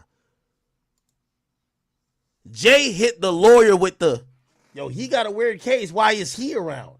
He's a lawyer. What you mean? Anyway, now, that's not it, chat. That is not it. Again, this was not an impulsive decision by me. I thought about it. Jay-Z put out a statement. These statements Jay-Z putting out just sound like a thug. Listen to this shit. Let's get this right. What the fuck? Let's get this right. Rock Nation ain't gonna get arrested because his client / alleged ex-lover is accusing him, he's talking about the lawyer, of assaulting her and giving her a STD and asking her to falsify documents in a suit. We suppose it's also Rock Nation's fault that your other ex-client are suing you for allegedly stealing their money. No and no. God is behind that sunlight you keep referencing. You know Tony Busby's phrase is, sunlight is the best disinfectant. This nigga Jay hit him with, Hove is behind that sunlight you keep referencing. We are not the source of every sunlight that you get, but rock sunshine is coming your way, Mr. 1-800. Shameful. Chat. Jay got it. Jay got it. I'm going to keep it a bean with you. That nigga is on some shit. Now, I know y'all might be like, we're not used to this, or you getting, I'm definitely not getting paid off and not like that. I'm always keeping it a bean. But I've just realized this Rock Nation fight is one I got to duck, okay? Rock Nation is up there with them people that wear them, that I don't talk about neither. I'm like, yeah, if I can't go at y'all and win, I'm gonna just leave y'all alone, leave y'all just out the conversation, and I wouldn't go at them. And I'm gonna put Jay-Z and Rock Nation in the same book because I've never seen this type of violation ever in life. Okay, now I want to continue on by expressing to y'all just the power of Rock Nation. Okay? This is the power of Rock Nation. I'm going to give y'all a few stories. And this will help you understand. This was just the tip of the iceberg, so to speak. That's why I'm saying I'm apologizing to Jay. I'm apologizing to Jay's pet cat. I'm good. I don't want to smoke with nobody. Reason is I've seen Jay-Z and Rock Nation Exhibit 1. Let's just do this.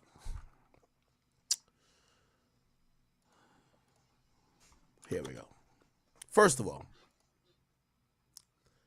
y'all ever heard this story, chat? Y'all probably didn't. But when Alex Spiro recently spoke and he said Jay-Z, what did he say again? He said Jay-Z wasn't friends with Diddy. A lot of blogs posted it. And people are like, who is this guy, this, that, and third? And some people were like, yo, that's Alex Spiro. Alex Spiro. He's Jay representative. He's even gone so far to even speaking out, and he's spoken on Jay's behalf. I've always told you, when you hear Alex Spiro, you're hearing Jay-Z and basically the Illuminati's legal team, okay? Let me further outline why Big Ack is going to just duck this fight. They're undefeated, and I want to stay undefeated. We'll just fight different people. Okay? I'll stick to the stupid niggas like Meek Mill. The niggas who I know I could get knocked out in 2 rounds. But them niggas over there, I want no smoke, okay? When they posted about Alex Spiro recently, there was a very interesting comment that popped up on the blogs in a comment section that was commenting about these stories. Here it is. Exhibit 1, people. I'm going to tell you the story behind this. Bobby Shmurda. Bobby Shmurda says that's Rock Nation's lawyer as well. He's talking about Alex Spiro. They got him on standby. Like some I don't even want to talk about. What do you mean you don't want to talk about it? It is disgusting. He says weird, but he means word to my mother, though. Just thought y'all should know. Enjoy your day. Free Tory. That's interesting. I'm actually really shocked. Why would Bobby say that? Remember at one point when Bobby got out, he was supposed to be on Rock Nation. Whatever happened to Bobby Shmurda's career? Why was Bobby Shmurda on Instagram?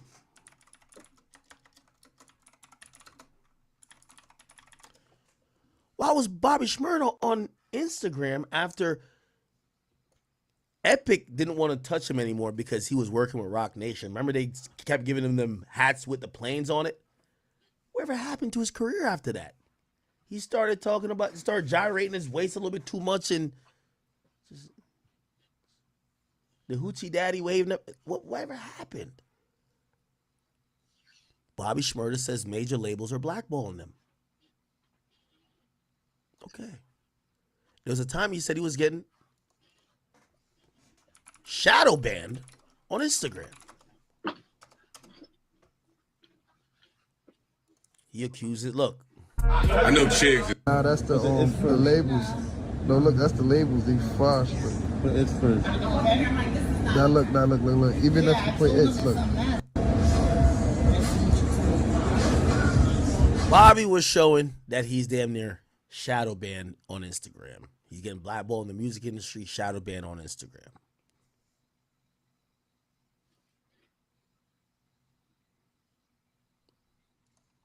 Then remember this comment.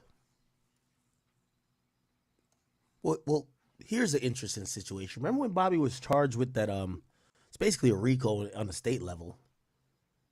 The conspiracy act that they charged GS9 with.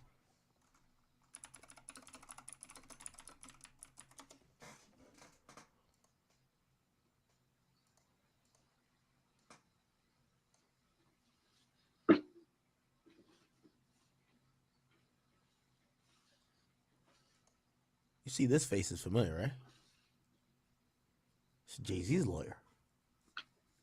Alex Spiro, Bobby Shmurda.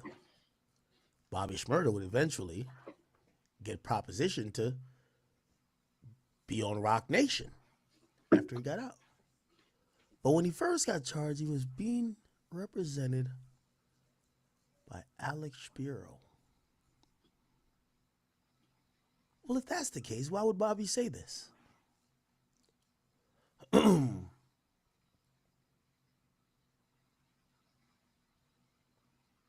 He says that's Rock Nation's lawyer as well.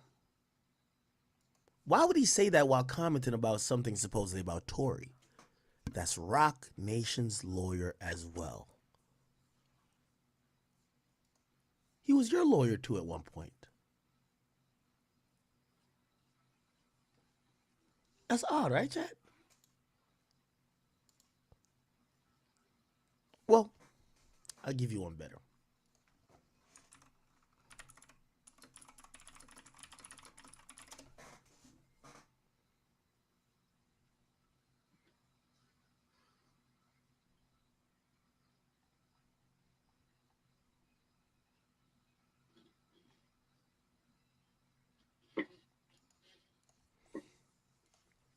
Y'all want a throwback?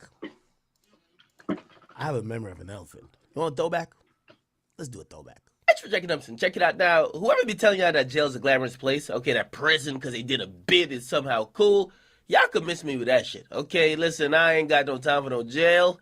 I ain't got no time for no crime. I ain't got no time to serve no years for no niggas. And I ain't got no time to be doing no crimes with no niggas because I know niggas will be snitching on me. Matter of fact, I'll do the snitching. Fuck that. Okay, that's why I say do your crime by your goddamn self, okay? I ain't going down for another motherfucking nigga, okay? But check this out. Now, Bobby Shmurda, he got sentenced today. And if you guys don't know, basically he accepted a plea previously that ended his trial where he was going to do 7 years. Okay, now everything seemed fine. He even did an interview afterwards where he spoke and he even commented on the 7-year sentence that he took. And he said this, he said, I did it for Rowdy. They offered me 5 and offered Rowdy 12. They say the only way they'd give him 7 is if I took 7. So you know, I had to take 1 for the dogs. All right? Now, we all kind of gave him credit and said, yo, that's a real nigga. You held it down for the fam, for the team, for gang.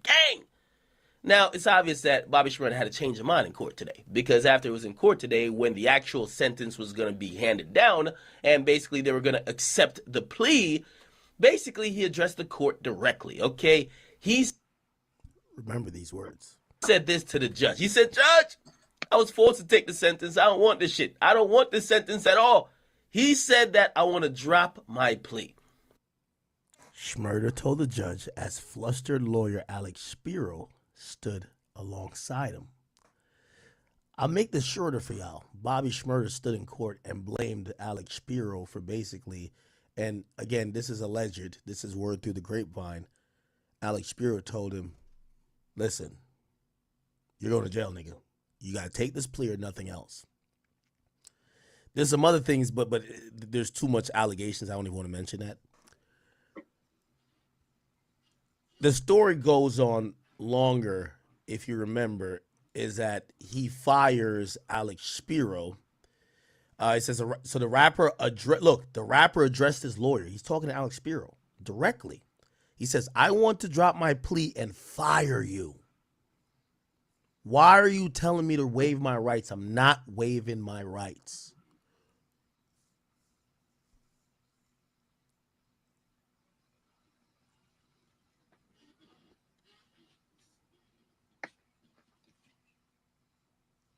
Now, again, as I said, I apologize to Jay-Z and Alex Spiro, them niggas. This is not to cast any aspersion on Alex Spiro. He's a phenomenal attorney. From what I heard, this is word through the grapevine, the politics that be let Bobby know that based on his favor among, this was the only way to go forward. And I don't know if he preliminarily agreed, but then he disagreed.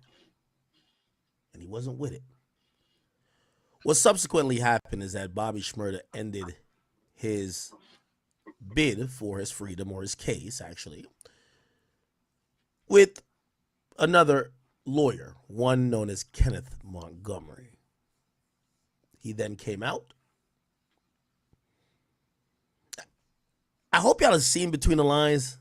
I have a theory, but I'm also being careful because I think Rock Nation, they're heavy lawsuit ready right now. I'm gonna be honest with you. Like they're on super bully mode, and that's why I don't want no smoke with them.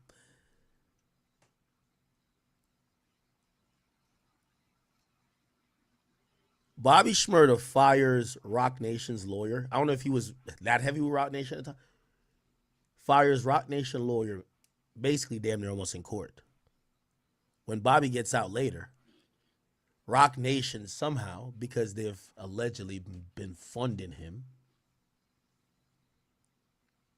they expect for him to get out of his deal with Epic and sign to them. Shit goes left. Because of that, Bobby's career seemingly gets sacrificed. And I know, obviously for the regular consumer, you're like, nah, nigga, it's because he came out like dancing and shaking his hips. That's not how the music industry works, okay? If they say you're it, you're it. But I would like to hear Bobby speak on this a little bit more. These comments didn't come out of nowhere. When you say that's Rock Nation's lawyer, that's the lawyer you fired in court.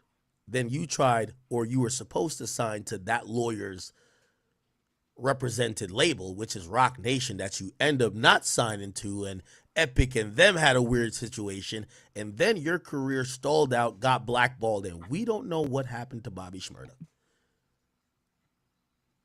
Now, what I'm outlining to y'all people, this is Exhibit 1. This is why you don't fuck with Rock Nation. And this is exactly why I'm bowing out. Okay? I'm seeing shit I never think I would see in a million years. A lawyer filed a lawsuit against them, and the lawyer's not looking like the fucking creep. You got it. You're watching even the best lawyers in the country? You got it. But watching Bobby Shmurda, that's respect to Bobby, but that's easy. Like, I watched Meek like it was nothing, right? But that was Exhibit 1. Really, I got Exhibit 1 and 2, but I want to jump ahead because 2 would be the recent shit with Tony Busby, but doesn't quite end there. Okay? I'm pretty sure you've seen this.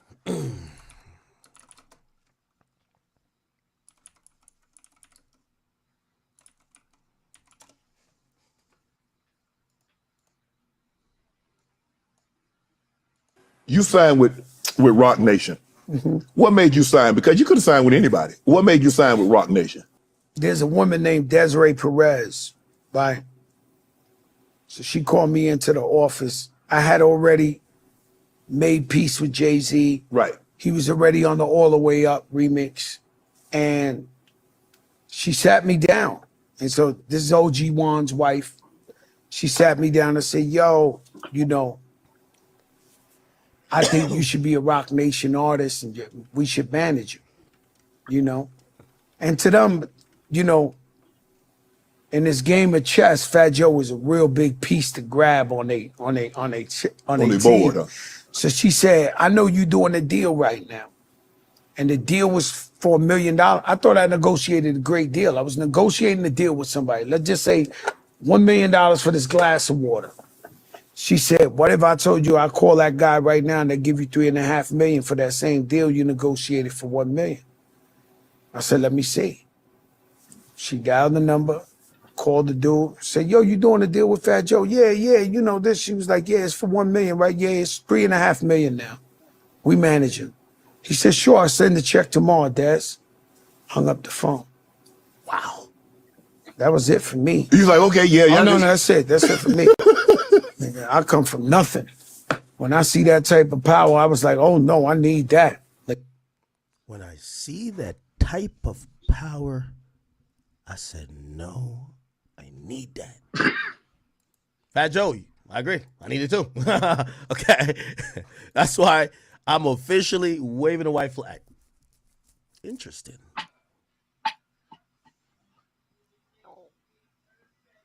Now,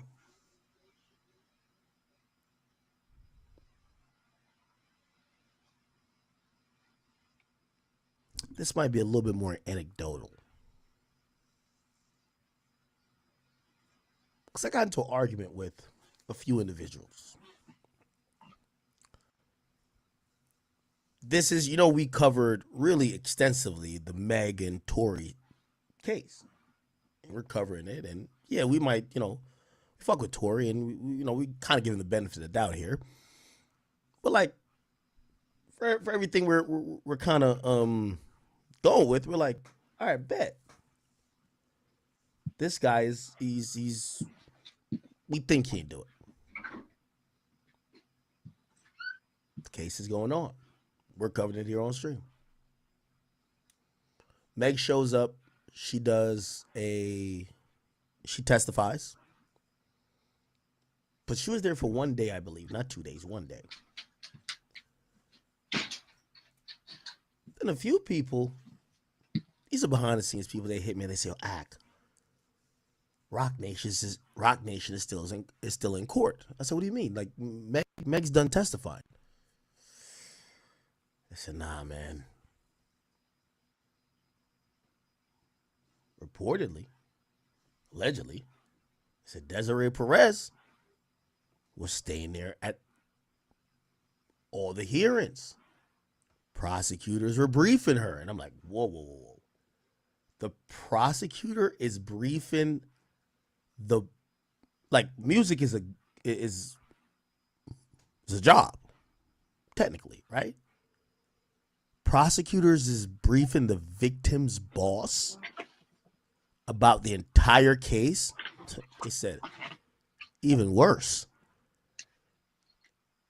They letting shorties sit down and witness all this shit when they're debriefing witnesses. I said, ain't no fucking way. At that point, I knew Tory was cooked. I was like, all right, nigga, you better go take them 10 years in peace, nigga. I ain't gonna hold you, man. I like Tory, but shit. You know what I mean? However, Tory got to record them songs in jail, man. He better get used to that process, man, because Rock Nation is undefeated. But it is what it is. So again, I'm just showing a few instances where I've just now realized Rock Nation is the Army, or better yet, the motherfucking Navy, okay? That's just what it is. You don't want to fuck with them. And after how I've seen they've handled this case and spun the aim of the media back at the lawyer while Diddy is sitting in jail. Now, granted, obviously Diddy has a little bit more shit going on, and there was a key person in that, which is Cassie. I got to say, I want no smoke with Rock Nation, and I got to say, man, the power that they got, listen, man, Alex Spiro holla at me. Jay, it ain't been personal at all, gang. See you niggas at the next brunch, okay? I'm good, all right? I'm good. Oh, boy. Anyway. All right. There was a bunch of other filings that we should probably look at. And just give me 1 second.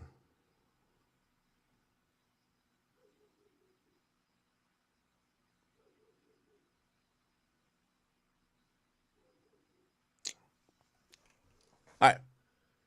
So there's a bunch of other filings that we should look at. Yo, Rock Nation is, again, Alex Spiro mostly.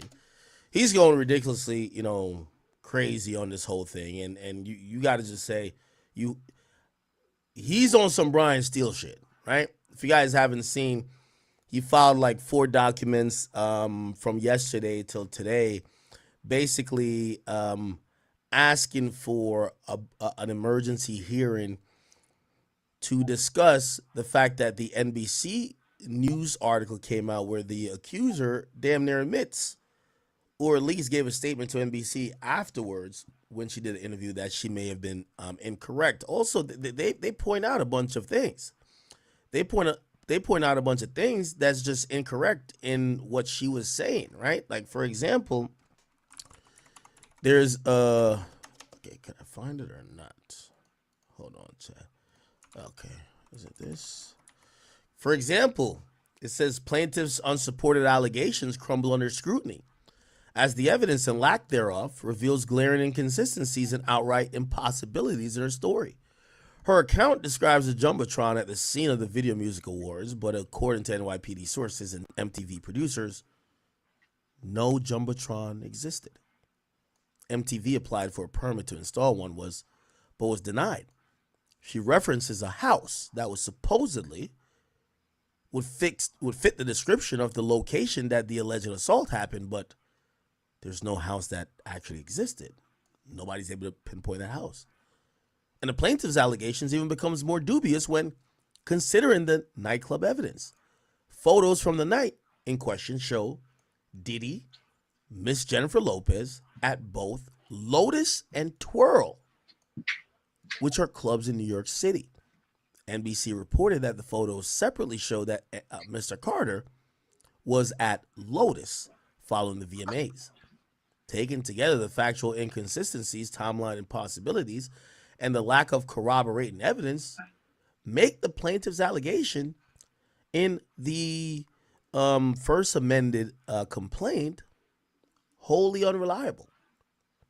Not only do these extraordinary inconsistencies undermine the plaintiff's case, they highlight severe misconduct by her counsel, Anthony Busby and the Busby Law Firm.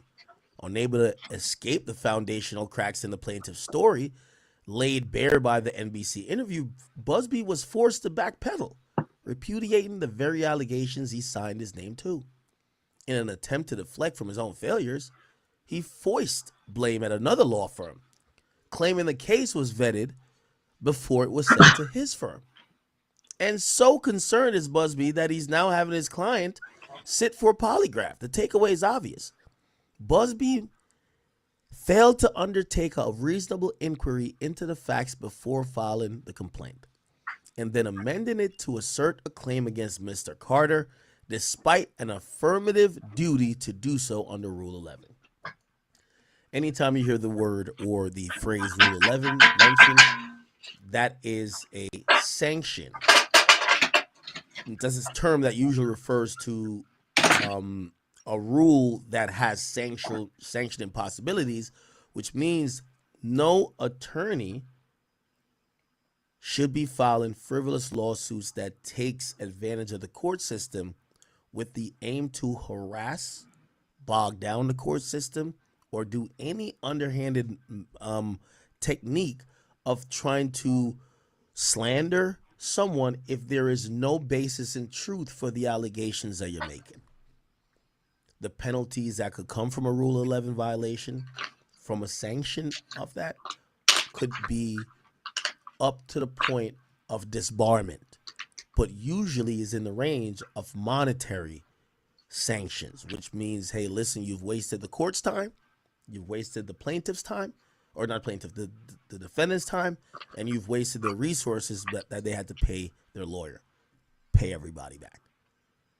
So essentially, they're down to say Tony Busby probably owe Jay some bread. That sanction would open up a whole can of worms, because Jay has a reasonable argument to say the very allegation or the lawsuit becoming public probably has cost him hundreds of millions. We talked about he's trying to get casinos. That's $1 billion industry.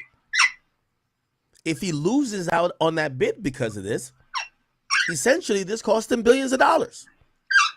At that point, the financial harm, if Rule 11 did, if it was reviewed in the Rule 11, what was agreed upon by a judge saying, hey, this was a frivolous lawsuit that was filed in a malicious way to try to do all the things I said, the penalty could be billions of dollars that you may have cost Jay-Z. Okay? Let's continue. Busby has declined to seek admission to this court, apparently seeking to circumvent this court's authority to enforce Rule 11. Busby's rule breaking also extends beyond this action. He has a long history of abusing this legal process and shirking ethical responsibilities. In a case in California Superior Court, for instance, he was admonished by the judge for violating pretrial rulings, and a federal court in Texas rejected a fee arrangement orchestrated by Busby and his firm because it violated public policy. The fundamental inconsistencies in the plaintiff's case revealed in the NBC interview, coupled with the Busby chronic inability to follow the rules, in this case and others, creates a substantial risk that Busby will destroy evidence damaging to plaintiff's case, including evidence of his own misconduct, impairing the integrity of the judicial process. An order immediately mandating the preservation of all evidence relevant to this case is necessary to ensure that Mr. Carter has a full and fair opportunity to present his defense against plaintiff's fictitious claims. That Busby is not admitted to this court, this and third. Okay. Wow. Chad. As I said, I got to give kudos to Alex Spiro. I got to give kudos to Jay-Z. I've never seen somebody initially being put on the defense play this much offensive ball. And he's violating this lawyer. I'm sorry. Okay? I know people are going to be like, oh, there was a previous message put out before via the Rock Nation Twitter. There was a typo. That's why they put it out again. Okay? But again, I'm just going to keep it a beam with you. At this point, Rock Nation, goddamn the Illuminati. I don't want no parts. I'm good. I don't want no beef with them. I'm good. Spare me. I'm good. Okay? Just got to be honest with y'all. Okay. Let's move on quickly. So my favorite. Let me stop trying to box with the motherfucking Illuminati damn near, because I'm going to be honest with you. The power I'm seeing Jay-Z exhibit, I don't see no Negro around this bitch with that type of power. And I mean none. Jay-Z, the power that Jay-Z has is like white Jewish billionaire type of shit. So I'm just going to back up. Now, let's move on to somebody who we know.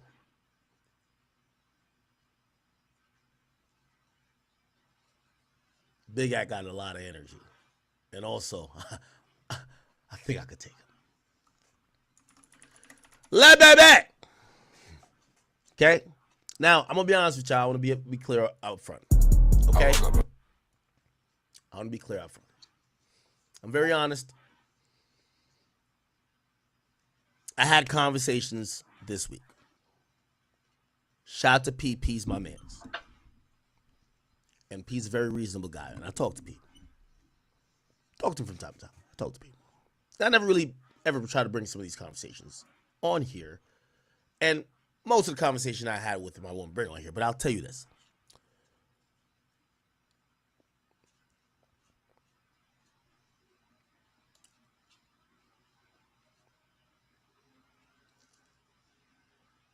I'll give you this piece of conversation. It's a musical conversation. It's an act. Listen, we know you got a powerful voice. We know you're important. But please, if you can, and P's my mans. Everybody know I've been a big supporter of QC. All the way back to, you know, whether we talking about Migos, OG Maco, we're talking about Jose Guapo, his stint there. Rich the Kid, obviously. Lil Yachty, obviously. Even Lil Baby. They said, Act, could you at least wait till you hear all the music?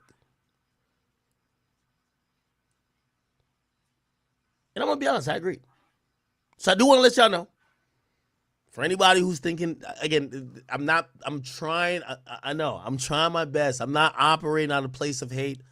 I love and respect P. And I'm telling y'all this, I'm giving Lil Baby the grace to impress me with music. I've told you, like, it's not personal anything with me and him anymore.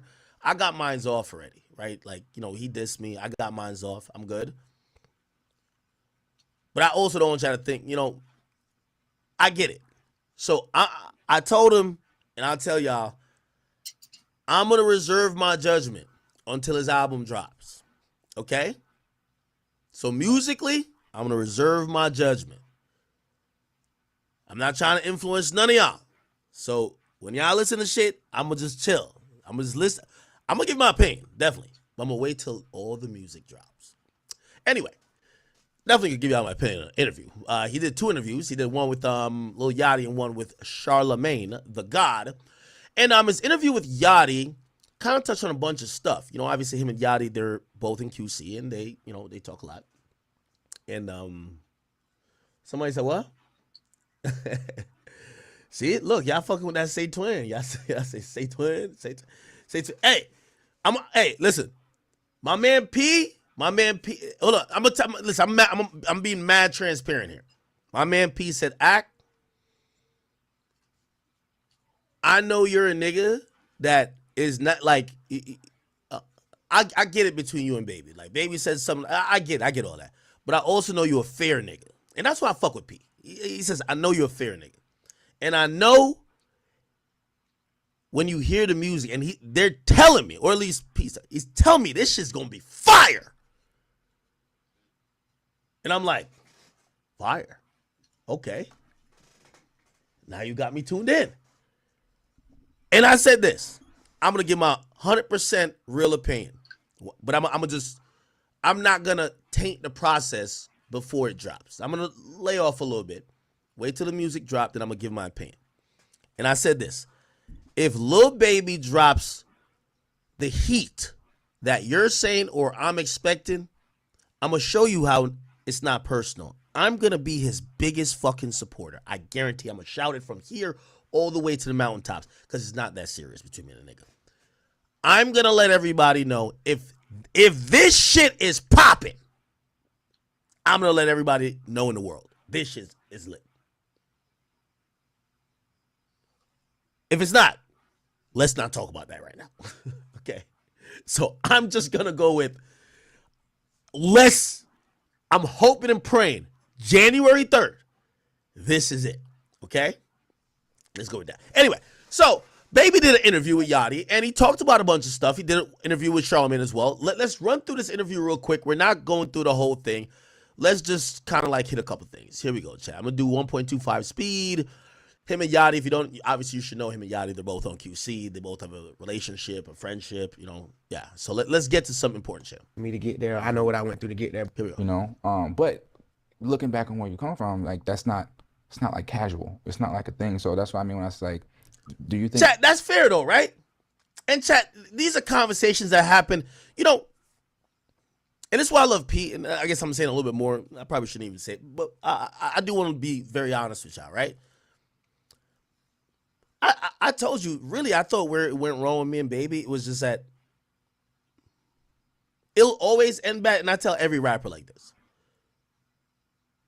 I know because y'all get all this money and fame, and everybody's chanting your name, and you perform at these sold-out shows, you get like an ego, and you start talking to people a certain way. I told y'all, my issue with Baby first started, I was one of the biggest fans of him. And then I guess he saw something online, and then he DM'd me, and all he was calling me was little boy. And I was like, yo, I'm older than this guy. What's this guy talking? Like, he was talking to me like I was like just like some peon. And I was like, all right. Okay. You must have not got the memo. And then, obviously, then I get the diss on the album. And then, obviously, I turn it all the way up. A lot of this shit is about respect. And I think I'm a fair person. Honestly. My issue with Meek is the same thing. Meek had an issue. He thought that I was picking sides during the Drake thing. Drake's always been my favorite rapper. I always know that. It's never, right? But even then, like, you know, I had nothing against Meek. Meek's from Philly. I listened to a lot of Meek Mill's music. Matter of fact, I never talked to Drake at that time. Meek and his people were sending me shit. They tell me, yo, we got the whatever thing. So, again, but Drake's still my favorite. They asked me on the phone, yo, Drake's my favorite. I'm not going to lie. Like, I'm not going to lie to y'all niggas.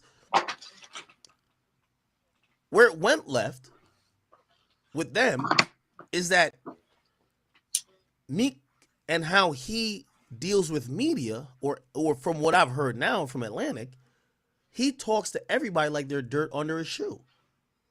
So when he tried to do that with me,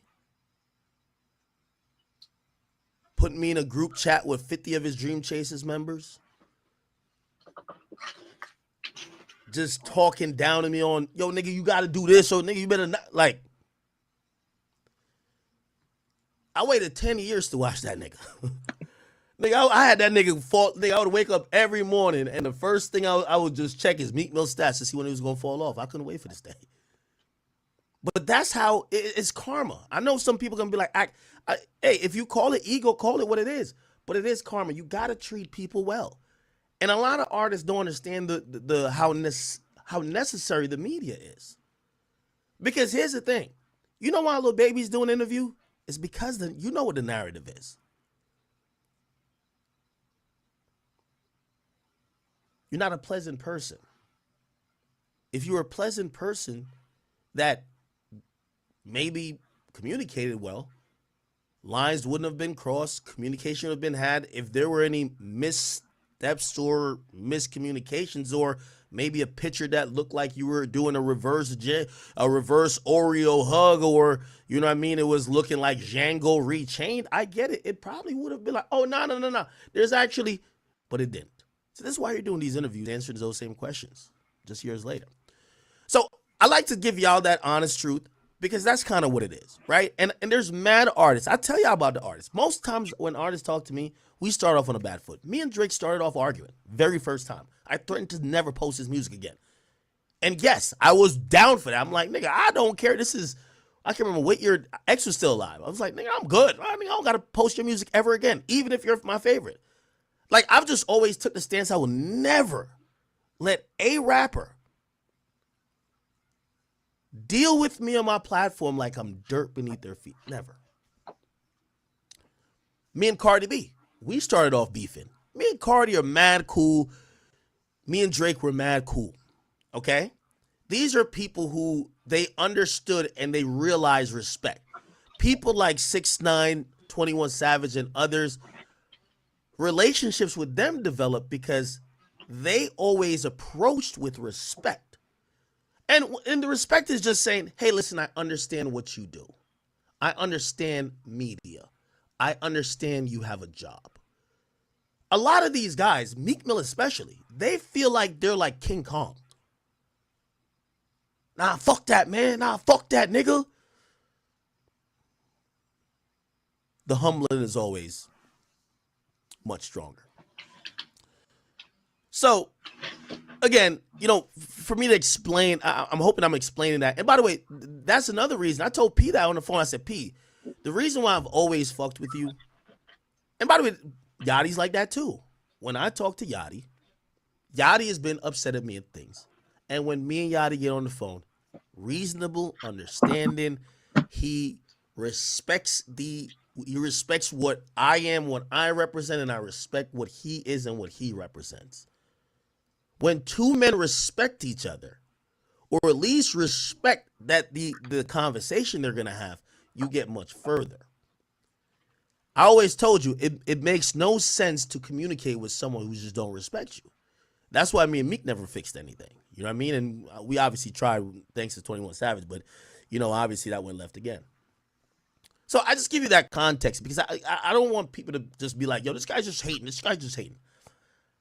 And also here the thing, I got my shit off with, you know, the reason why I went in that long on Baby, honestly, you dissed me on an album that's going to go double platinum. So I got to give you double platinum worth of airtime now. You know what double platinum worth of airtime is? You get a year. You get a year constantly of jokes. And let me tell you this, ain't nobody funnier than me when it comes to roasting niggas. You don't want to be on these rants. Because, I don't know if you, listen, let me tell you this. When I get off stream and I'm cooking, when I wake up in the morning, I watch myself for 2 hours. And I laugh at myself. And I'm like, this nigga's funny. That's how much, and I refine and tweak my jokes and come up with new ones and cook your ass again. It's like daily. It's like a daily roast. Anyway, so that's that. So Lil Baby's doing a rollout. And we want to be clear. He's doing a rollout, dropping January 3rd. Wake up every morning and watch. I'm gonna be open and I want to be fair. Because I'm not gonna lie, I think Meek is probably the artist is just the most personal with because he threatened to come to my doorstep. So like if I heard a Meek song that sounded good, it's hard for me to even really be a fan of it because like I don't like him. And that's honest. Like I'm being honest with you. You wouldn't like somebody who told you they're gonna come to your door, piss on your doorstep, and slap you. Like, would you? Well, I don't, okay? But me and Baby, we're not at that point. You know what I mean? He said something. I've got my little jokes about him or whatever. But I want, I do enjoy his music, and historically, I've always enjoyed it. And I want him to prove me wrong. And I think that's what fans might not understand. I want him to prove me wrong. I really do. I really want him to prove me wrong. I told you, Glorilla proved me wrong. And I wasn't fucking with Glorilla because she was talking a little spicy. She was like, yo, you got a bitch I can fight? I'm like, what the hell? But then she started dropping these hit songs. She proved me wrong. I can't say nothing. Don't see me hate on Glorilla. I'm telling you that shit's fire. So I want him to prove me wrong. With that in mind, and because of the respect I have for P, I'm gonna go into January 3rd, and I want to have a very open and clear mind. I'm gonna forget all the songs we heard before. I'm going into it hoping and expecting the best. And if it's as good as I've been told it is, you're gonna hear me say great things about it. And the reason I'm explaining this to y'all, because I don't want y'all to say I'm fake. I want y'all to say I'm fake, paid off, none of that. Because if it is, I'm telling you, I used to be one of the biggest supporters of this guy. So if I do start supporting him, I don't want y'all to be like, yo, this nigga's fake as fuck. But if I don't like it, or if it's just weak, I hope we don't find out that point. Okay? I'm hoping. Because I'm hoping not. I'm hoping the latter don't happen. Like, I'm here rooting for Baby. So, with that in mind, let's get into this interview a little bit. This is Le Bebe. Uncut, I guess. I think maybe you just like something switched on you, or you think it was always in you, or like do you think you something? Okay, let's move on a little bit. Emotionally attached to. Back from Harvard, and let's talk about fatherhood. Well, you too. You know what I'm saying? They got these phones. They got this peer pressure. I know how to. And I ain't gonna say mistakes. Not mistakes. You know what I'm saying? I'm gonna say same moves. Right. You know what I'm saying? Right. Kids was when the sun rapping, like you're a whole rapper, and like this is the rapper lifestyle. But have you honestly 100% converted your brain to that? Not 100. Hold on. We're gonna get to it. In your head without even trying to think like, I don't know how long it's gonna last, or I already think like this got a time limit on it, so I can't tell you. It's no way you can. There's nothing in me that want to be vulnerable or just open up. Like they ain't that you were trying to be. As far as like letting them in on my life, right? You know, like seeing more and shit. Yeah. But just as far as me just opening up to somebody, no thanks. I don't see it. Fair enough. I do it every now and then. I find a girl who ain't gonna open all the way up, but I feel like I could talk.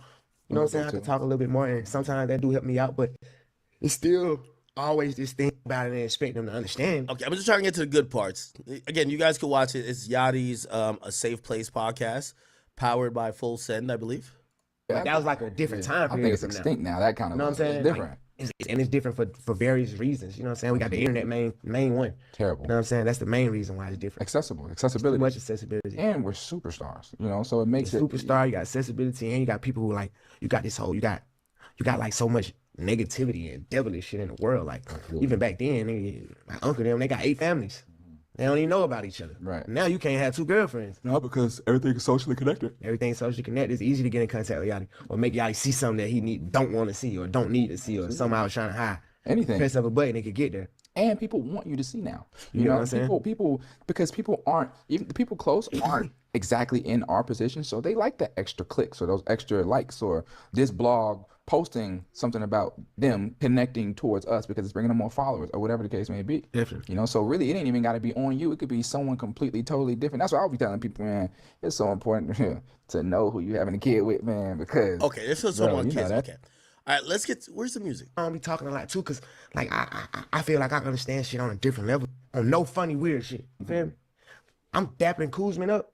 Mm-hmm. Oh, okay. So now they start talking about some other stuff. Great. This is what we wanted. You know what I'm saying? I mean, it's just it is what it is. What do you think of the James Harden memes? Like what? Like I don't play certain type games. Yeah. So even when I see certain shit, it's just like, you know what I'm saying? I just say it. See the comedy. Push up on me with it. You know what I'm saying? See how that go. You know what I'm saying? Like I can't really get into it. Like, yeah. What I'm arguing and say, you feel me? Some days I get on my bullshit. I'm gonna start commenting on nigga shit. I'm just start going. But I don't really got too much time to put into that. Not you. You know what I'm saying? Like, Even the whole Mike Rubin thing. I was just gonna say. Like, I was just about to say. Bro, I don't play with niggas, period. Right. You know what I'm saying? Like, on no funny, weird shit. You feel me? I'm dapping Kuzman up. And Mike's happy to see me. He run up on me. Right. I got 10 other pictures. We down there. We start down there. Bam, I'm telling his ass, Mike, I'll slam your ass on your neck. I'll break your neck. But we play like that. They white, so they don't really understand how I understand. Like, even when the picture came out before it went viral, I told them, like, Mike, I can't have pictures like that. Right. Even though me and you playing, bro, it's 100 people at the party. We in the middle of 100 people. There's nothing weird we could be doing in a party. Right. With all these people watching us. Right.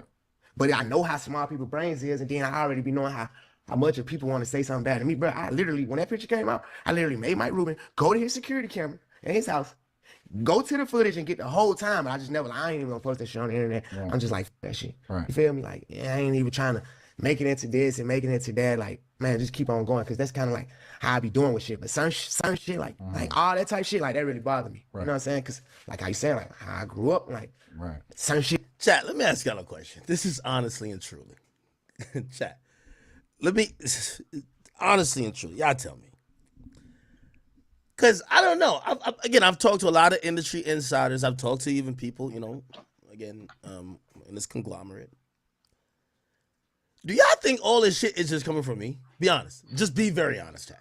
Be very honest. Do y'all think it's really, because like, I ain't gonna lie, I was talking to a lot of people, they're like, nah, act, man. It's you, man. You with these jokes. You, and I'm like, me? I'm like, that's what everybody's saying. Chat, is it me? Nah, I don't think it's just me. I'm gonna be honest. Is it just me, chat? Chat, no way. Y'all had these jokes before. Chat. No. Chat. This is why I'm like, y'all not being honest. I might have a loud voice. I'm not gonna say that. I'm not saying I don't. But y'all are saying that. Okay, let's say the Mike Rubin picture. Do you think that I'm the one who's like pushing the narrative that looks odd? Or like everybody kind of like looked at it and be like, yo, bro. Because I feel like I'm saying what y'all are saying. I don't feel like I'm like. And also, here's the thing. I don't think, like, for example, I said this comment about Lil Wayne, right? And I was making an analogy. I still think the analogy is kind of valid. Like, I feel like y'all are disrespecting Allen Iverson because I compared Wayne's legacy to like Allen Iverson. People are like, yo, he's like this. And I'm like, damn, well, Allen Iverson is one of my favorite. Like, I hope y'all not disrespecting Allen Iverson, but a lot of people disagree with it. Now, here's the thing. I don't think I could make people just agree with what I think if they don't think that. I think usually, even when y'all watch me, y'all like to hear, obviously, sometimes new ideas and opinions or a different take on things, but also y'all like to hear things that, you know, is just not being said, but you think, right? So, like, for example, the Wayne thing, if y'all don't believe that, that won't be adopted. So anything I've said about Baby, if nobody believed it or thought it, I can't plant that thought in people's minds. And I hope no one's saying, you're acting stupid or dumb, because I hate when people do that. I'm not trying to do that. But what I'm saying is that, yeah, I definitely pointed these things out. 100%. I definitely did. But I don't think that if it wasn't for me, nobody would have looked at those things and said, yo, that looks a little odd. Right? Shit just can't be on your name, you know what I'm saying? But it's like, some shit is so dumb. Okay, maybe the jokes got a little bit. Yeah, because I ain't gonna lie. Reverse Oreo. Like the reverse double stuffed Oreo. That's an amazing joke. But that's a joke.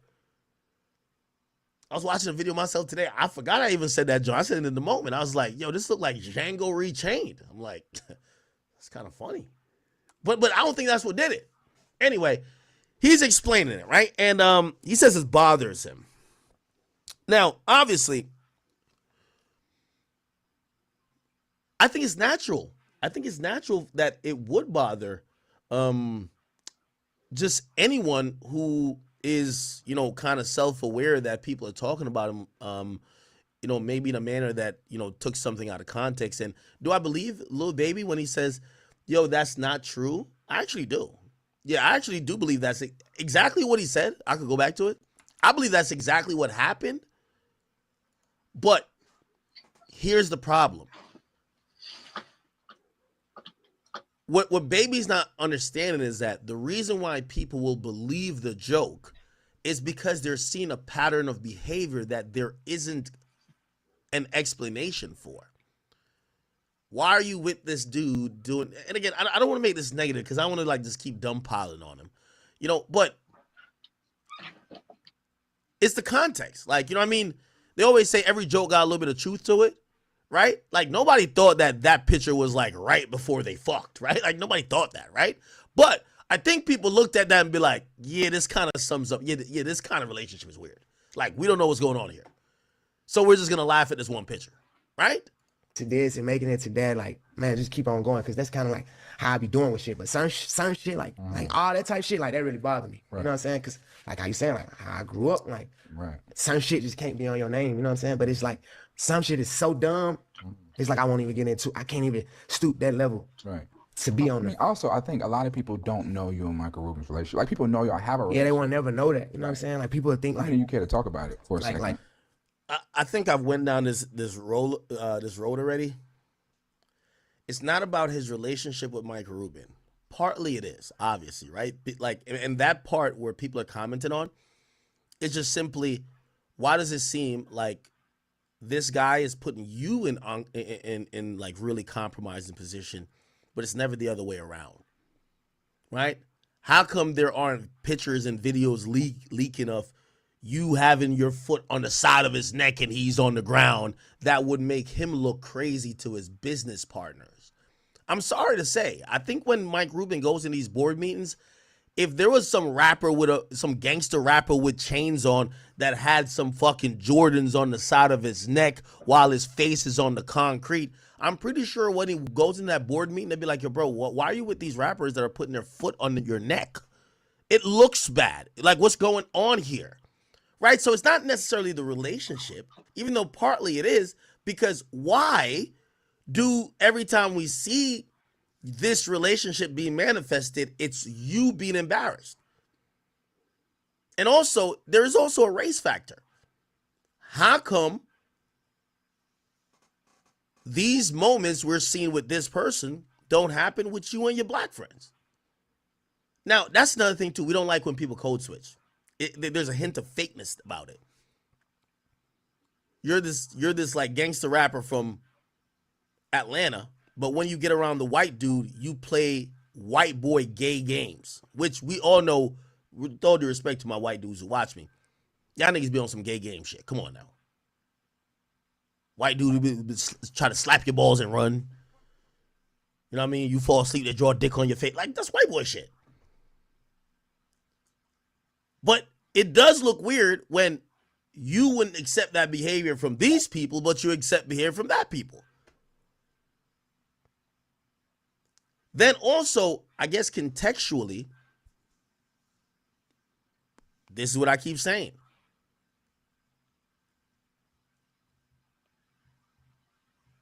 Music is a lot about image. Like, these rappers want to separate it.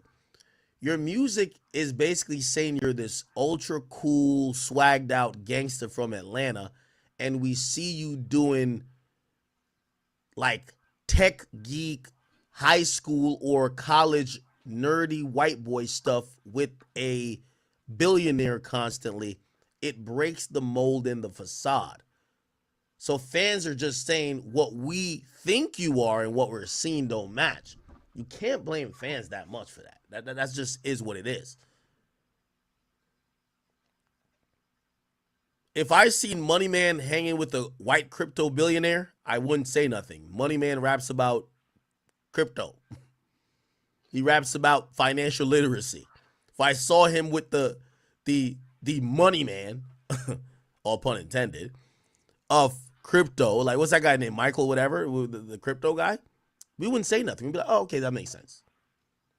To see the guy who's rapping about killing, shooting, violence, hanging out with this guy, and he's playing games that is normally associated with white college jocks that play these weird, almost homoerotic games with each other, yeah, we look at you as weird.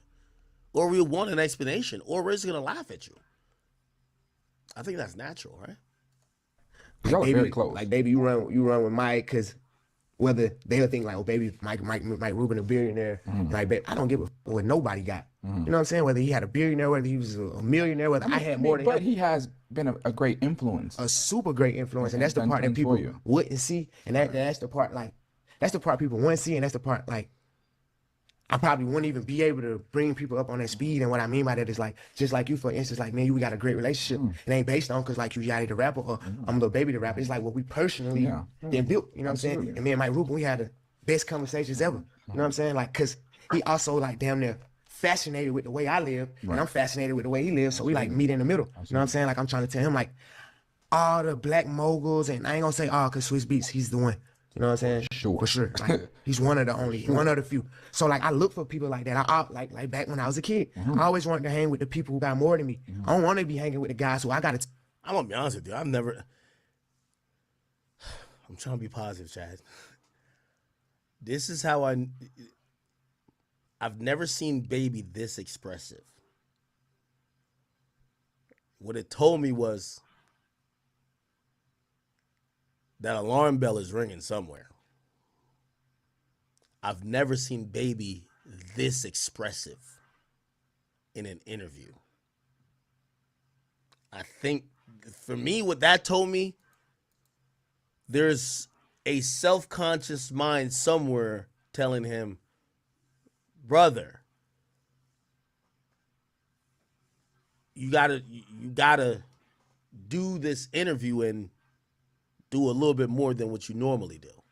I tell them all the time, that's already my role. So for order me to stay sharp, I gotta deal with other people who got more than me, who already done did shit, who already done been through stuff. If you're the one pouring into everyone else, you'll become empty. You know, Become empty. So I gotta get filled up from certain different places. You know what I'm saying? I always had pause. Let's gotta say pause. Filled up, pause. The guys from the streets to this day, like that's how I still do. How do you learn that as a kid? I just got around to those. Okay. This is a Charlamagne interview as well, though. I was doing it so wrong. My first tax bills were so high because I was on some hustling shit, like saving all my money. The more money I was saving, I owed the IRS more money.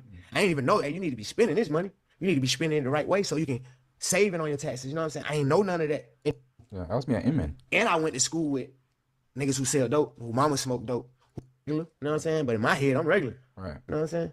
Saying like all the videos that always are of you out at a gas station or just somewhere alone with your hand in your pocket. Like that.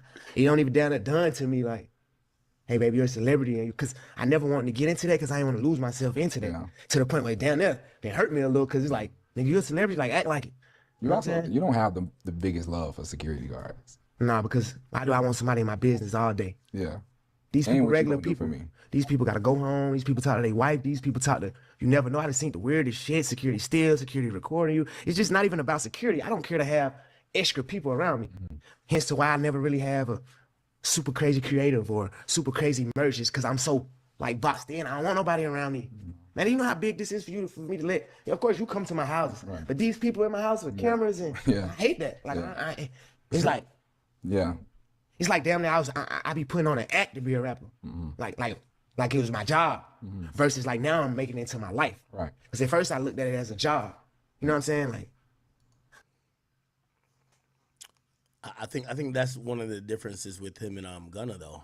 I think Gunna, the controversy around him getting out of jail forced Gunna to up his artistry. You see his Baby talk about it. He says, you know, he talks about rap, but he says that's a job. Then he's like, now I'm making it my life. You know, I still think the next level for him is to almost use the art in the way, I don't want to compare it necessarily to Gunna or anybody else, but just move beyond just thinking of it like a rapper just showing up for a job. Like, this is your art. This is like, everything is your art. The way you dress, this is part of your art. Your look, your image, it's your art. What you're giving off to the public, what you sing, what you say on an interview, what you do, what you post, that's your art. It all kind of goes into each other. Time to go to work, so I cut on my rapper mode. When I'm off work, I cut it back off. Right. I'm trying to learn how to just stay into that. Make it one. Just make it one. Like, hey, this is my life. You know what I'm saying? No matter It's what just I'm tough because the life you really originate from is so different than being a rapper. So different. But nowadays, I do that more than I do what I would have been doing in the street. So it's becoming a little bit more normal for me. Yeah, I mean, and you're a lot more comfortable in. Now they're going to take this shit to the next level. Like, stop playing. Or if I had signed a deal with you and I gave you this percent, and now I didn't learn. That entertainment business is you are so. And that's why I'm saying I'm only 40% of my crowd, because to this day, with all the success I've had and everything I had, I still don't know what a hi-hat is. I don't. Today, it's gonna be my latest shit, because that's what I'm like going through or whatever. You know what I'm saying? I hardly ever get in my car and play like my old albums and shit. I have to get in the car with somebody else and then they play it. I'm like, damn, I forgot about this. You know what I'm saying? And I like really listen to it and like get into it then. But as far as like me, I can't really say like what I feel my best project was. Okay. Like statistically, I could say, you know what I'm saying, like number wise, but like as far as me personal feelings, like I don't really feel like that. But I can say, cause like, okay, I could say my last album was my best piece of work because I wasn't in my best mind state. Okay. You know what I'm saying? Right. And then even so, like now, even like Wham, the Wham album, I still ain't in the best mind state. I'm like, this is an album with me better breaking out of that mind state. You know what I'm saying? From the last time I put out an album, which was, I mean, 2 years ago. It's a long time not being in the best mind state. Exactly. So imagine being in the mind state for 2-3 years straight. Right. How you gonna rap about that? And then when I be going you think he's in a bad mind state, Chad? through shit, I go through real life shit. Right. You know what I'm saying? Right. And the reason I'm going through the real life shit is because of rapping.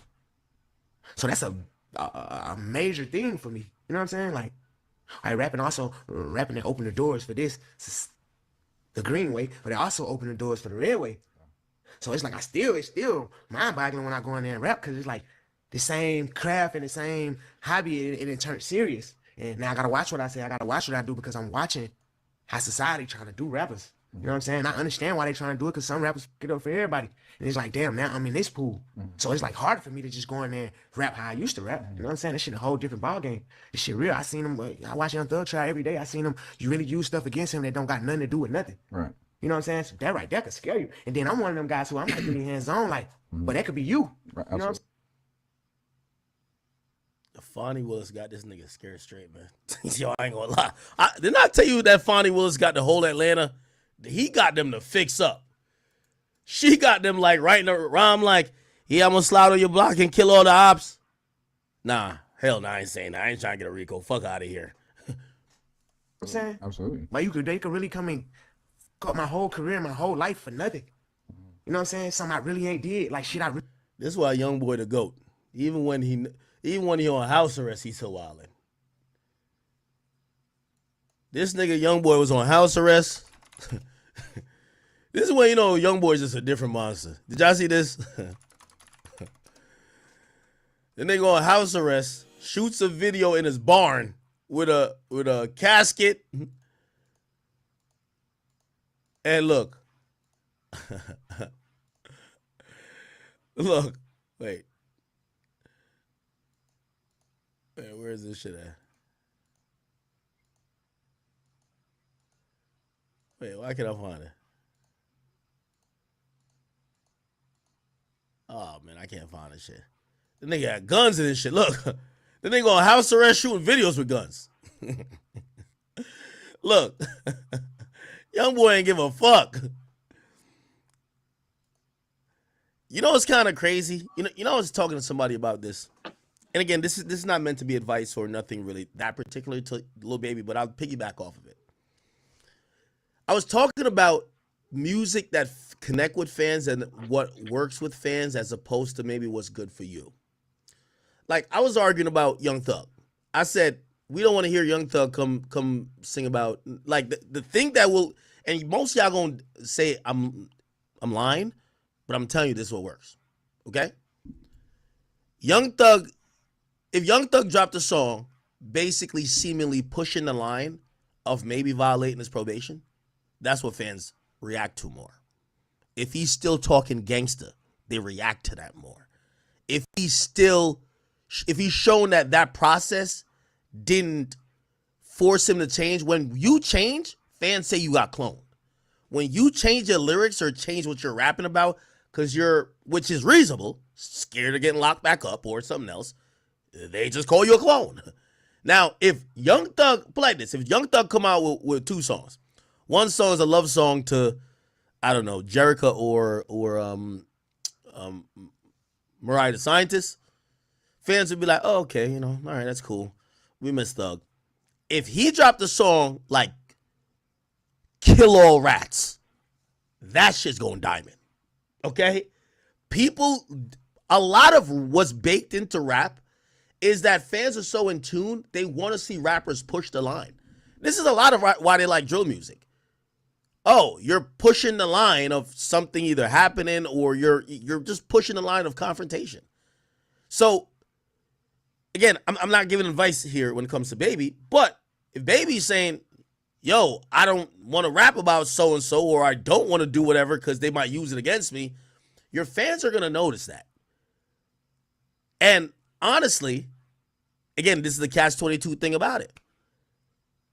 The fans tend to reward the most incriminating, hottest, hottest like shit that is seemingly almost damn near self-snitching in nature. Just being honest with y'all. Okay? So watching Baby say this, I'm looking at him like, interesting. Because he's kind of almost admitting like, yo, Fonnie Willis doing all them investigations and all these rap crews in Atlanta, and she saw how it was used against Thug. She's like, yo, he's like, I don't want to get caught up in some shit. Well, now your music has changed. Now how you would normally say something has changed. And I think that's why Young Boys remained hot. Because no matter, Young Boy had two federal cases, house arrest, they investigated for some other shit, and he still got guns in his video. He don't give a fuck. That's why people call him the most authentic. That's why people love him. That's why even though he's going to jail, when he gets out in like a year or so, hottest out. And again, I'm not advising. I'm not saying it's the best thing to do. I'm just showing you the dichotomy of how fans act. Now, if you listen to the woke Twitter, they're going to be like, no, that's lies. But if you listen to what people bump, they love the shit that's really just explicit and hot. You know what I'm saying? And when I mean hot, it's just kind of like almost damn incriminating. Okay? Let's go back. Really don't got no part of that right there. Like, I even posted on my page, like, I've been going through like a dark stage for 2 years. But even then, like, people like, what the hell you mean like a dark stage? And like, from just converting over from who I was to who I'm becoming, that shit was a dark stage because shit was different and it was different fast. And then you got people calling you every day and you got comments on the internet and you're going to get a RICO. And like, I don't even think people know how serious that is. I don't think they do. You know what I'm saying? Like, that shit ain't nothing to play with. That shit ain't nothing. Right. Like, that shit serious, especially when you the man of the family. Right. Like, you the only one, and then like you got to face that. And still be happy, still take care of the kids, still like, well, that shit'll really drive you crazy. You know what I'm saying? Yeah. It was harder for me to like put on headphones. And I had to real deal for a year straight, just break myself in rapping. You know what I'm saying? Like, man, I don't care if I gotta make a song today, gotta make 2-3 songs today, just to like break myself down there like hustling. If I my money up, I gotta stay down. Right. You know what I'm saying? Like, if I have my money up, but now I can't leave the trap. I gotta stay here till this shit get right. You know what I'm saying? So I had to goddamn force myself to put all my old ways into music now. Yeah. You know what I'm saying? That's a major transition for me. I don't even talk to the same people I used to talk to. I don't hang around the same people. That shit get up every day. I want to be able to talk to them people. I want to be able to move how I used to move, but it's like, it's something bigger now and I can't. Would you say that? That's interesting. Hearing him say that is kind of, it's a slightly sad. I see some of y'all saying, no, act, that's growth.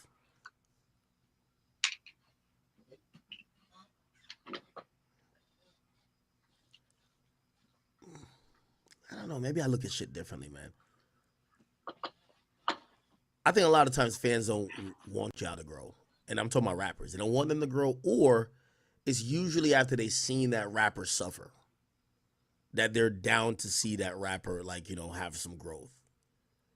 Right? And I mean in any type of way. Like, we watched Lil Wayne make drugged out music that had him getting seizures because he was really doing them drugs consistently, and when he was damn near his death, then we're like, oh no, well, now we're cool with you stopping. Okay. But usually, you know, I think we hear this all the time, that people are like, you know, kind of graduating in their thought. But hip hop really unless they do it in a tasteful way. Like, I think 21 Savage is growing. Right? Like, 21 still raps about, like, you know, a lot of shit that his fans want. But if you listen to the context of the music, there's still growth in it. I'm wondering if that could be done by Baby, because the only thing that's concerning here, it feels like he's saying he got pressured into changing who he hangs with and what he's rapping about. Fans ain't gonna like that. Like, I'll tell any rapper this. Let me tell you this. You gotta look at fans just like fiends, my nigga. Like, that's just what it is. Okay, fans ain't really worried for your well-being. They want you to provide again, you know, I've been one of the first to say that. I know they might clip this and make and try to make it weird, but I love indictment music. I love the music that sounds really like it's actually happening. And if it probably sounds too real, chances are it probably is happening. But as soon as somebody gets locked up, you obviously don't want nobody to go through whatever. Again, maybe I'm losing a point here, but I don't know if fans are like going to be like super supportive of him damn near acknowledging and admitting, yo, check this out. Fonnie Willis start locking up a bunch of rappers, so I'm going to stop rapping how I used to rap to not go to jail. That's a smart decision, by the way. That's a smart decision. But because hip-hop, and even how hip-hop fans are, they usually gravitate to the artists pushing the lines, that when you literally almost admit to them that you're not going to push the lines, or that you're going to just be like, oh, y'all got it, and I'm just going to stop hanging with my crew and stop rapping like that, I don't know if they just get it. You get what I'm saying? If anything, hip-hop celebrates the artists that bucket the system, the Young Thugs, the Young Boys, I won't say Kodak Black. Kodak Black just look like he just keeps bumping his head, right? But that's what usually happens. Anyway, let me keep playing. I want to be able to talk to people. I want to be able to move how I used to move, but it's like, it's something bigger now, and I can't. Would you say that? I'm trying not to make assumptions, but would you say that you are happy right now? I'm the happiest I've been in a long time. But obviously not content. Yeah, no, not content. I ain't happy as I want to be, and I ain't happy as I know I can be. Definitely happy slime home. Definitely happy slime home for sure. 1,000%. That's like a big portion of it. Like, yeah, that was a joyous day when he was, told him put out your best work and shit. It's gonna be hard to do that. Yeah. Unless you a nigga, you already give a damn. Put your best into it. I'm watching it every day. No, yeah, exactly.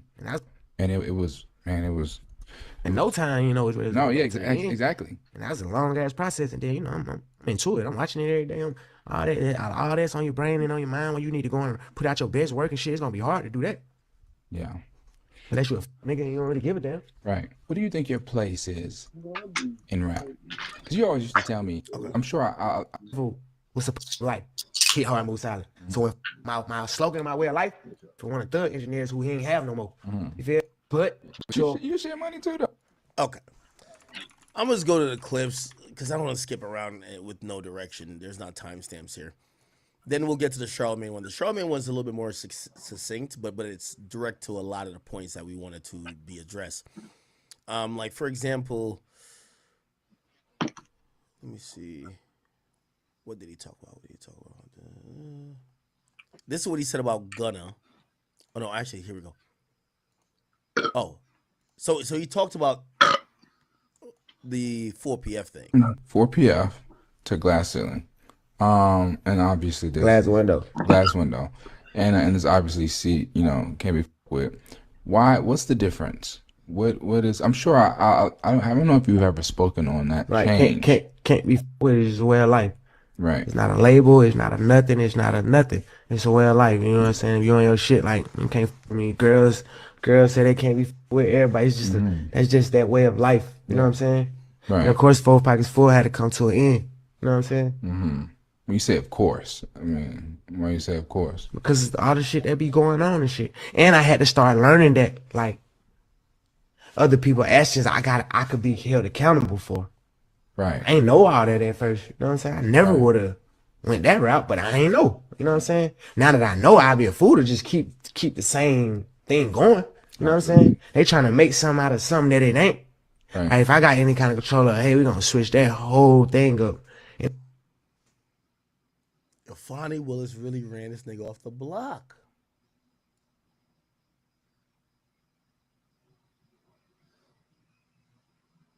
Yo, Fonnie Willis really ran him off the block. It's crazy. It ain't even just about the police. It's just period. You know what I'm saying?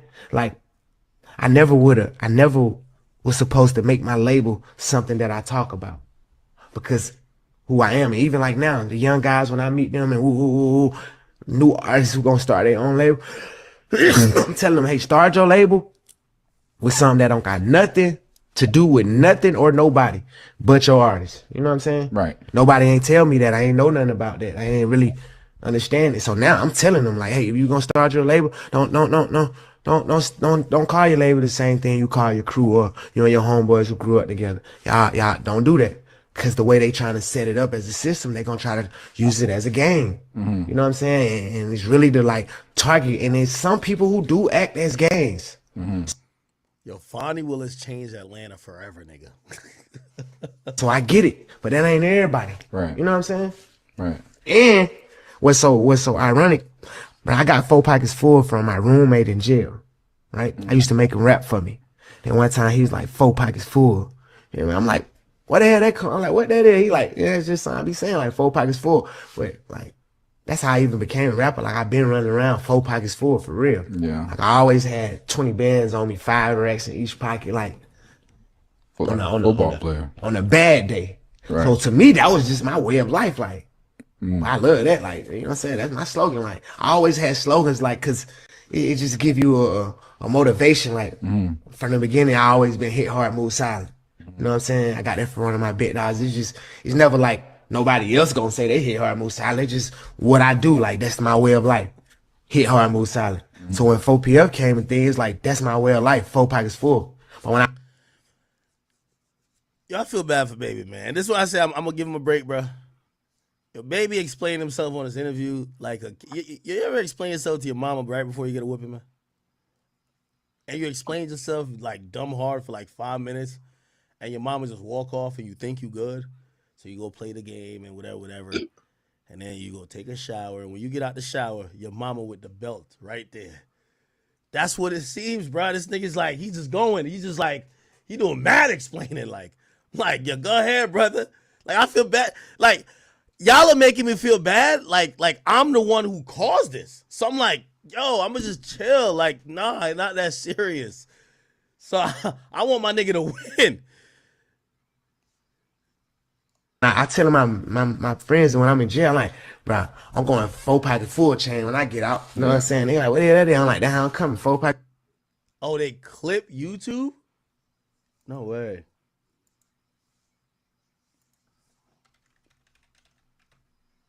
No way, did they?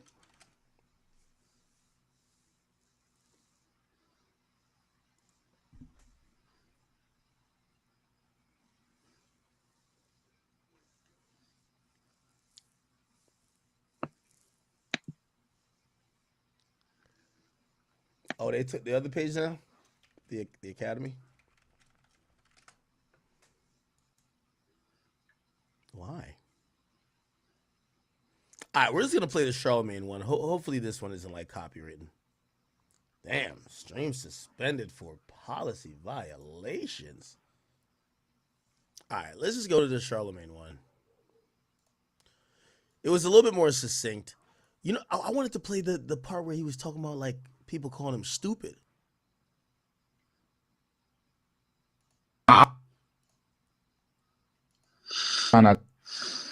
You went from like Lil Baby started saying some shit.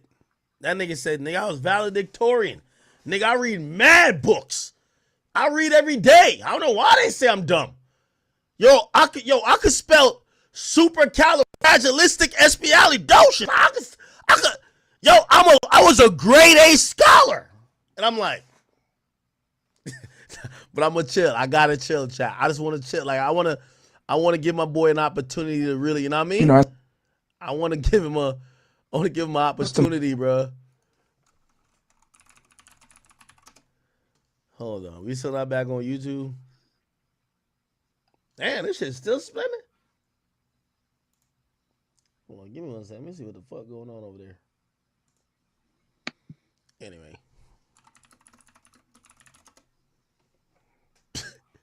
I don't know. I just Googled it. Lil Baby stupid.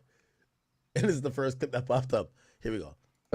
That can be drawn out like let's just jump into like the narrative that people think you are.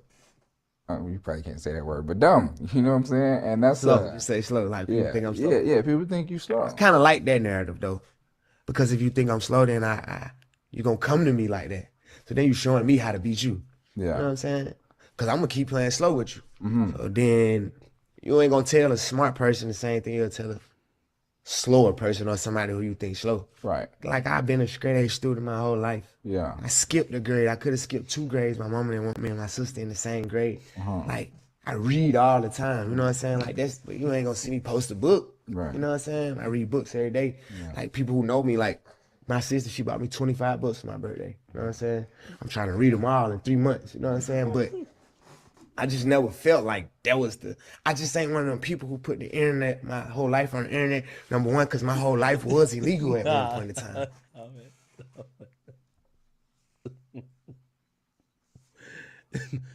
Oh boy.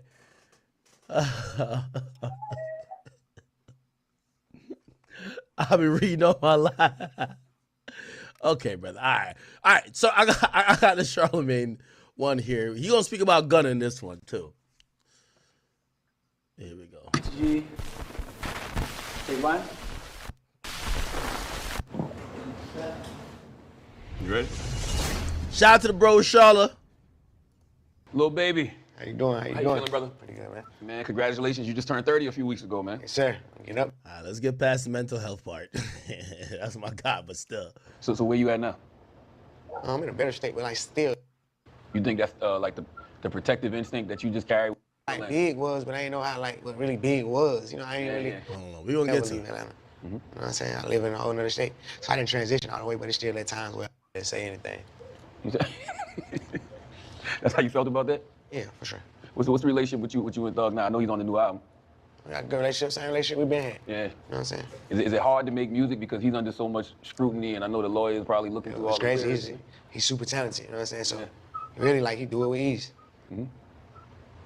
When he said what Wham says goes, what did you say? Or what did you want to say? Like what?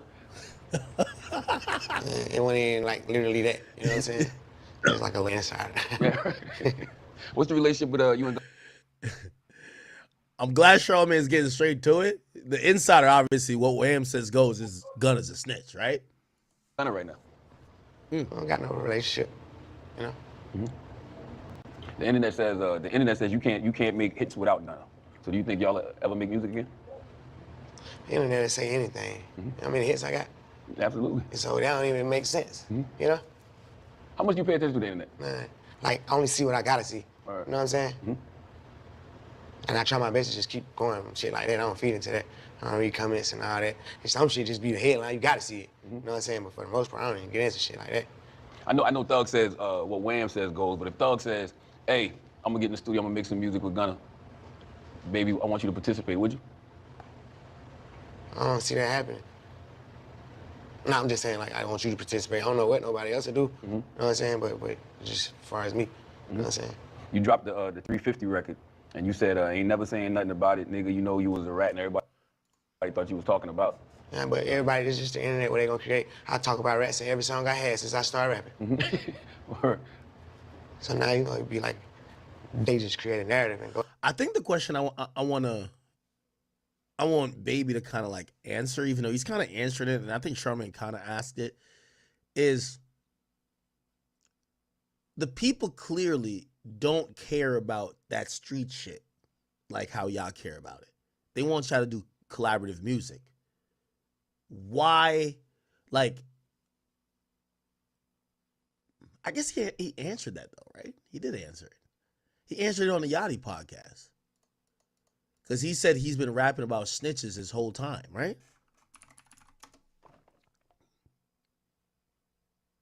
Hold on.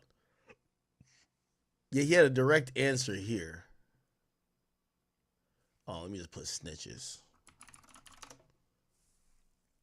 Always rapped about that type of stuff.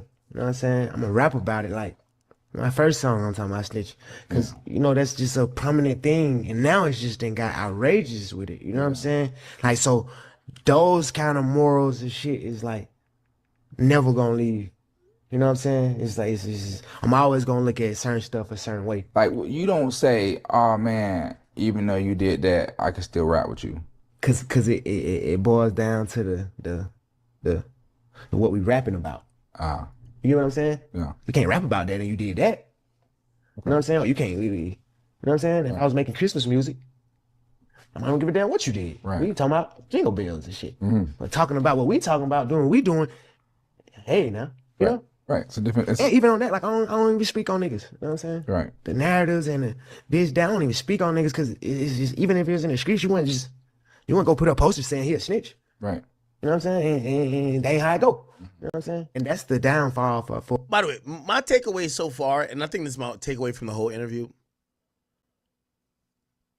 like Lil Baby suffers a little bit from the, I won't say Meek Mill syndrome, but like the too cool syndrome, where it's like this is probably his best job on both interviews at opening up, being more talkative, being more involved.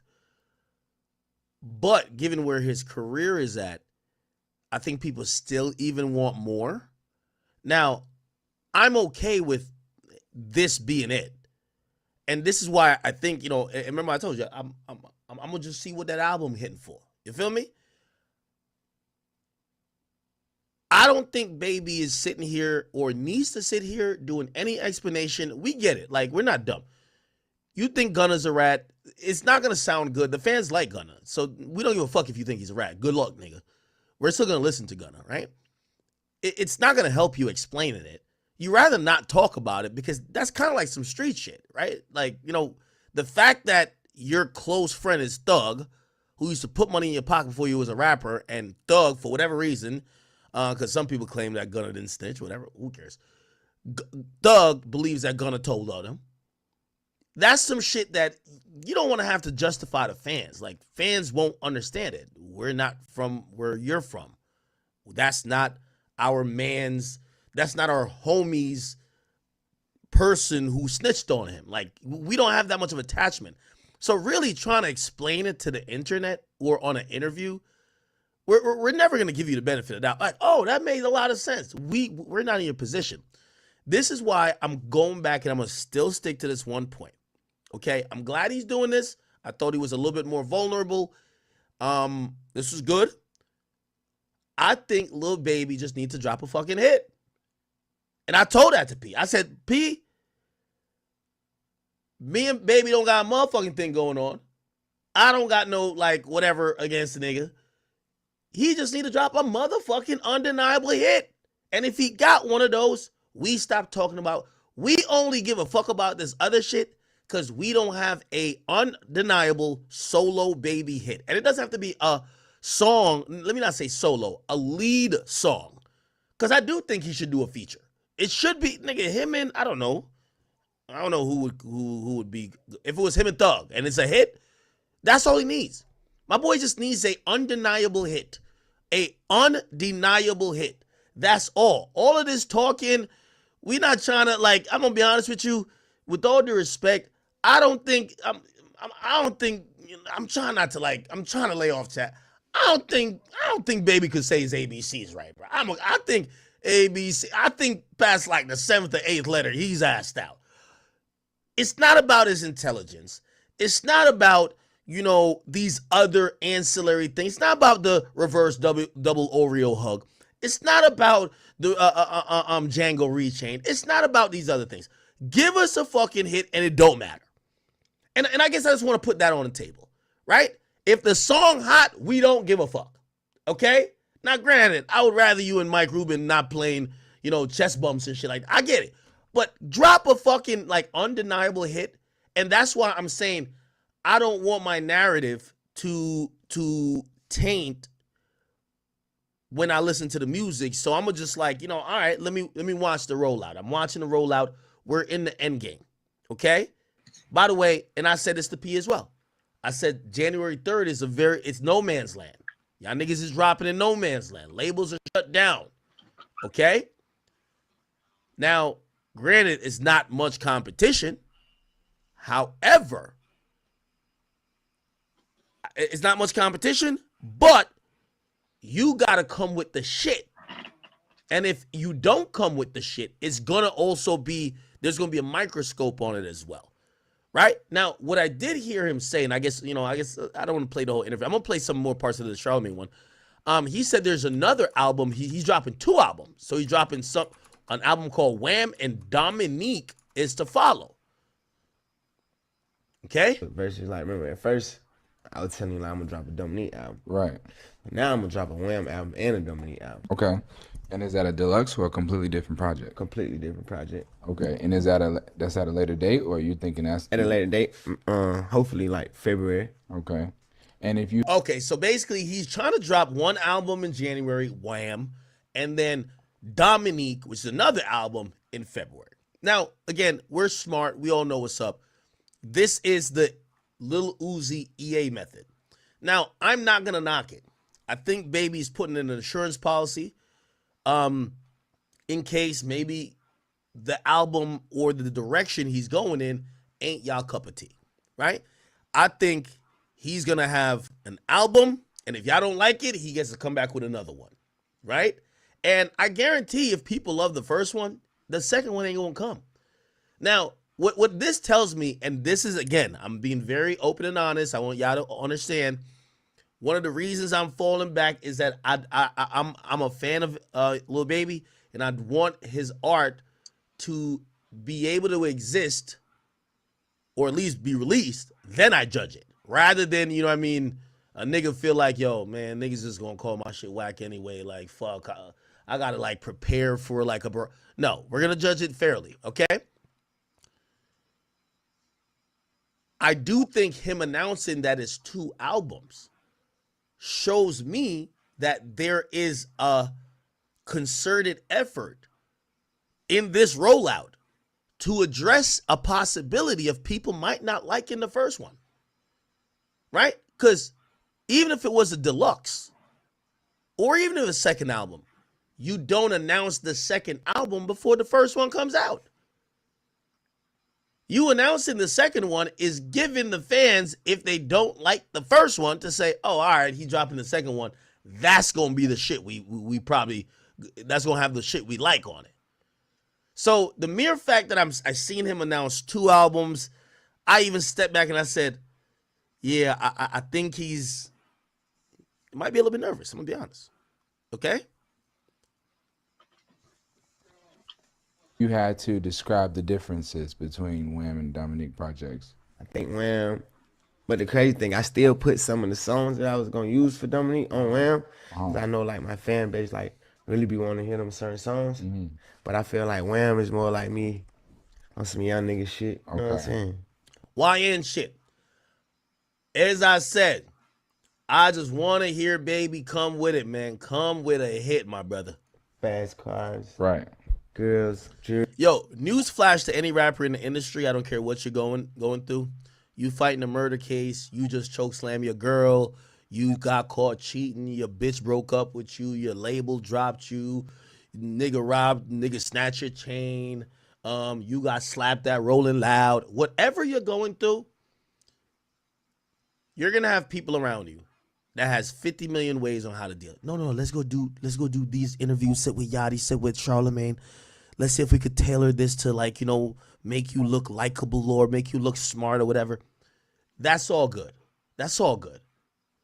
But that don't fix the problem. The only thing that fixes a musician problem is a goddamn hit song. Let me tell you this even right now. Let me tell you this right now.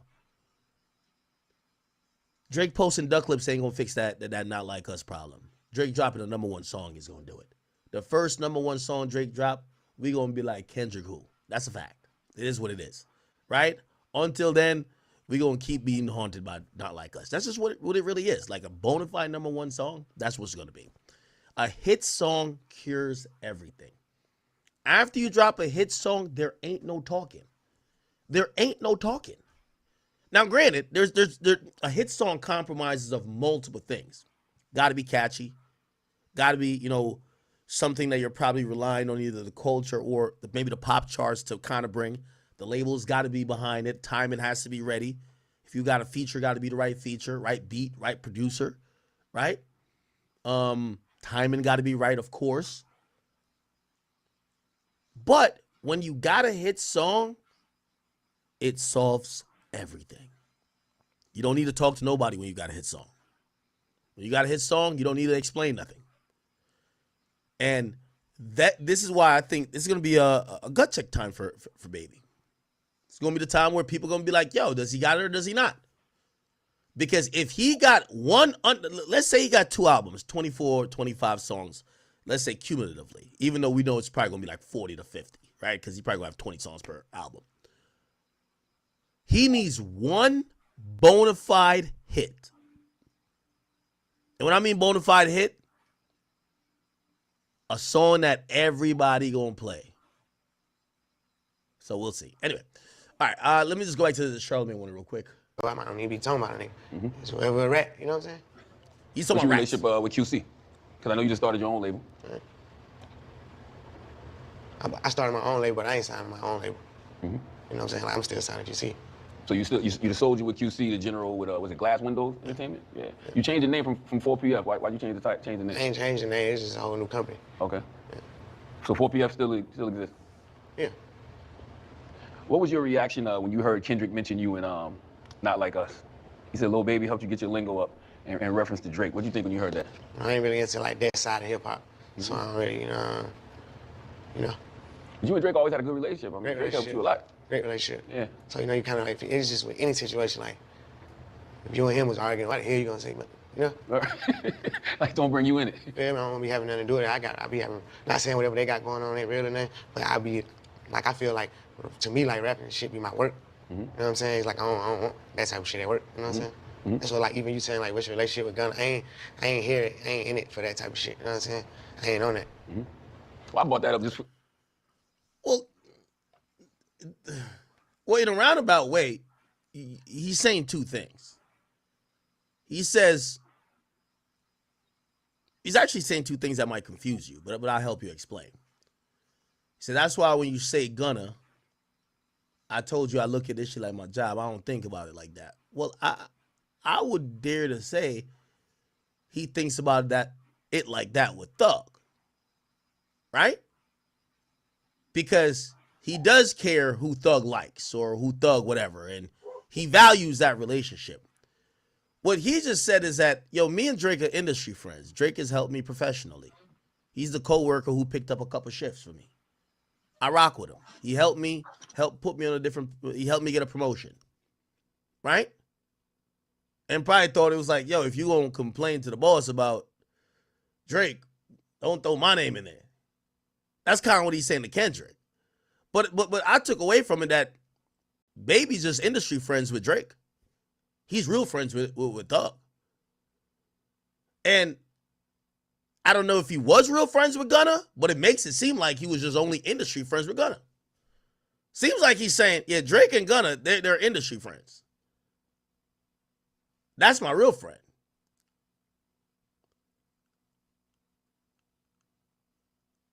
Because he's still not saying he's on a side, right? He's not saying like, yo, why you dissing my homie? Yo, don't diss my homie and mention me, nigga. I don't fuck with you. Like, he not saying that. So I would think he basically just saying that. Now, granted, I think what he's saying does make sense. It does make sense. Yo, Kendrick, bro, if you beef with somebody, keep my fucking name out of your fucking mouth, nigga. Because now, while you're just having a time of your life just saying whatever, you're making me look crazy. Because I want to collab with this guy. This guy is good for my career. I've been good for his career. He's been good for mine. Now you make it weird because now he's looking at me to say, damn, dog, you ain't going to speak up? But I don't want to pick no sides. I'm good. And I think that's what I'm taking from it. Baby don't want to pick no sides in this shit. He's looking at this shit like a job. 2 coworkers beefing. Don't bring me into this shit. Yeah, I might fuck with you a little bit more at work. That's what I'm saying. That Drake's a work friend. I fuck with you more at work. But I guarantee if it was somebody going at Thug, he not saying that. He not saying, bro, just keep me out of it. Just, do what y'all do. I'm not into that. I think he would just say, fuck y'all niggas. So again, this is just kind of par for the course. These guys are all industry friends. Just because of the music, right. Music aspect of it. Because, people, y'all made hits together. And some people want that again, right? But you don't think that's gonna happen? Well, one thing I loved about your documentary, man, is it just shows, you know, how much you mean to the city of Atlanta. So when you have a city that loves you that much, do you ever feel like you can just completely let it go, like the street aspect of it? Because you can't be that person no more. It's just like it's different aspects of it. You know what I'm saying? I still could be that person who donate millions to the neighborhood. You get what I'm saying? But that don't mean I gotta be hanging in the neighborhood. You know what I'm saying? So it's like I'm still feeding the streets one way or the other. You know what I'm saying? It's just I got a different way of going about it now. Do you think it's a culture shock when they see you like out with the Michael Rubins of the world? Yeah, for sure it's a culture shock, but that's more like me being vulnerable. Like you couldn't even imagine the type of shit we be on. You know what I'm saying? I don't just hang with people. I ain't one of them because you got this or that. I'm a whole man. You know what I'm saying? He actually give a nigga game. He really had like real conversations. You can like talk to somebody on a higher level about like questions that we don't be knowing. You know what I'm saying? They be knowing that shit. You know, I love how naive these rappers are. Yeah, nah, blah, blah. You know, they'll try to make it seem like I'm like a hater or someone's a hater for questioning their relationship with Mike Rubin, right? But then I'll ask them this.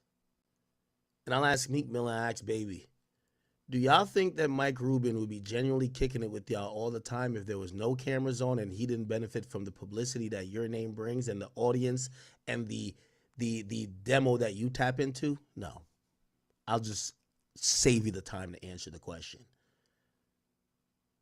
So yeah, we're looking and we're evaluating that relationship very different. We look at it as much as when we hear y'all talk, y'all say, oh, that's my friend that's giving me advice. But when we look at it, we feel like they're using you as a puppet to tap into a culture that they couldn't get to otherwise, or they're using you guys to be the mouthpieces to speak to an audience that they don't attract to. And the mere fact that none of y'all acknowledge that, either we just usually become more suspicious because you look like pawns, and then we become even more suspicious when it looks like your actions in those environments seems to hurt your brand. And I think what the streets don't understand is when you got relationships with The streets and the internet ain't the same. So you saying what the internet saying, they ain't the streets. You know what I'm saying? Them two different things. That is very true. That is very true. But so what the internet don't understand is when you around people like that, you getting game, probably getting more money, and that you're able to give back to the streets even more. Turning all the rest of these niggas on to it. Like, look, this how we do it. That's right. You know what I'm saying? But I understand that like the internet want to know that, and I also don't break it down for them to know that either.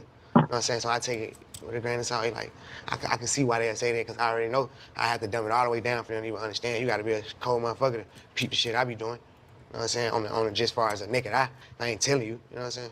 I don't understand why they don't respect actions. You know what I mean? Like they don't see it. You know, you got to dumb it down. You got to say it what it is, and you don't do that directly. They go with whatever they saying directly. Do you feel like you got to tell them every single thing you do for the hood though? Like, hey. I don't even tell them. I do the most. I do the most. The most. I don't got a PR team behind it. No nothing, no never. I really, the most millions a year.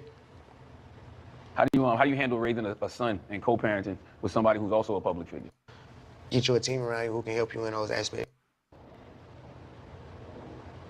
Shit, everything from just starting this career. You know what I'm saying? I jumped into the career. Want them to know though? Like as far as your business is concerned, like I really want y'all to know I'm doing this. Hold on. You're little baby the artist, so you yourself different. Definitely. If you get a little whiff of it, you eventually start to feed off of it. Is that what you know what I'm saying? And they have my height, you know what I'm saying? Right. Fuck a nigga. Need to tell you. It does. Well, I'm trying to drop Wham album in a couple more months, drop a Dominique album. Then I got like 2 other situations lined up. I got my whole 2025 prepared, planned out though. So being away these past couple of years, you knew what you wanted to do when you came back. Right, for sure, I just knew the point I needed to get to do what I needed to do. Is Wham gonna be like the street album, or is this gonna be just good music? It's like I don't really know the street album and the streets ain't the same no more. You know what I'm saying? I'm more like real music than like street music, you know what I'm saying? Because the streets, they change, you know what I'm saying? How does Atlanta feel now? Like when you see things like, you know, what happened with Thug? Yeah, Atlanta totally different from what it used to be. Dramatic change, you know what I'm saying? But I am 30 now. You know what I'm saying? That was our generation. Like, it's a whole new generation. You know what I'm saying? Do you even still like being there? Because it was weird, right? It was a weird period. When Thug went away, it felt like they was trying to put targets on everybody. Like they was hoping something bad happened to you. That's That's like the narrative. That's what fuck your mental up. You know what I'm saying? Imagine not doing nothing. You know you don't do nothing, but it just that's the type of shit you gotta see and the shit you gotta live through. That shit really fuck you up if you ain't strong. And you ever wonder like why do y'all want something to happen? I just understand people. You know what I'm saying? I know that shit come with the territory. So does that ever make you just want to fucking get the money and just disappear, get all the way out the way? Yeah, 1000%. Do you think shit like when they see pictures like Michael Rubin and he's a friendly dude, he like to hug and shit like that. When they see you when Michael Rubin hugging you think that Michael Rubin has an impact? Michael Rubin was never hugging me. You know what I'm saying? I was dapping Kuzman up, and Mike happy to see me. He ran over there, and we started like wrestling, like tussling. And the picture, Mike, one of my real good friends. We had a party with goddamn 200-300 people. There's nothing weird could go on with all these people in the mix. You know what I'm saying? But I ain't gonna get on the internet and go back and forth and all like. Yeah, I told him that's a crazy looking picture. You know what I'm saying? But shit, it is what it is. So when you see stuff like that, you don't even want to comment. You just like let people talk. You know what I'm saying? I ain't trying to explain my point and all that. Then you look like you lying. I ain't with all that. You know what I'm saying? What's the best investment he put you on? Because when I spoke to him one time, and he said this publicly, he gave Meek the largest investment he ever got, ROI he got back in his life. Has he done that for you yet? Yeah, we don't really got nobody. All right, I'm gonna leave it there. I don't know. I'll see when the music drop, bro. I'm gonna just see when the music drop because y'all know I can sit here and just roast all day about whatever. I want to prove I'm not a hater. Okay, I don't take it that personal. And really, I'll just go off the music. Now, I did see. I don't know. Is this his fan page or whatever? That Say Twin song they fucking deleted out of everywhere. I can't find it nowhere. Chat was jacking that. Say Twin. Shit was fire. Spin again, when it's like a sin. Choppers FNs, DOA out of here. Ride or die my twin. No need for you calling us swim, cause we ain't your twin. Say twin, say twin, say twin, say twin. Them niggas done show they hand, them niggas ain't in.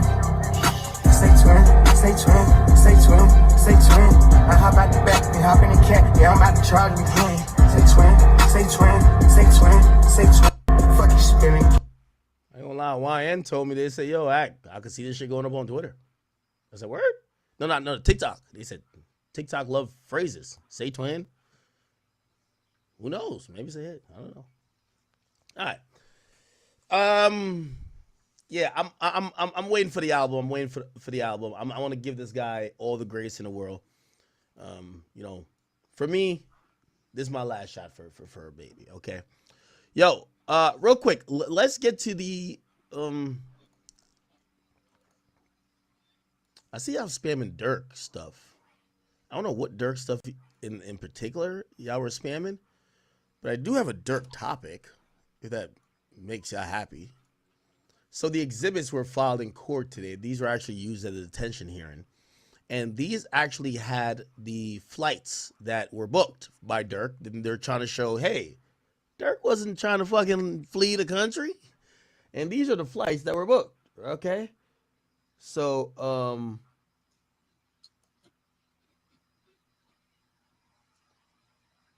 fuck, I gotta like turn my head, pause. Okay. So this was the 6:15 from. This was on the 24th. 6:15 from Newark that went to Zurich, and then from Zurich was going to Dubai. And then here's another flight that was booked. This was from Fort Lauderdale going to Newark, and Newark going to Zurich, and then Zurich going to Dubai. Okay. And who was on this one? Can't tell. And then this was Dirk Banks flying from Fort Lauderdale to Newark. So they're saying Dirk was just trying to get to Dubai. Okay? I guess his lawyers are saying, hey, Dirk and us both know that Dubai will extradite you, given if it's a murder charge. He wasn't trying to flee. He was just trying to do business. And here are the flights. I don't know if that helps a lot. Is this what y'all talking about, chat? Again, he shows the whole thing with the neighborhood heroes. This is like a brochure, I'm guessing, that shows, you know, he's been giving back, doing all that good stuff. Hold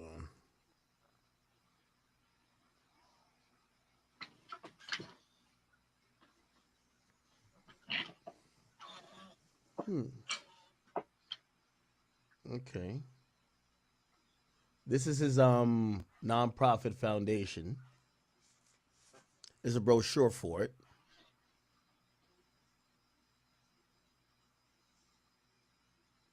Partners and Exhibit C is a declaration. Okay, so this is Justin Gibson. Who's this?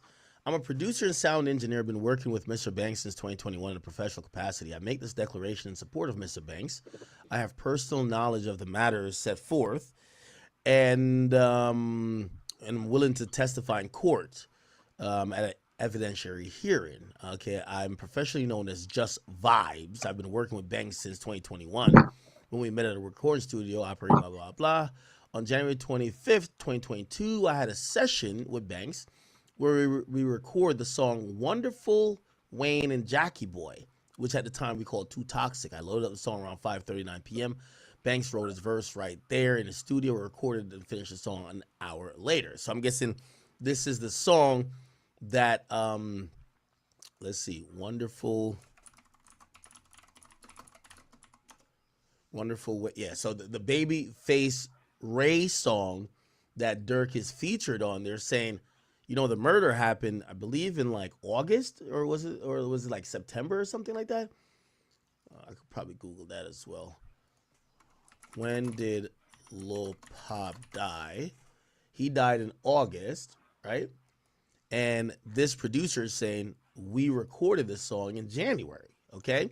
Because the feds contextually are using lyrics to say Dirk was bragging about, you know, getting the location, doing the murder, which seemingly matched that particular murder, but the song came out after. The producer is now saying, or the engineer is saying, we recorded that months before, 8 months actually before he actually died, okay? All right.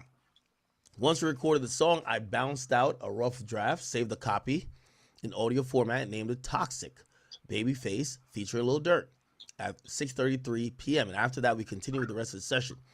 Attached to this affidavit are screenshots of the timestamps on the original project file and the audio file I received, and a safe version of the file. Okay.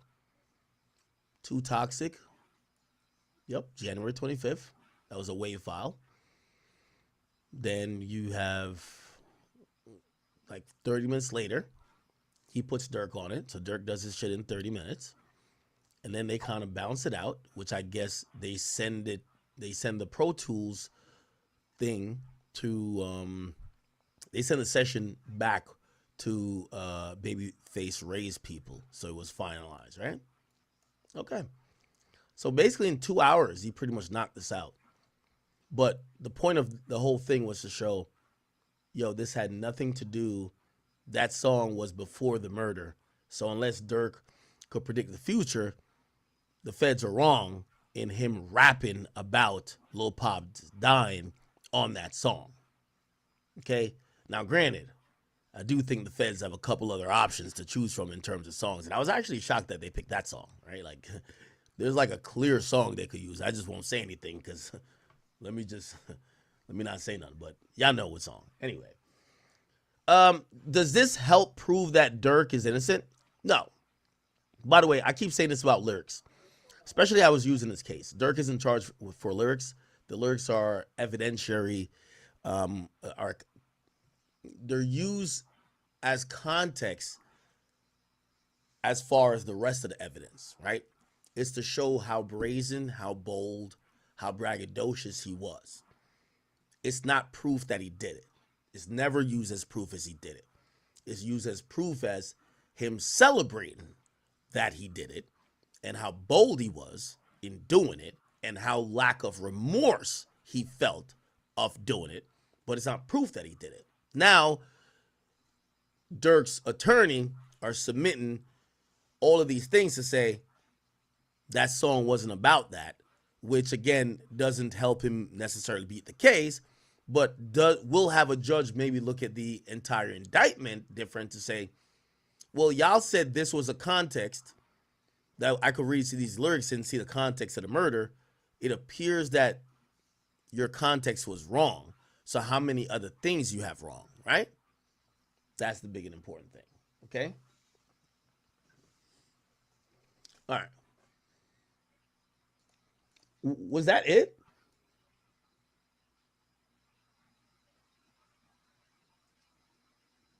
Chat, was that it? Because I keep seeing people say that, oh, Dirk's lawyer was proven. I don't know what these itinerary prove, though. These itinerary doesn't prove.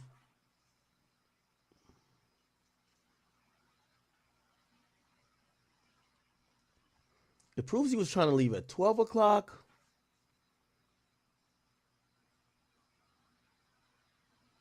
I don't know. Unless they're saying the 3 flights that people saw wasn't 3 flights at all. It was just connecting flights. Okay.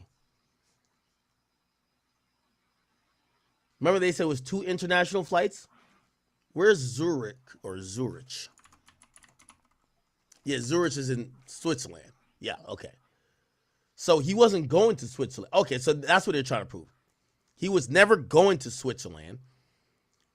He was trying to go to Dubai the entire time, which maybe he had some work out there to do. And the flights that they could get for the same day had him stopping in Switzerland and then had him going to Dubai. I thought there was another one with Qatar.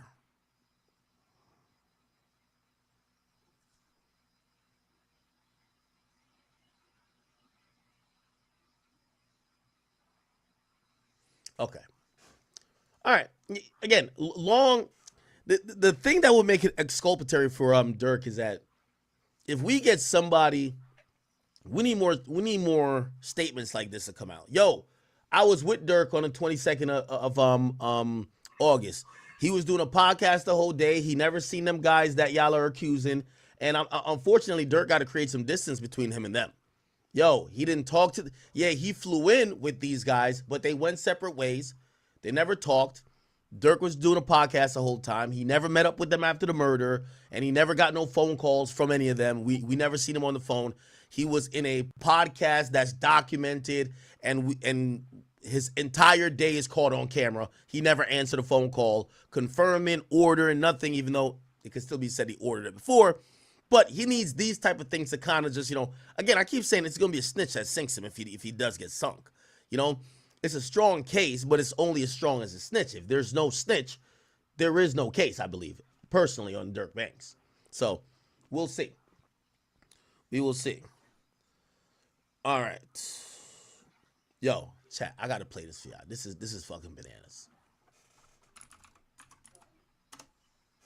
Now, I don't even mean to be even jumping or like even watching some of this like little teeny drama. But, yo, y'all got to watch this shit. First of all, so Danielle Bergoli, okay, bad baby. Prayers to her. She has cancer. She just got surgery. I want to be very nice to her. She has a baby daddy who everybody's calling a bum. A guy who just generally unsuccessful. Apparently he's a SoundCloud rapper. She's made $60 million in OnlyFans. Apparently Travis Barker, the drummer, has like a daughter that's supposedly like 18 now. But when this guy who's Danielle's baby daddy, so I think she's 21. The nigga, her baby daddy's 26. And then this other girl is like freshly 18. I know. I shouldn't even give a fuck about whatever. But just because this drama is just, this is kid shit. The only reason I'm playing it, this shit is hilarious. I'm going to tell you why. She's exposing the nigga the entire time. And at a point, the nigga she's exposing, he just walks across the screen. And everybody's like, Wait, the nigga who you're talking shit about the whole time is in that apartment with you or wherever y'all at? And she's like, yeah, like we live together. What's the problem? And then she tells some story about Chief Keef. Y'all gotta hear this. Just watch this shit. This is it's comedy. It's comedy more than you should take it serious. Just watch this shit.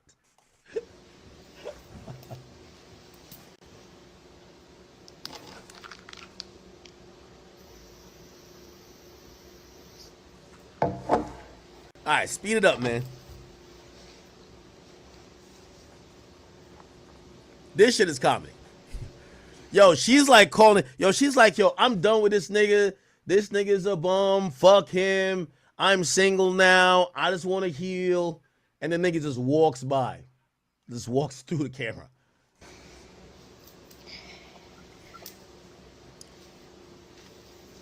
So, I'm going to tell y'all my side of. Also, this is so crazy. This is like some really like some Jerry Springer ghetto shit.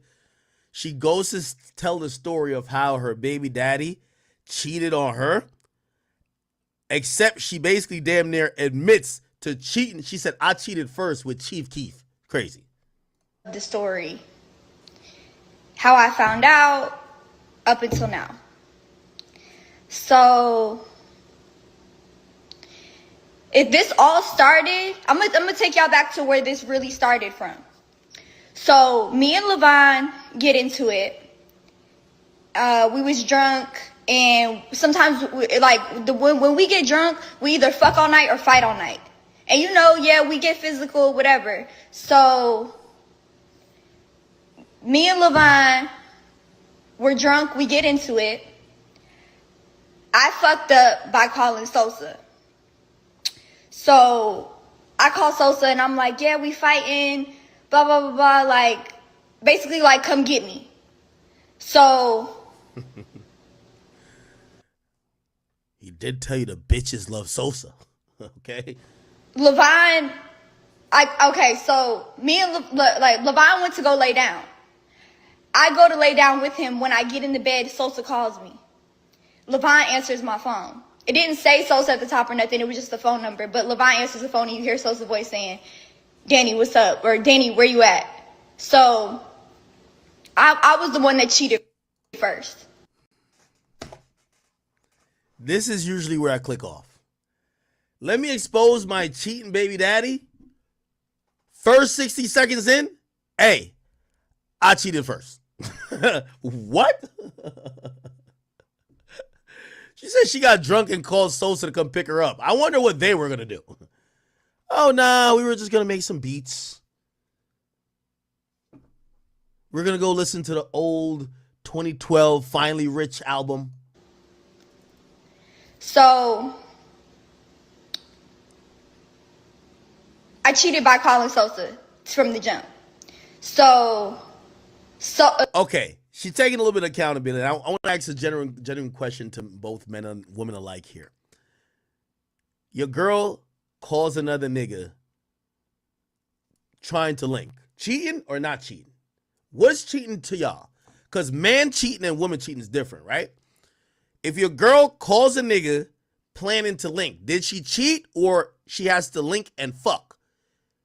Right? I think most men, we're like, we don't cheat until dick is inside of the pussy, right? Then now we're like, all right, we cheated, okay? But your girl is on the phone with a nigga. She's planning the link. Is that cheating?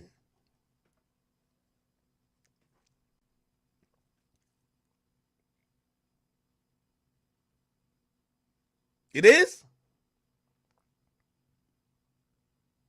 So after Levon answered the phone, he busted my lip, broke my phone. Yeah, he just abused me. I tried to stop him from leaving, and when he was trying to close the door, I put my hand in the way, so he accidentally slammed my hand in the door. My hand was literally hanging. My teeth were loose.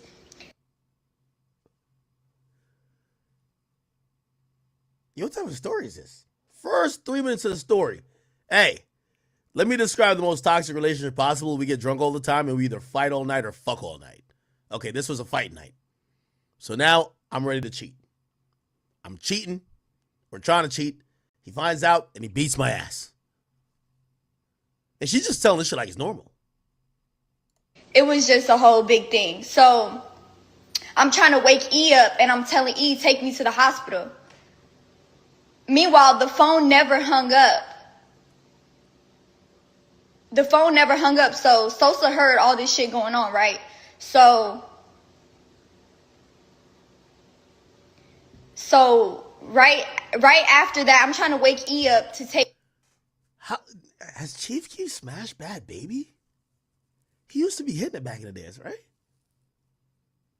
Yo, all these chicks, I ain't gonna lie, these girls really like Sexy Red loves Chief Keef.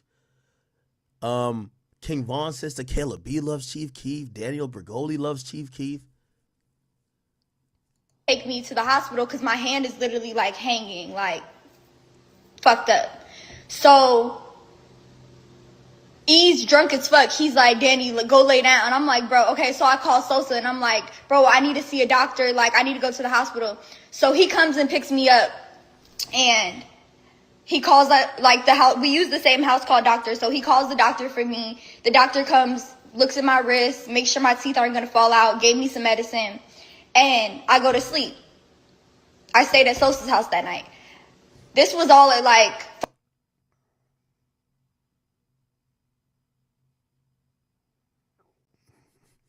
Yo, the way she's explained the story, all this shit's like mad normal. Yeah, I stayed at Sosa's house. 5, 6 o'clock in the morning. So I took. If your girl stayed at Chief Keef's house, chat, are you assuming he piped her out, gave it a savage donkey fuck, or you're thinking, who knows, maybe, you know, sometimes there's some type of dudes, some type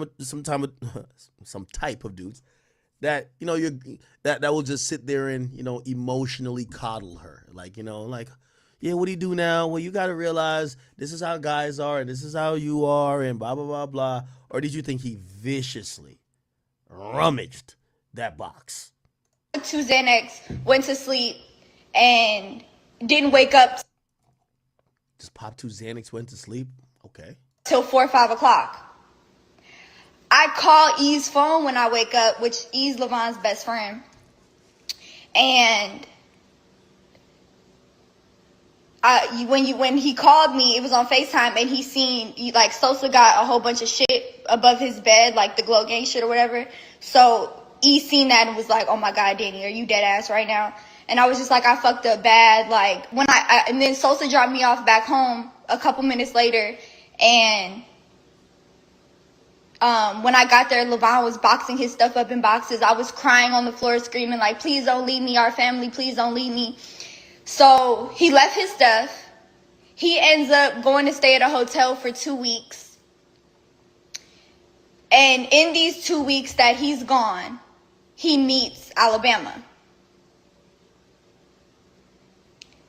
Me and Levon get back together after this 2 weeks.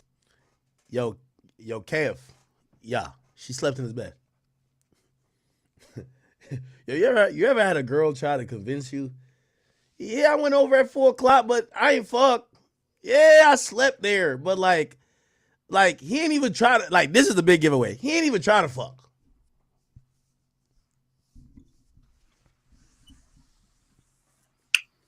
He's not like you. That's the best one of them all. The best woman gaslight line is, not everybody's like you. They're trying to like throw the title of being a whore or just a fiend for sex onto you. Not everybody's like you. He didn't even try to fuck me. And I'm on Instagram. Me and E sitting in the bed, I'm on Instagram. And how many people? Yo, the way she's telling this story is wild. She was just in Sosa's bed. Now she's in bed with her nigga best friend. I know they're not supposed to be doing anything, but still, I'm not letting my girl get in bed with my best friend either. They're not laying on the bed together. And I click a picture of Alabama on the Explore page, and I see it says follow. And I'm like, what? Alabama follow me? So I called Talon. And I'm like, did something happen between us and Bama? Like, I'm confused. So Talon's like, oh, I had heard something about her and Levon. But she was like, I didn't even think it was serious. I thought it was just made up, so I didn't even tell you. I didn't want to work you up. So I call Levine and I'm like, Levine, you know this bitch? Like, so I'm texting Levine. I'm on the phone with Levine and I'm texting Bama like, Bama, call me now. Like, what the fuck? Like, why am I hearing something about you and my baby daddy? And she's like, what? No, never. And I'm like, girl, what? Like, be real with me.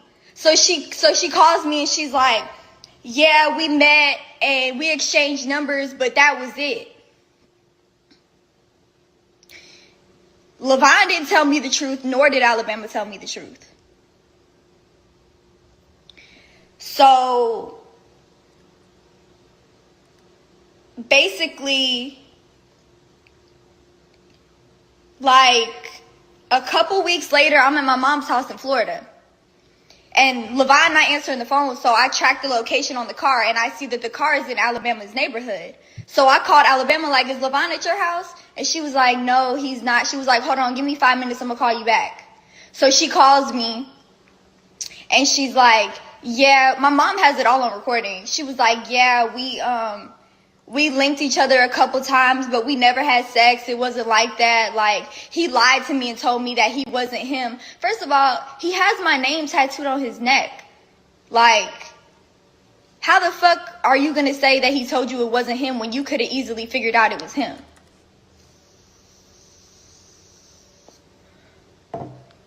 And then up until... Am I tripping? Or maybe if you just got diagnosed with cancer, you shouldn't be vaping. I must be tweaking. I don't know. This whole shit just sound crazy to me. She in bed with 2 niggas. She saying so saying crack, but come. She what? Okay. Now basically she sent me, I posted something about her on my Finsta because it kind of ticked me off watching her live her life like she's not a fucking homewrecker. Like she didn't cause me so many problems. I was a postpartum mom going through cancer, finding out that my boyfriend was cheating on me. My baby daddy was cheating on me. Like,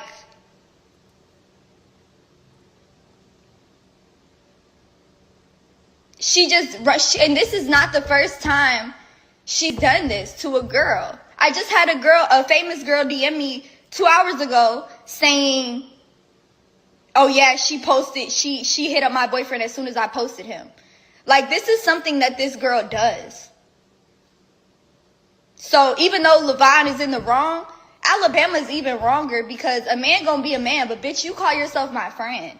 Like, what the fuck? So anyways, I posted something about her on Finsta because I was ticked off watching her live her life like she ain't do nothing. I was just like, this bitch just acting like everything's fine and dandy. Like, bitch, you're a fucking homewrecker. Like, what the fuck? So someone sent her the post from my Finsta and she DMs me and she's like, I don't want to be nothing like you, Dr. Phil loser, bitch. And your bum ass man keeps hitting me up. He wants me so bad, confessing his love to me, da da da. So yesterday, she sends me, was it yesterday, the day before yesterday? The day before yesterday, she sends me a screenshot of some messages with her and LV. But she deleted the messages she had sent to him where the messages I posted yesterday, it was those messages. But Levine ended up sending me the real messages where she was like, come to my house, come see me.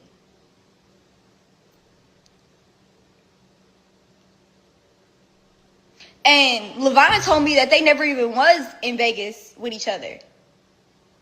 And the timestamp from when Levine met her up until now, he hasn't went to Vegas on his own. He hasn't done no shit like that. So y'all could ignore this part. I don't know what they talking about. I don't care. I just want to get to the funny part. So basically, she sends me a whole bunch of screenshots yesterday of messages with her and Levine. Levine saying they not real. I feel like they're real because I know how my man type. And the stuff that's being said is just like beyond me, honestly. Like, the fact that the bond that me and Levine have, as close as we are, the fact that he could send another female messages like this is just the fact that you could go You get in an argument and you go sleep over Chief Keef's house. It's disturbing. It's vile. They're basically in an open relationship. You could tell. Like, they're both fucking other people, right? So, me and Levine have decided to break up. This is the funny part. Me and the nigga has decided to break up, okay? I feel like our relationship has ran its course. I would never beef with a bitch about a man, especially no bitch that look up to me. I'm not doing it. Like, bitch, I'm your OG. Please. Like, shit is just...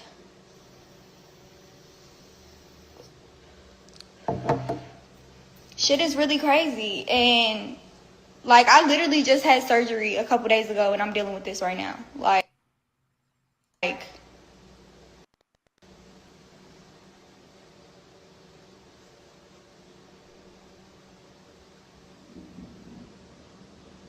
shit is really crazy, but Alabama is a liar to some extent. She is a manipulator to some extent, as well as Levon is. So, I just feel like our relationship has ran its course. Wait till a nigga and walks there's nothing by. I can do Watch at this this. point. This is beyond embarrassing. This is beyond disturbing, especially with everything that I'm going through. Like, You hear somebody walking, right? it's just...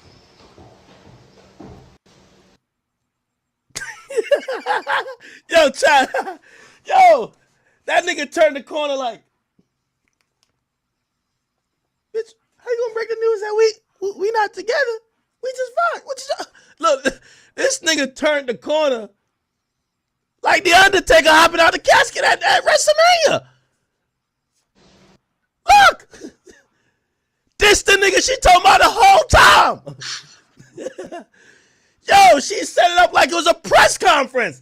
The nigga she talking about, that's him, Chad. He right there. That's him. Chad. Look. That nigga just strolled by.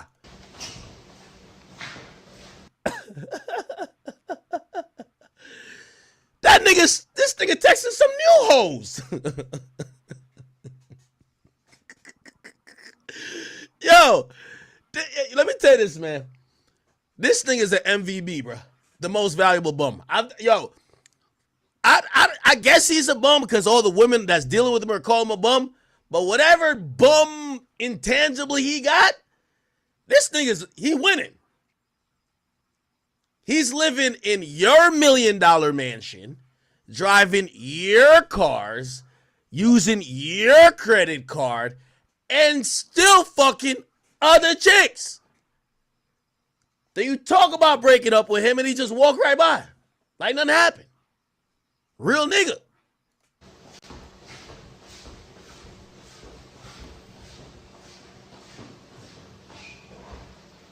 You got something you want to say?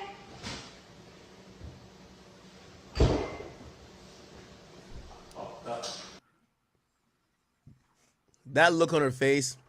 Danielle Bergoli, let me tell you this, man. Bad baby. I feel very bad for you. Obviously you have a lot of trauma from your upbringing, but I know you're going through it health-wise. Every time I see you speak on these things, I could tell you're dying for some love and acceptance. And this guy who you have a child with, that you're trying to build a family with, you want it in him. I could tell you only getting online to make him feel scared, to make him feel like, yo, nah, I'm really leaving you this time. The look on your face, you just want that nigga to stop fucking other girls. It ain't gonna stop though. It ain't gonna stop, I could tell. It's not funny. We can't take nothing serious. Yes, that's him. Like, we live together. We have a whole baby together. Like, he's not just gonna disappear out of thin air. But So why the hell you telling us this online? I keep telling you this, chat. Women,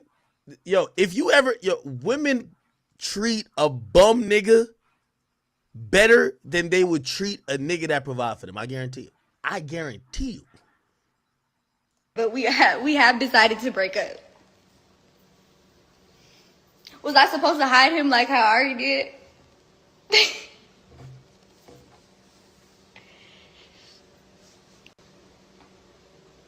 Unbelievable.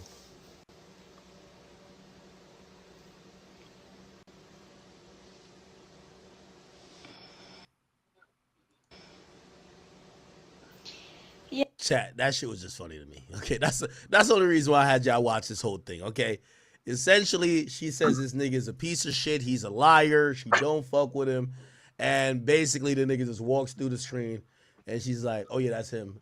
What do you think was gonna happen? We live together. What do you think is just gonna go away?" Okay.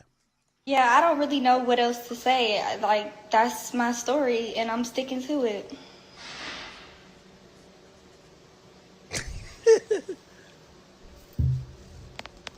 She got off live. All right, man. Anyway, the bum fights continues. So this is the other person's like little side if you care about it at all. She had like a whole little thing. Here we go. Okay, this is the only video. It's like TikTok drama, chat. Yo, chat, let me tell you this.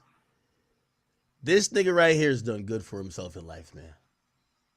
He got these little white. Hey, it's about time we see a brother getting over on two white women. Okay? We not co-sign no abuse and no nothing like that. But it's about time we seen a brother who ain't got shit get over on two white women who got it. Okay? Salute to these guys. Or salute to this nigga. I'm going to be posting about the situation. I'm going to take you guys from the beginning to the end and show you guys all the receipts and just put it on the floor. Okay, so on her Finsta, she posted this. Then she said I copied her music video, which I did not. I haven't seen one music video where she's doing any of these things. This is her telling me to catch her outside. I never ran from her friend. I saw her friend at a hookah lounge, and I think she said something to me, but I just kept walking.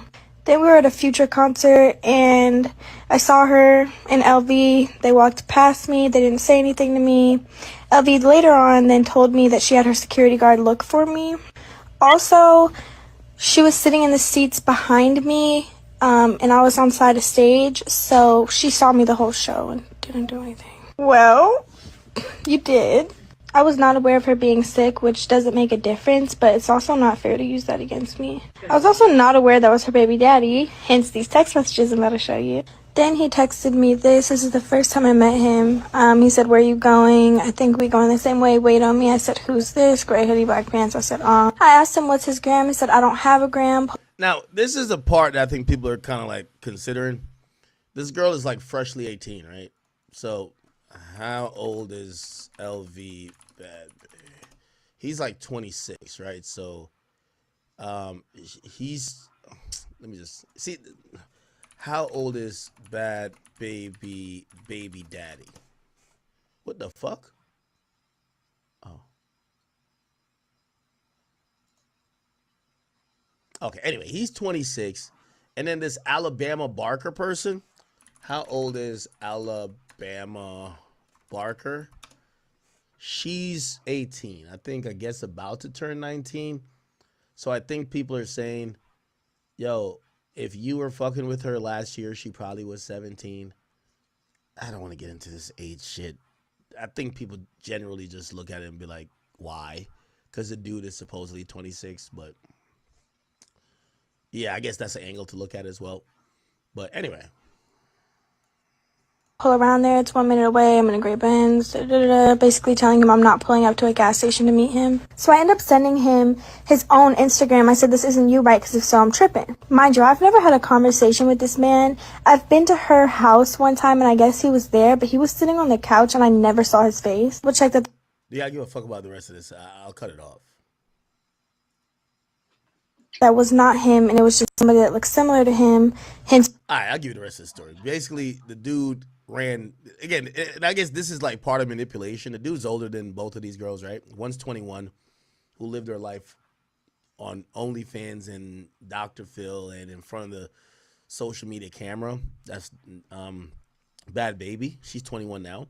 And the other girl, she's 18, freshly 18, and her dad is Travis Barker. they don't have too much experience with nothing, right? So he gets this girl pregnant because she's worth $60 million, which any guy who, you know what I mean, trying to secure the bag would definitely do. So you get one pregnant, but you want more pussy, niggas. And for whatever reason, he fancies this girl. I guess he has a type. He likes white women, whatever.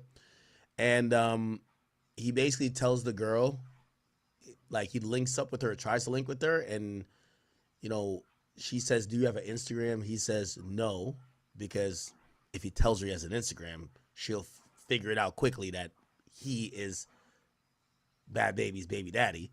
So he lies about that, tries to hang out with her. She says no. Over time, she admitted to hanging out with him, but she claims she ain't fuck him. Who cares? All right. Point of it is, there ain't no point, bro. I ain't gonna lie to you. Both of these women, I think their taste in men kind of dictate the situation they're in, and good for them, you know. However, I do wish Danielle Bregoli health, and I hope the abuse, even though she looks like she's normalizing because she says we fight. I hope that's not something that continues, you know. All right. Chat, have y'all seen this? So they ran an article on Business Insider. They said how rich musicians build American taxpayers for luxury hotels, shopping sprees, and $1 million house or $1 million bonuses. Okay. Now, this article is actually exposing two people that we care about, really three. It's Lil Wayne, they're exposing Chris Brown, and Marshmello. Okay. Now let's read through this article real quickly. It says many musicians struggled during the pandemic. Lil Wayne wasn't one of them. He sold his master recordings from his record label's artists for more than $100 million. Okay. By the way, if you don't know what that means, he owned the master recordings 49%. So Young Money, Cash Money, he owned 49% of that. Birdman owed 51% of that. So he sold the masters, right, for $100 million. He was also pardoned for felony gun possession in the last-minute action by then-President Donald Trump. Purchased a $15.4 million mansion in the mountains of Los Angeles, and as Business Insider investigation found, he received an $8.9 million grant from a little-known pandemic relief program that was used to cover more than 2 years' worth of spending on luxury hotel stays, designer clothes, and travel to and from nightclub appearances around the country. The rapper, whose real name is Dwayne Carter Jr., spent more than $1.3 million from the grant on private jets, over $460,000 on clothes and accessories, many of them from high-end brands like Gucci and Balenciaga. He billed taxpayers more than $175,000 for expenses related to a music festival promoting his marijuana brand, GKUA, including clothing for artists associated with his record label. He also used grant money to cover nearly $15,000 worth of flights and luxury hotels for women whose connection to Lil Wayne's touring operation was unclear, including a waitress at a Hooters-type restaurant and a porn actress. On New Year's Eve 2021, he was scheduled to perform at a concert in Coachella, but shortly before his set was scheduled to start, a concert employee announced that the rapper was unable to perform because of the wind in the flights. The crowd booed. The wind gusts were of 20 to 30 miles per hour reported that night, but data from Flight Radar 24 indicates 4 other private jets flew the exact routes Lil Wayne was scheduled to fly. Instead, posts on Instagram suggest he partied that night at a club on Sunset Boulevard with the rapper 2 Chainz. Okay, for expenses related to the concert he never performed, Lil Wayne billed taxpayers nearly $88,000. Okay, now this is how they're saying he spent his grant money. They said he settled a debt that was owed to an ex-manager, Cortez Bryant, $2.14 million. Now that debt is probably either for direct management fees or fees due for Drake. Remember, Cortez Bryant, through a subsidiary or his, music group, Aspire Music Group, that's how Drake got signed to Young Money, Cash Money. Okay, so Cortez Bryant, you've noticed we've never heard from him again. Pockets fat. Feel me? So he paid $2.14 million to Cortez Bryant, commissions to then manager Mac Main. Oh my God. Jesus, Mac Main was getting it. Okay. $1.7 million. Wow. Private jets. This is kind of crazy. $1.38 million. Lawyers at Grubman Shire, which, by the way, I think this probably came out because of an inquiry, either at Grubman Shire or an inquiry by this accountant firm that had to show the line items on how this grant money was spent, because for everybody they have the same lawyer group and they have the same accountant. Okay, so lawyers at Grubman Shire $590, accountants $589, close $528,000, $528,000 that is. Contractors who work on a show is $327,000. Selling a debt to a former accountant, $300,000. Mystery women, $14.9 thousand, and everything else $1.3 million. Now, I'm going to tell you what Wayne or people around him would say. They would say that it's an accountant issue, and that if they did receive a grant, the grant wasn't allocated for what they're saying it is, right? For example, and let me just give you this example. Say I have 15 source of income, right? Spotify pays me, Universal pays me, I'm getting paid for shows. Everything is my money, right? So of course I'm gonna fly private jets, but does it mean I'm using the grant money versus the show money? Am I using the money from Spotify or maybe a money from a feature? So I think that's how Wayne would explain it. But here's the thing: as an artist, your accountant company, right? They and whatever, they have to write down what you did with the grant. So, it kind of defeats the purpose of you trying to explain it another way. Lil Wayne's publicist didn't respond to numerous requests for comment on details questions reached by text. Wayne made a sexually explicit overture to a reporter and didn't respond to question. Basically told him to suck his dick, right? Now it says the money came from a program called the Shuttered Venue Operators Grant, signed into law by Trump in 2020, championed by lawmakers including Senator Chuck Schumer. It was established as a lifeline for struggling independent venues and arts groups during the pandemic. But pop stars used the program as a piggy bank to keep the party going, according to Business Insider. The Stars spending book took place as a backdrop of massive pandemic relief fraud.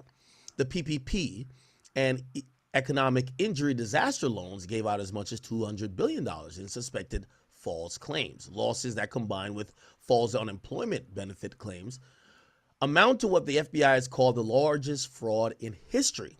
Compared with those better known programs, the Shutter Venue Operators Grant had relatively strict eligibility requirements. Still, accountant firms and money managers soon realized their stadium fill-in musician clients might be able to be eligible for grant money via their loan out companies. I ain't gonna lie, I think that's shitty, man. There's so many people. Like I would have qualified for some of these things, right? Like I had a certain amount of employees for certain size companies. I could have gotten grants. That's shitty, man. Like y'all are fucking millionaires, right? Like y'all got all type of investments. That's really shitty. I'm not gonna lie. You know what I mean? And I've talked to some of these people, not necessarily Wayne or whoever else is being accused in this particular story. You know what they've said? Well, if I didn't do it, other people are doing it. And they escape it. They kind of excuse it by saying other people are doing it. And it's like one of those, if you ever had somebody excuse their behavior by saying, well, somebody was going to do it. Might as well be me. Or other people were doing it too. But I still think it's shitty. Like, you guys make a shit ton of money, had a shit ton of money. You didn't need to use that, even if you consider it free money, whatever. Still accountable. Okay. Corporate entities used to handle the business of touring. Grants awarded to clients of one of the high-powered entertainment business management firms. Okay, see? NKSFB totaled at least $207 million, Business Insider reported. NKSFB itself collected more than $7 million by helping its clients obtain the grant. Okay, so it was this business management firm that got all of them the money. Their managing partner, Mickey Siegel, didn't respond to requests for comments. The firm's lawyer, Brian Friedman, says NKSFB doesn't comment on his clients' finances. Grants received up to $10 million so they could spend on certain ordinary and necessary expenses for their entertainment business. They had to make good faith statement to the Small Business Administration, which oversaw the program, that the grant was necessary to support the loan out companies ongoing operations, and it showed that the company's revenue had fallen by at least 25% between one quarter, 2019, and that same quarter, 2020. Oh, wow, this was a scam. The statement of SBA, in the statement, the SBA said it followed the law, but the law directed the SBA to examine revenue, not assets. Musicians with huge bank accounts and multiple mansions were still eligible for the awards as long as their loan-out company revenue had declined. Thousands of pages of accounting documents reviewed by Business Insider revealed for the first time how some wealthy musicians were giving it up, including C Breezy and DJ Marshmello and the member of Alice in the Chains. They spent grants they received through the program. The documents include detailed records explain how celebrity musicians spent their grants, as well as correspondence between their accountants and the SBA. Business Insider has verified the authenticity of the documents. They revealed that the artist directed millions, or how the artist directed millions in taxpayer funds, not towards touring crew members, but instead towards their own bank, luxury purchases, and entertainment expenses, oftentimes while sitting on substantial wealth from other business ventures. One top government accountability expert says some of the spending Business Insider identified was questionable, but stopped short of saying it was fraudulent. At minimum, it smells, said David Walker, former comptroller general of the United States. Whether it's legal or not is not up to a lawyer or ultimately up to a court, but it does. Oh, no, whether it's legal or not is up to a lawyer or ultimately a court, but it does. The SBA said it implemented industry-leading fraud controls, okay? Let me go down a little bit. Pandemic relief was intended to help businesses and workers in need, the senator says, not a super wealthy celebrity. Lil Wayne wasn't the only one engaged in questionable grant spending. Chris Brown spent his grant on big paycheck. On a big paycheck and a big party. Of the $10 million grant Brown's company CB Touring received, $5.1 million went to Brown personally. He also billed taxpayer nearly $80,000 for his 33rd birthday party. The blowout, held in a Lux Los Angeles event space, featured a 3,650 LED dance floor and atmosphere models, nude women in body paint, who cost $2,100, according to an expense report and a blog post by the party planner. The bill included more than $29,000 for hookahs, bottle service, nitrogen ice cream, and damages involving burn holes to rented couch. While the grant was meant to support live entertainment, Brown also charged $24,000 to the grant for the cost of driving his tour bus from the U.S. to Tulum, Mexico, and back in the fall of 2020 during a month-long stay for him and his entourage in a resort town, where he did not perform. He spent several days in Tulum filming a video with Jack Harlow for the joint track, but it's not clear if the rest of the trip was for business or pleasure. And more than $179,000 of the grant went towards a celebrity basketball tournament broadcast on YouTube, including a $20,000 payment to the Indianapolis Colts tight end Mo Alley-Cox, who played for the Browns basketball team. This is how Chris Brown spent his grant. He took $5 million. Insurance, he paid $1.3 million. This is probably an umbrella insurance package. His manager, Anthony Ant Wilson, $823,000. Accountants, $556. Lawyers, $40. Crew payroll, $383. Celebrity basketball tournament, almost $200K. His birthday party, $80,000. Everything else, $1 million. Brown and his attorneys and his managers did not respond to requests for comment. Others also paid themselves, taking advantage of the spending. Oh my God. Marshmello received a 9 point. Oh yeah, this is fraud, chat. It seems like fraud. So the limit was $10 million. I think over 10. They said it over 10 was Let me see, over 10.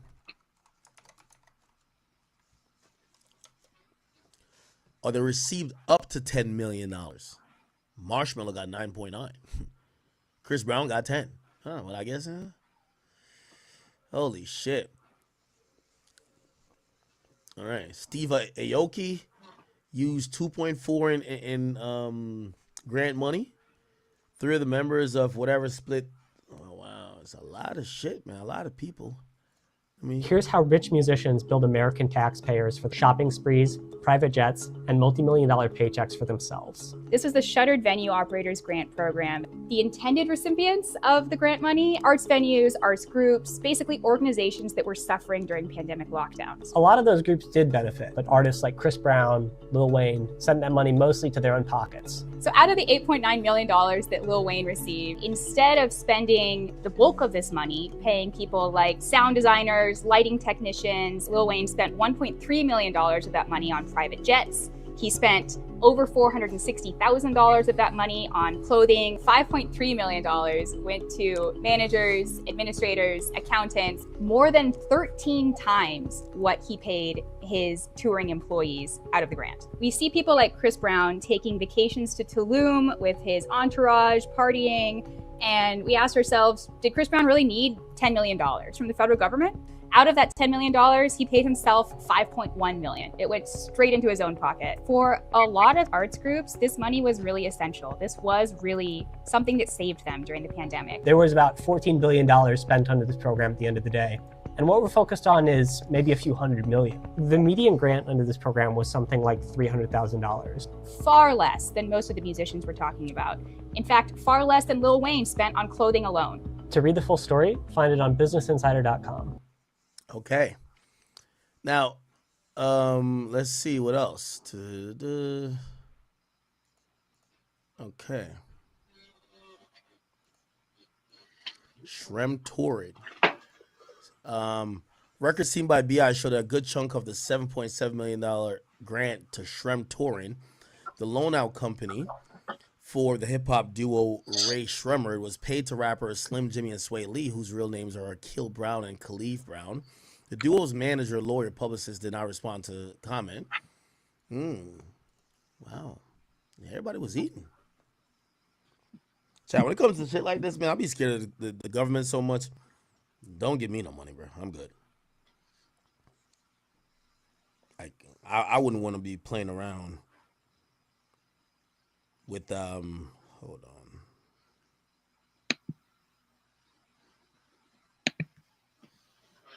Y'all wouldn't want to be playing around with money from the U.S. government like that.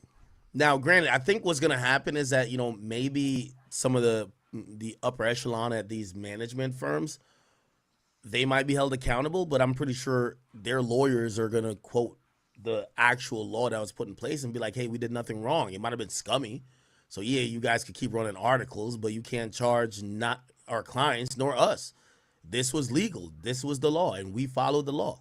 So was it scummy? Probably, but was it illegal? No. Okay?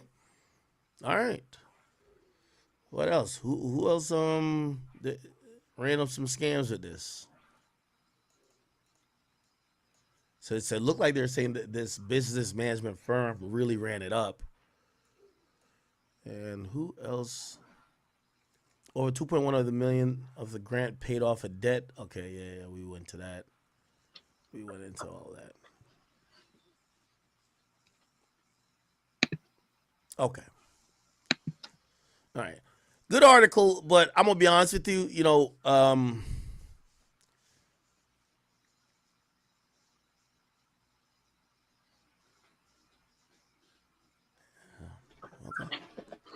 Hey, honestly, it just shows, man, in America, man, it's a game it's an unfair game that's played by the rich and the wealthy that usually take advantage of taxpayer dollars. And even when, and I think this is every game in America though, right?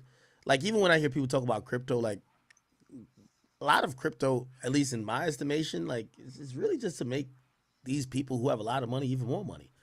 It's going to make them way more money at a higher rate, and they have way more control, and they could affect the market as opposed to you putting in like a little $1,000. You know what I mean? So like there's so much things in America that on paper it looks like it's for people that's underprivileged, but isn't it like how everything is, right? They create legislation, whether it's affirmative action or, was it DEI, which is supposed to help people who would be neglected or, historically, underprivileged groups. And what ends up happening is that the people who benefit from it the most are usually the people that probably don't need it. So it kind of happens a lot. This kind of looks like it sucks. It kind of goes into showing that maybe these guys are scummy people. I don't think that Wayne or Chris Brown himself are making this call, but it goes to show that maybe whatever manager or business manager that they got, shit, probably said, yo, these guys are good candidates that we could kind of finesse a $2 million for our firm. We'll give them their 10, and it's just a scam, which I think that's just the unfortunate part of it, because anytime, and it goes into politics. Anytime the government, I think, does something trying to help people who are underprivileged or people who are, because again, this grant was supposed to help theaters and help small venues and small bands or whatever that may just were really affected because they couldn't really get to perform or they couldn't have events at their space. So, hey, okay, cool. We want you not to fire people. We want you to still try to maintain until we get through this, because what would happen if everybody just let go of their employees or just blew up their business? It would be catastrophic for the economy to come back. And that was the thought behind it. That was the whole aim of the game. But who benefits the most? Seabreezy and motherfucking Tunchi. You get what I'm saying? So, again, unfortunately, I don't think you could really ever prevent that, because that's just the nature of how the game is played out here, man. Like, the rich really do get richer. And it's really, a lot of times when you support legislation, or you support things that are aimed at helping certain communities or certain swaths of people, that usually gets taken advantage of the most by people. And I mean, look at the PPP loan thing. Like, I remember when the PPP loan thing was happening, mad niggas was really up. And it was scammers. Like, these were known scammers. The known scammers were up more than the people that probably needed it. So, kind of fucked up and unfortunate. But I'm not going to blame Chris Brown and Wayne directly. It's clear here that this shit was routed through a business management firm. Did they probably have to sign off on it or okay to it? Of course. But this is a finesse a little bit above their pay grade, even though they definitely did benefit from it, which kind of sucks because you're benefiting from taxpayer dollars, which is supposed to be funneled back in to help underprivileged or struggling and striving businesses. So that kind of sucks. If you look at these guys' net worth too, Lil Wayne net worth. His net worth is $170 million, right? Chris Brown net worth, his shit is over $100 million. But again, who's going to say no to $10 million, right? Who's going to say no to $10 million, right? Fucked up. Okay. Let me see. I might have to dip out a little bit early, Chad. I do have to run slightly. But what was my other topic?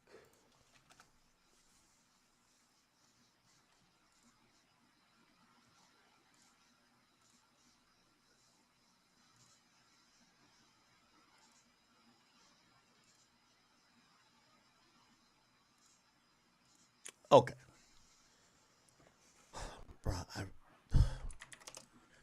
I don't even want to cover this Offset and Cardi thing. It's just so exhausting, bro. Cardi B and Offset, they're like beefing. And what the fuck? I don't even want to like find all these tweets myself. Okay, here we go. Somebody say happy for you. Stay strong, Cardi. I am strong. I'm actually been really good lately. We've been really great. We've been really happy. I feel like this week has been the less dramatic, less drama week. Because for the past 3 months, it's been drama. It's been Chat, I know. I'm apologizing so early in advance for me leaving early today. I'll make it up to y'all tomorrow. arguing. It's been craziness. But this week, it's been like 8 days that is no drama, is no bullshit. It's getting to the point everybody's like moving on healthy, very healthy. So that's what always led sweetness was off too. All right, so let me just kind of give you the full rollout.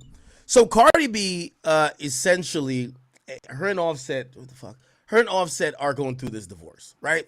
And it's gotten to the point where like these messages are just like super goddamn toxic. And if you're reading the shit back and forth at this point, like it's you can't tell what the fuck is going on anymore, right? So for example, Offset got hacked. And let me show you. Offset hacked. He got hacked and it got put out there that he was allegedly, you know, cheating on Cardi B. So this was his inbox. Okay, these are the people he was messaging, which kind of is like surprising, but not that really. Like these niggas talk to fans the majority of the time, right? He's talking to Cardi B updates. I don't know who this other person is. He's talking to, that's Cardi B. Then he's talking to Ken Barbie and Barty Gang Radio, and you know what I mean? Like these are like, you know, pretty much like fan pages. Anyway, the message with him and Cardi that went out, you know, it says, he says to her, yo, keep my child. This is in March. Then he says, why do you think you a lick for me? Like for real, like me saying that you was wrong. Like me saying that was wrong. That's my baby. Like I sound desperate for what? And who you? No, before you continue getting fucked might not be mine's anyway, cause I ain't fucked you and you wasn't preggo when I was around. So apparently this was like before she gave birth. Looked like he was arguing with her, saying that, yo, you got fucked by somebody else and I don't know if the baby's mine or something like that. And then she says, LOL, you don't gotta answer the phone. Just wanted to show why I don't fuck with you. Everyone knows about you and Pre. I don't know who Pre is. Let me Google who that is. Pre Offset. Okay. Offset's what? Offset's facing Offset accused of forcing IG model Pre into an abortion. Who the fuck is Pre? Okay, I guess this is her. Okay.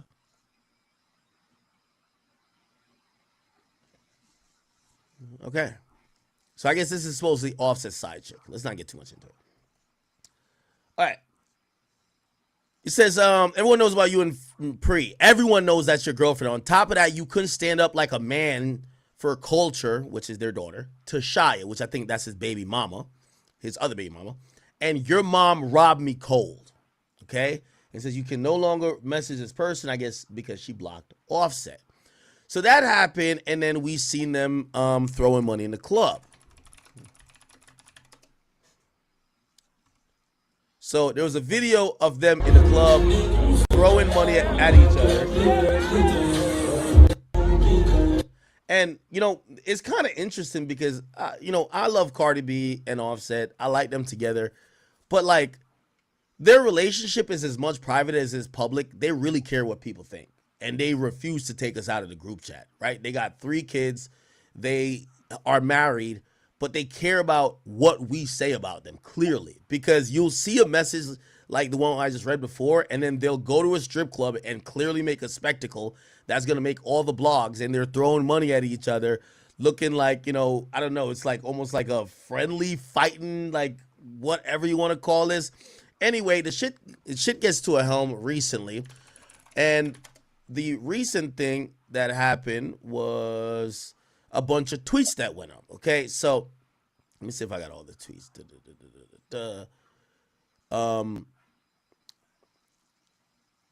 Okay, so just look at some of these tweets. Cardi says baby mama acting ass bitch.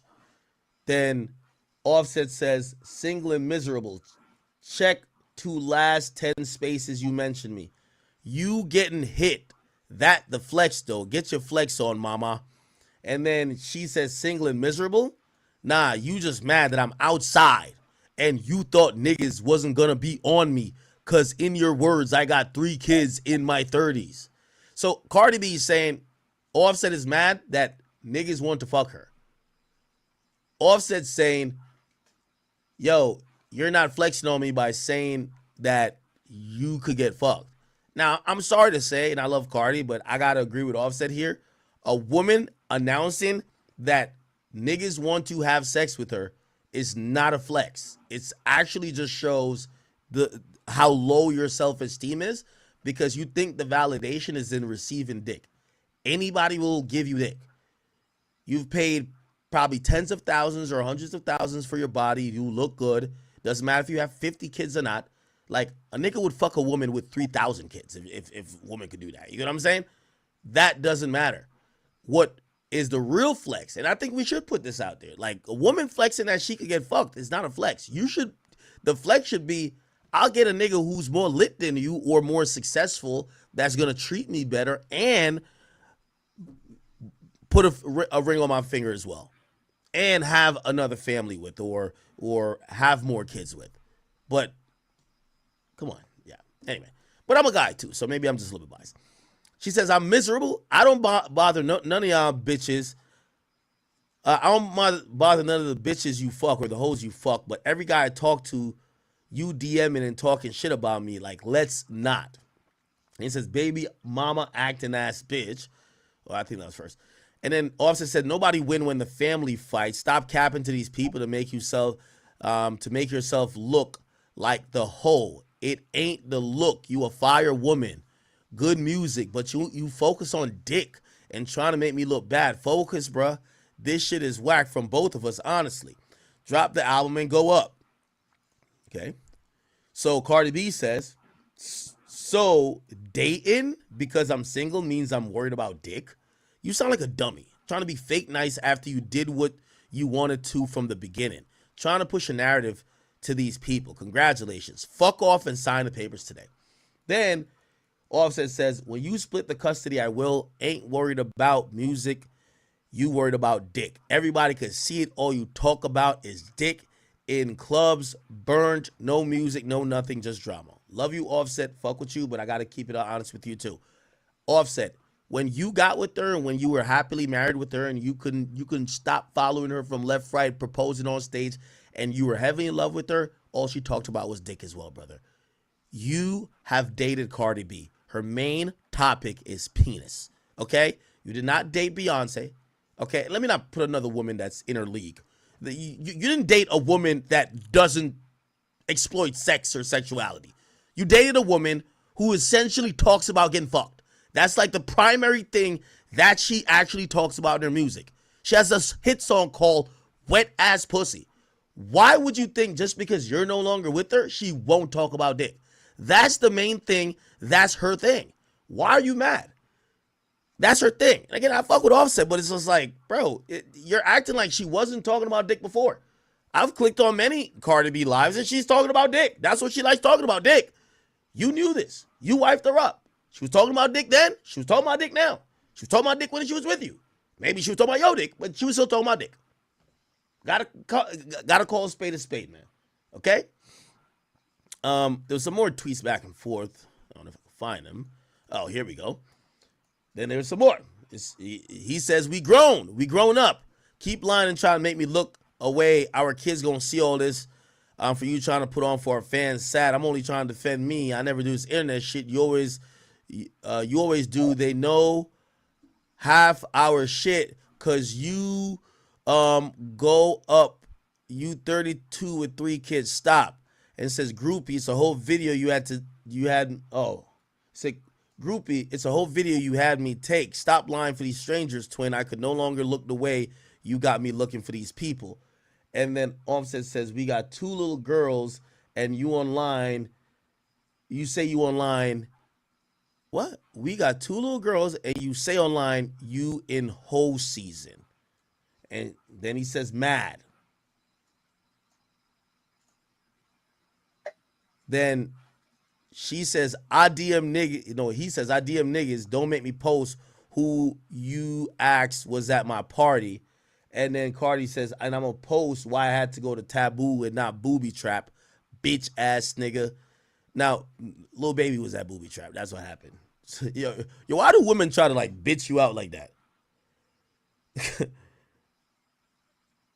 Why do women try to like bitch out their guy like that? Like, so Lil Baby was at, they still don't get along? What the fuck? And then somebody replied to the Offset, the same person texting her begging her to let you smash. Because I guess it was text of Offset begging to fuck. And Offset says, and she let me. Meaning he's saying he still fucks her. Said, now what?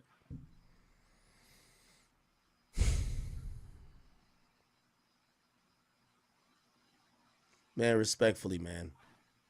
Could these two take us out of group chat, please? Just take us out of group chat, bro. Take us out of group chat. I don't know if this is like pre-planned promo. I don't see Cardi B doing some shit like this. She usually is really raw and authentic in how she handles things. It's not like fabricated and manufactured. So I'm gonna guess that she's really just beefing with Offset. But they clearly, figure it out, bro. We don't need to know. And also, again, I think Offset made a good point, but he's guilty of it too. Y'all are just putting out this digital footprint. That culture is getting older. Like, she's gonna be able to see and understand pretty soon, if not already. Why keep doing it? Y'all not going nowhere. This is the third time or second time y'all filed divorce. Y'all not gonna leave each other. Just have that talk with each other. If Cardi wants other penis or Stephon Diggs or whoever else, just have an open relationship and y'all just do y'all. Cut y'all ego out. Or if y'all gonna just still trying to act fake, like loyal to each other, cheat in private. And don't come online and tell us about it, especially if you're not leaving. Bro, I just cooked something crazy. Okay? Anyway. I just cooked something crazy on FanDuel. All right. Give me 1 second. All right. And Cardi was on Instagram. Really healthy co-parenting. Give me 1 second, by the way. 3 months. It's been drama. It's been arguing. It's been craziness. But this week, it's been like 8 days that is no drama. Is no bullshit. It's getting to the point everybody's like moving on healthy, very healthy. So That's what always led sweetness was off too. First happened so. Somebody say happy for you. Stay strong, Cardi. I am strong. We ain't beefing. We ain't really speaking. So I think we are in a healthy co-parent. I think we're getting to a point that is we really healthy co-parenting. So I don't want everybody to be attacking me on my birthday. So. And yes, I did post that text message myself because it's like I don't just try to play me. Like it's like I really don't like when they play me. Like I'm not the bad bitch, okay? If I'm doing them, it's because it's just niggas they dogs. The one thing I've been noticing, you can't with the burn. We ain't beefing.